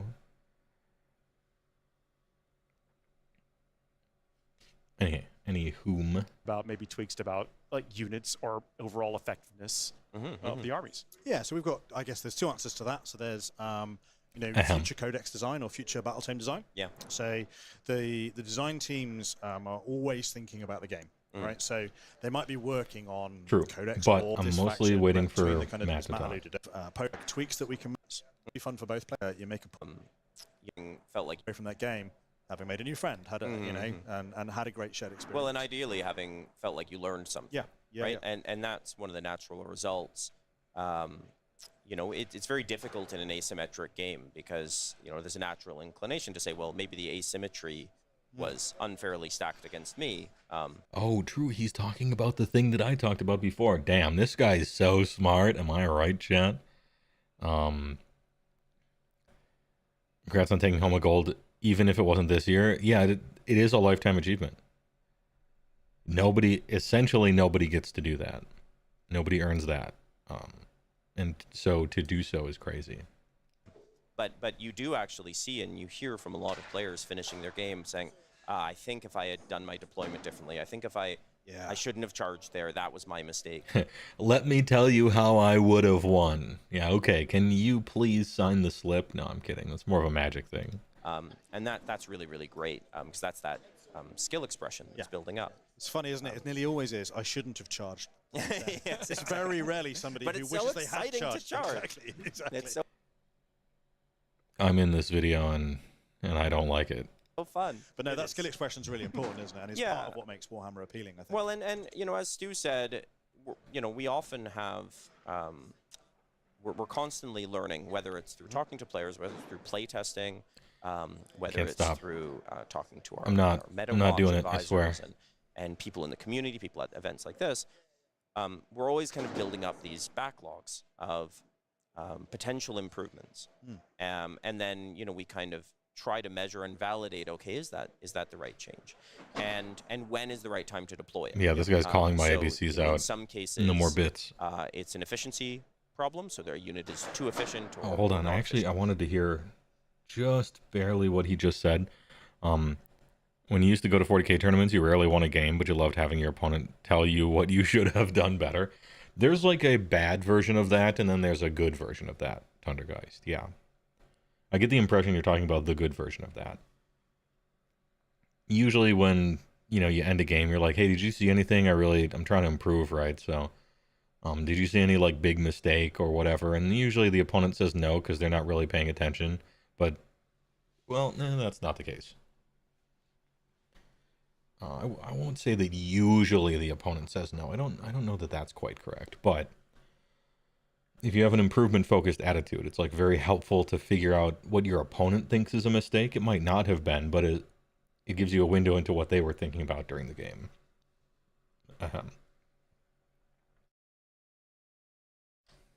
Anyway. In some cases, it's an efficiency problem, so their unit is too efficient or not efficient enough. And that can usually be corrected with a points change, right? So that would go into the next battle scroll. Or in the case of, if there was a significant error or significant efficiency offset, we might even do it earlier. We might say, okay, this book's just come out. It seems like this one unit is just a bit too efficient for the cost, so we'll increase the cost. Yeah. Plastic City Vigika. Thanks for the big prime. I appreciate it. There's a difference between someone genuinely trying to help you and just showing up. Yeah, for sure, Dragon. I get the impression it's generally the former. And not just because of sportsmanship, scores and stuff. It's just a different culture, right? You won sportsman stuff all the time, so it was all friendly, if that helped. Yeah, I figured it was that. I assumed that. Then you have role differentiation challenges. So you might have two units that are kind of on the knife edge of an efficiency arms race, where Gluttons and Iron Guts. They both have the same job. They both have the same movement. One of them has 2 more guys in the unit, and one has 2 fewer, but they have about the same amount of damage incoming to take before they're all dead. They both do about the same damage against most armor types, actually, and so yeah, if one of them is cheaper, it's simply the better choice, and they're kind of stepping on each other's toes. They might need a roll differential. One unit is slightly more efficient than the other, so 90% of the time people take unit B. But He's if we so were to smart. Holy fuck, drop the folds in Unit his brain. A, It looks like everyone brain would flip over coral. that, right? Because they have a similar role. And so, that requires a little bit more surgery from a design side. That requires a battle that we might not only need to adjust one war scroll, but also the other one to make sure that they each have a role, a clear role, a clear place in the ecosystem. And so This sounds like somebody who, for the last 2 years, has been rewriting all the war scrolls in the game. Absolute hopium. Here it is. Catman 007. Hey, HeyWoah, just out of curiosity, how does City Sigmar now play as a faction? Is it mostly focused on the newer units, or do the Dwarden and Elves have a place? I'm told that the humans... I'm told that there isn't a terrific amount of mixing. You generally... And the dwarves are the worst of the three. But this is like, damn, what I've heard. I played against the army once, and it was pre-nerf, and the army totally changed after the nerf. So, unfortunately, I'm not the person to ask. I know that the elves are kind of good, still, somehow. And yeah, dragon probably. I would find somebody who plays the army, and they would know more, because I've only played against it once. I didn't do a video on it, so I don't have a lot of research. But good question anyway. that's typically what we would push back until we get an opportunity to do the next battle scroll. So that we can really map out, or the next battle tome, or the next codex, so we could really map out how do all of these units fit together, right? What is the role of each? And that's where we make kind of bigger changes. In 40k recently, they nerfed a unit and then in the same data slate made them more expensive, basically kicked them while they were KO'd. I mean, maybe in an extreme case, you would need to do that. But in general, to me, that says you have the left hand is doing something and it's not talking to the right hand, right? Like, the left hand doesn't know what the right hand is doing. Different people are working on it, and maybe the people in charge aren't really managing quite so well. And so some people think that it's too good over here, but they're only handling points, so they up its points. And then over there, these people think it's too good, and so they change its rules. And then at the end, they just kind of mix it all together and release it. I don't know. I don't presume to know what happens in their rooms. But yeah, to me, that kind of thing strikes me as a poor management as far as like team communication is concerned, maybe.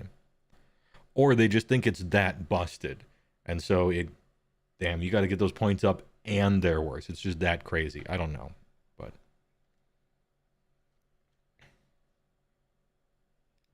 to role diversity and internal balance, and then we measure the results of that and keep going, right? Gotcha. And I think there's two things to add to that. I think one of the things about Warhammer, all of the games really, and any tabletop miniatures game, is that it has an inherent time lag, right? So if you go and yeah, this is huge, and it's such a crazy time lag, you know, because of the nature of the game.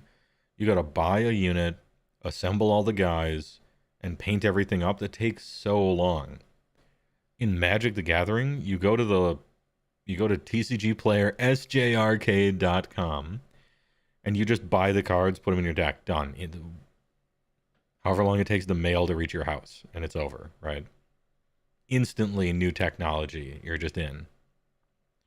In Helldivers, oh, this gun sucks now. Log into the game, click, never using it again, right? Oh, a new gun just came out? Got it, right? In Warhammer, AoS, and 40k, it may be like on paper obvious what people should be doing, but you are several events and several months behind everybody deciding to do that. And not even everybody decides to do that. It takes 3 months about for the metagame to catch up to what you realize in a week, for the most part. And sometimes everybody knows it, but there just isn't an event. Like, there's no tournament yet. Hey, the next tournament's in a month or two. Okay, well then everyone just waits, right? So that definitely works against them. When they're trying to collect data, that hardcore works against. It makes their job a lot harder.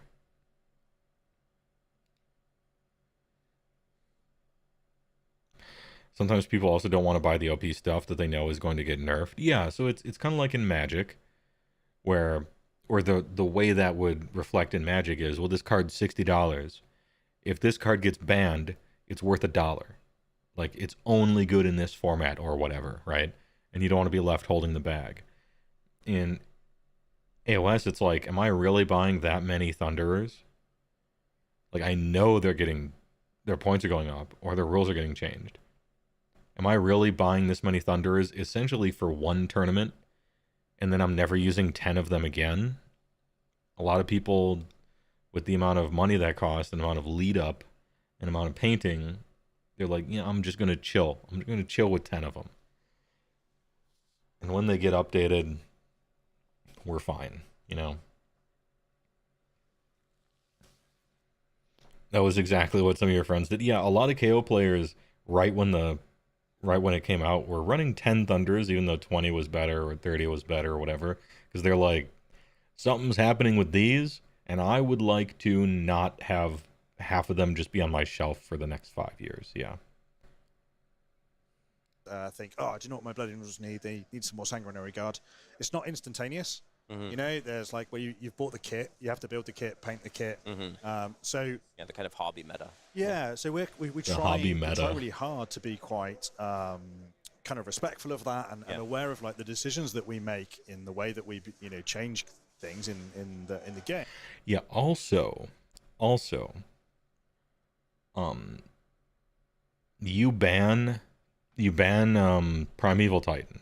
Okay.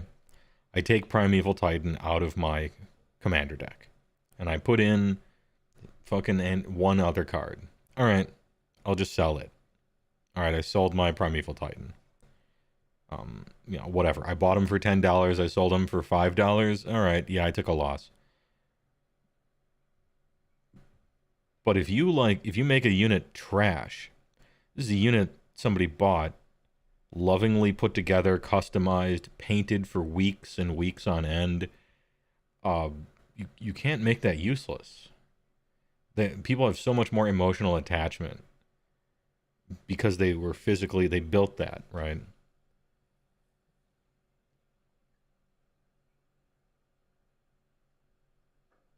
Respectful of that, they say. Next thing you know, they shove a unit with the wrong loadout into Legends. Yeah.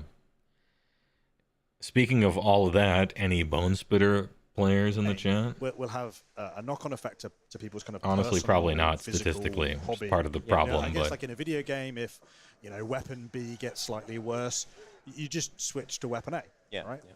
Whereas in a game that's about kind of collecting and painting toy soldiers, you can't instantly switch. Yeah. If Land Raiders are great right now, you can't instantly have a painted Land Raider. And if somebody knows how to instantly have painted Land Raiders, let me know. So there's always this kind of lag. And same the other way. We don't want to be in a place where someone who's invested hours of their time assembling and painting this beautiful collection suddenly feels like, well, it's not viable. Yeah. I have two lovingly converted and painted Hero Thunder Tusks that have sat on my shelf for 6 years. I have an awesome, I think, I'm very happy with it. I'm not like the greatest painter, but I'm very happy with my Blood Pelt Hunter over here. The shelf, Blood Shelf Hunter. I wonder if I'll ever get to put it on the table again. So sometimes, as we said, it comes back to that emotional investment, right? Like this is something that people have poured their heart into and brought to events, and they have stories that they remember. And so we try to be cautious. Make a change, measure the result, get feedback from players, and then try to be really deliberate in terms of what's the best time for this change, right? Where can we really do it properly? Try not to apply band-aids to problems. In some cases, that's necessary, right? If it's something that's kind of an urgent problem within the community, we try to address it as quickly as we can. You bought one Lumineth army half, built with 3 of the Spirit of the Winds for quite cheap after they got nerfed. God bless meta chasers.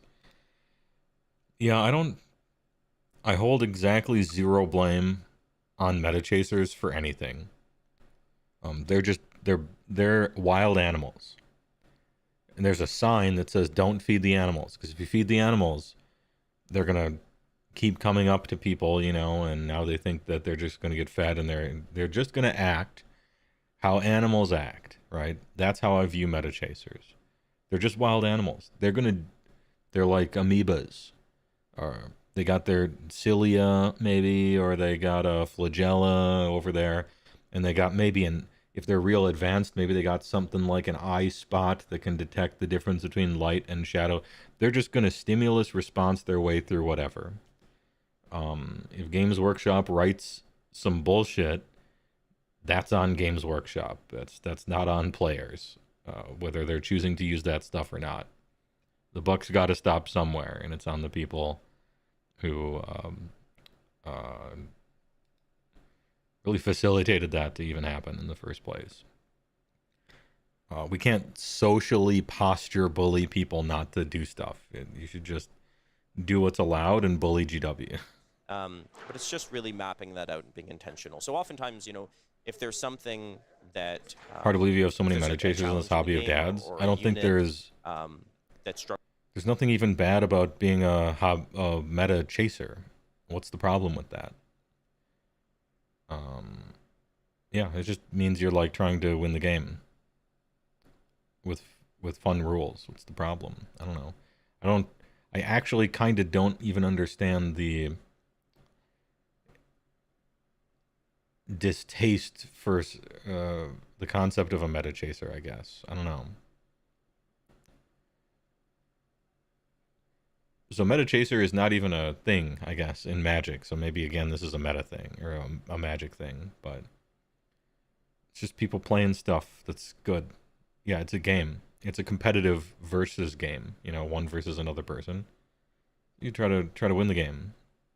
You don't only try to win the game, but no one's only trying to win the game. Everybody has their stuff painted. You bought it and you painted it. You can do whatever you want with it. You play the game. LeBron doesn't wear Chucks.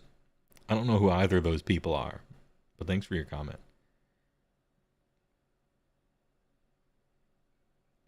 Anything you have that's competitive, you are going to have people who will go above and beyond to win, and in a big tournament, that is to be expected. Yeah. It tends to be the case that when you don't try very hard, you tend to lose to the people who try harder than you. But you've both made a choice there, and you both kind of get what you have requested. It feels strange to grumble about it, I guess. Struggles with an internal but balance. I don't know, there's a lot of that.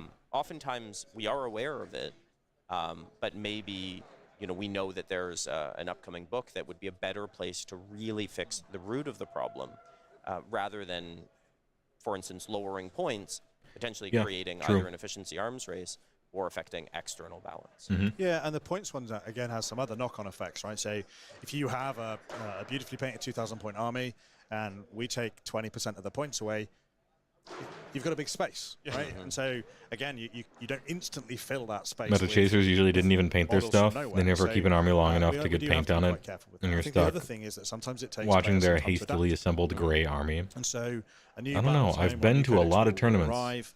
Or we'll make I don't know if I've ever seen a gray army. Well, then again, it's Age of Sigmar. I want to ask you about one of those too. And I don't do a lot of 3-rounders, like, so maybe that hasn't achieved what there's that. You know, it isn't what the community expected the change to be, and it's like, this won't work. And for the first sounds like meta chasers are job creators, but then gradually right? Players adapt and go, oh, actually, if I do X, Y, and Z, then sounds like meta chasers are job creators. You know, they get their army painted on commission. They paid some, you know, Matt Yee or whatever to paint their army for them. They're participating in the economy, you know, and then they sell their army when it gets nerfed. Somebody gets a cheap, well-painted army out of the deal. Damn, this is a win-win ecosystem we got here. Meta chasers are the real heroes.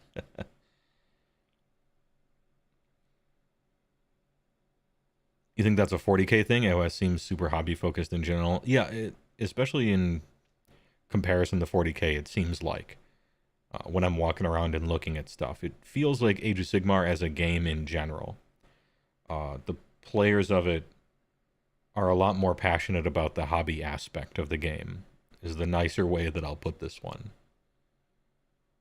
And all the people at the top tables have finely tuned, well-practiced killing machines that also look great, and they spent a lot of time or money, or both, making sure their shit looks great. So maybe it's fine. I can actually unlock like either that codex that's new, you know, that new battle tome that's just come out didn't look to be as powerful maybe as its predecessor was, but actually there's some really neat things in there, and if actually I play my faction a slightly different way, I can unlock that. Now, we don't always get that right. You know, that when neither Matt and I are kind of sitting here saying, yeah, we've got it all perfect, everything's fine. Alex Walker, yeah, Mr. Woe Live. A night shift treat. Yeah, I'm just watching. I'm talking over the 40K guy when he's talking, and then I'm listening to Matt Rose. The right sort of impact. So like, the specific example I want to ask you about is like the Jukari. They got kind of a radically different way to play their index. And so when, you know, maybe it's cross point earlier, probably the boost action, probably when, would it, points value, damn, he was really going to go on, wasn't he? All the ones I've... Man, they didn't really ask Matt Rose a lot of questions. They mostly asked 40K guy a bunch of questions. I understand, because 40K is at least one order of magnitude more popular than AoS, and possibly even two. And yet, I kind of wish they would have talked more AoS. To also make their faction perform better.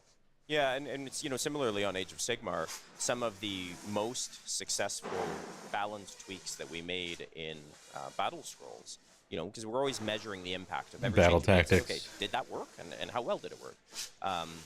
Was, you know, through talking to a lot of players, we realized that there was a handful of factions that really struggled with battle tactics. Yeah. In this particular, it was their best knob to turn. Tactics are. I would say too strong of a knob, but that's just me. You know, based on the state of the meta.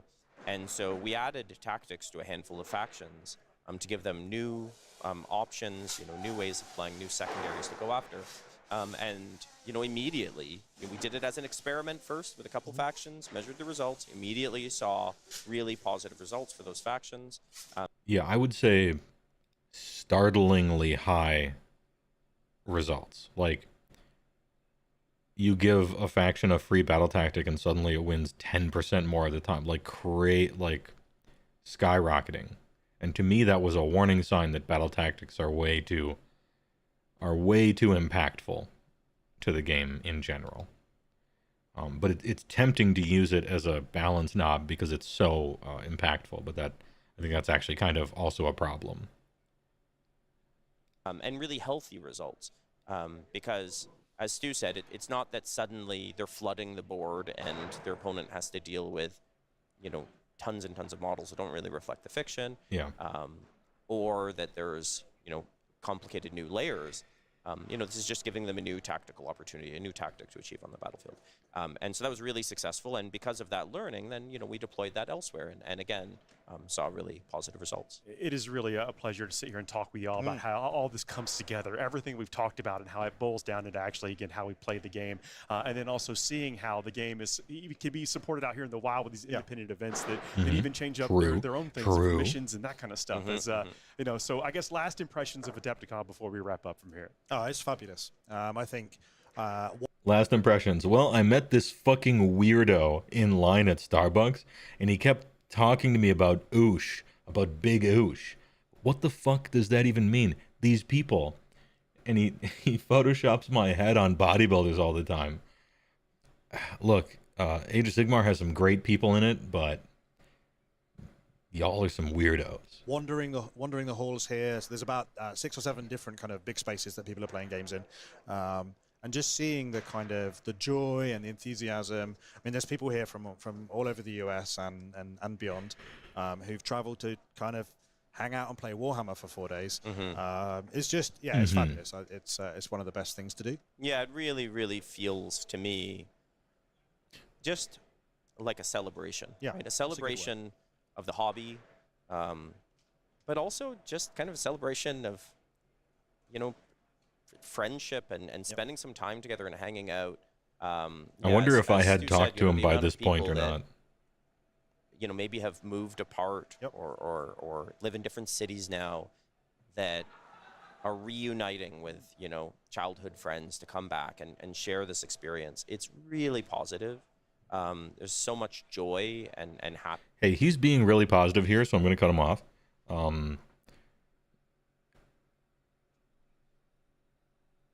You're casual. We don't play with battle tactics in our little group. Oh, so that buff meant nothing for you, and yet everybody was talking about how Big Wah is OP and whatnot, and literally nothing changed for you. You had an identity crisis. Was I even playing AoS? The short answer would be no. But as a silver lining to you, the people who were playing AoS, it fucking sucked, kinda. Like, didn't like it that much. Kinda sucks. Don't worry, the game's modular now. Log in. It's going to be really hard to balance the game at every interval all the way down. They've made 6 times more work for themselves, if they're really going to do such a thing, which I don't know that they will. Maybe they will, I don't know. If they do it for just core, that's required, and then everything, sure. And in between, that's probably much less important, I think.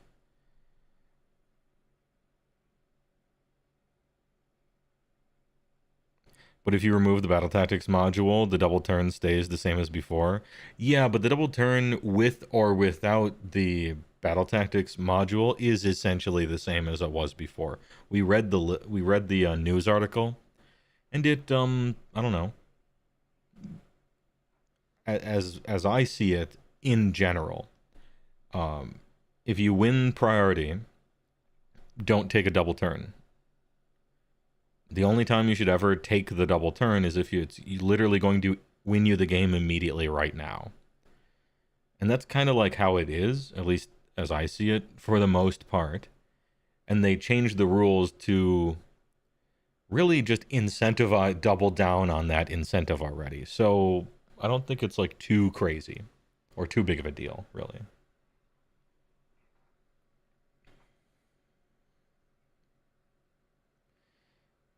My partner printed out the Photoshop pics of me as a bodybuilder and tacked them on the wall. True, yeah.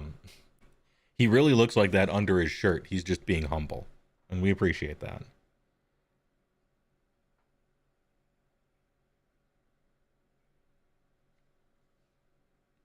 The engineer in you doesn't buy that the game is modular. I bet you probably can't just add 2 random ones to it and it's still balanced, but who knows, I guess, right?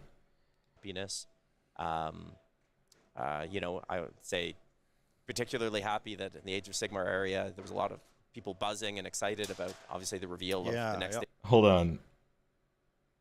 on. He might have talked to me already by the time this interview was happening.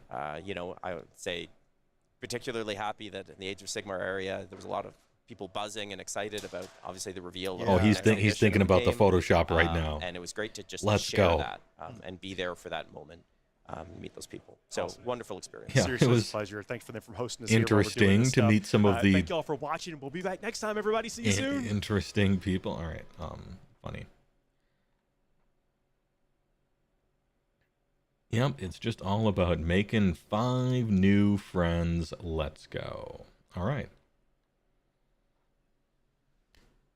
Hey. Thanks for watching.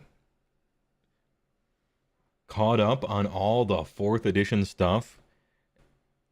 They got rid of Battleshock. Huge. Awesome. Big plus. As long as they don't replace it with anything, I'm saying that was one of the best changes I've heard so far. Humongous. And simply correct. Big and real. Awesome. Because it kind of didn't matter anyway. It's a huge waste of time. You have to do math. Nobody likes that. THACO. And it didn't really have a good reason for existing, I don't think. When you're retooling all the war scrolls, you could just figure out how much damage you want stuff to do. Battleshock is essentially there as a counterbalance to huge units, so that huge units don't rule the world, right? But now that you're redoing everything, you can just make sure that doesn't happen. You don't need people to die twice, I guess, or lose more for losing. And, you know, morale has been a thing historically, but it's a game. And, just like how, technically, you know, physical objects in space, they have weight to them, right? There's such a thing as weight. But in my video game, I don't want things in my inventory to have a weight. Because that's not fun. It's bullshit. It wastes a ton of time. It sucks. There is certain realism you can represent game mechanically that's cool and add something to the game. And there's other realism you can add to the game mechanically that just makes the game worse and slower.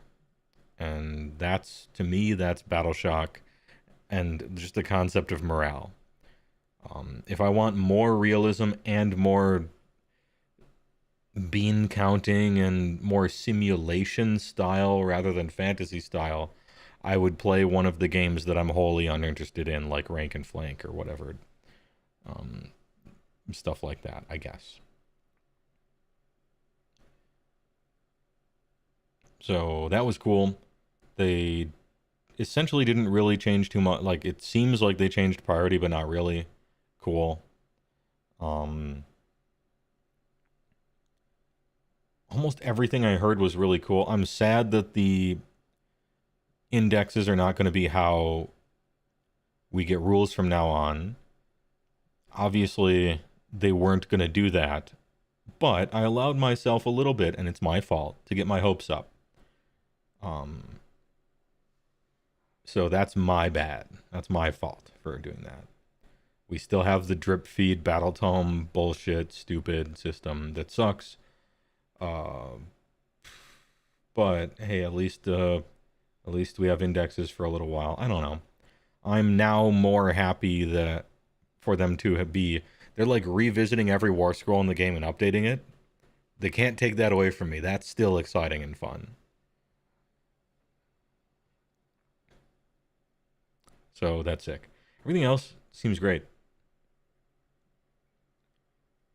I'm pretty excited about 4th edition. A lot of that excitement is I want to see that index for, like, my army, right? And that excitement could be immediately shattered.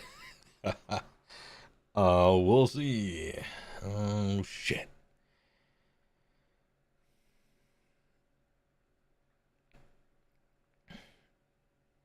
Anyway, yeah, Index Opium. The issue with Battleshock is that as soon as you have a rule to ignore it, it becomes trivial. For some people, yeah. To me, I'm thinking of coherency and wholly within. People say they don't want conga lines, and so they add rules to the game to stop them, and it just makes everything more annoying.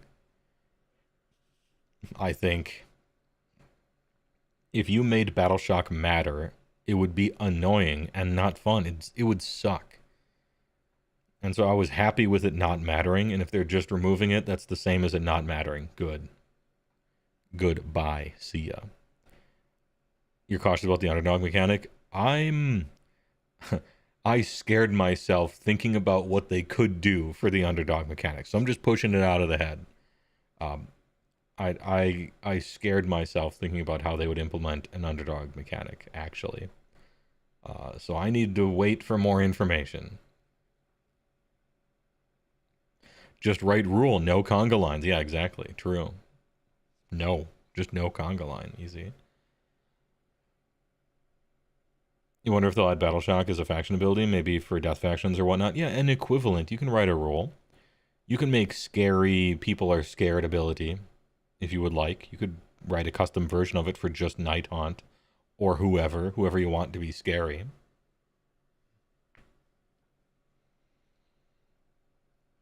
Look how balanced all the factions are. None of them lose badly due to underdog. Yeah, I really hope that you that they write it in such a way so that it doesn't force you to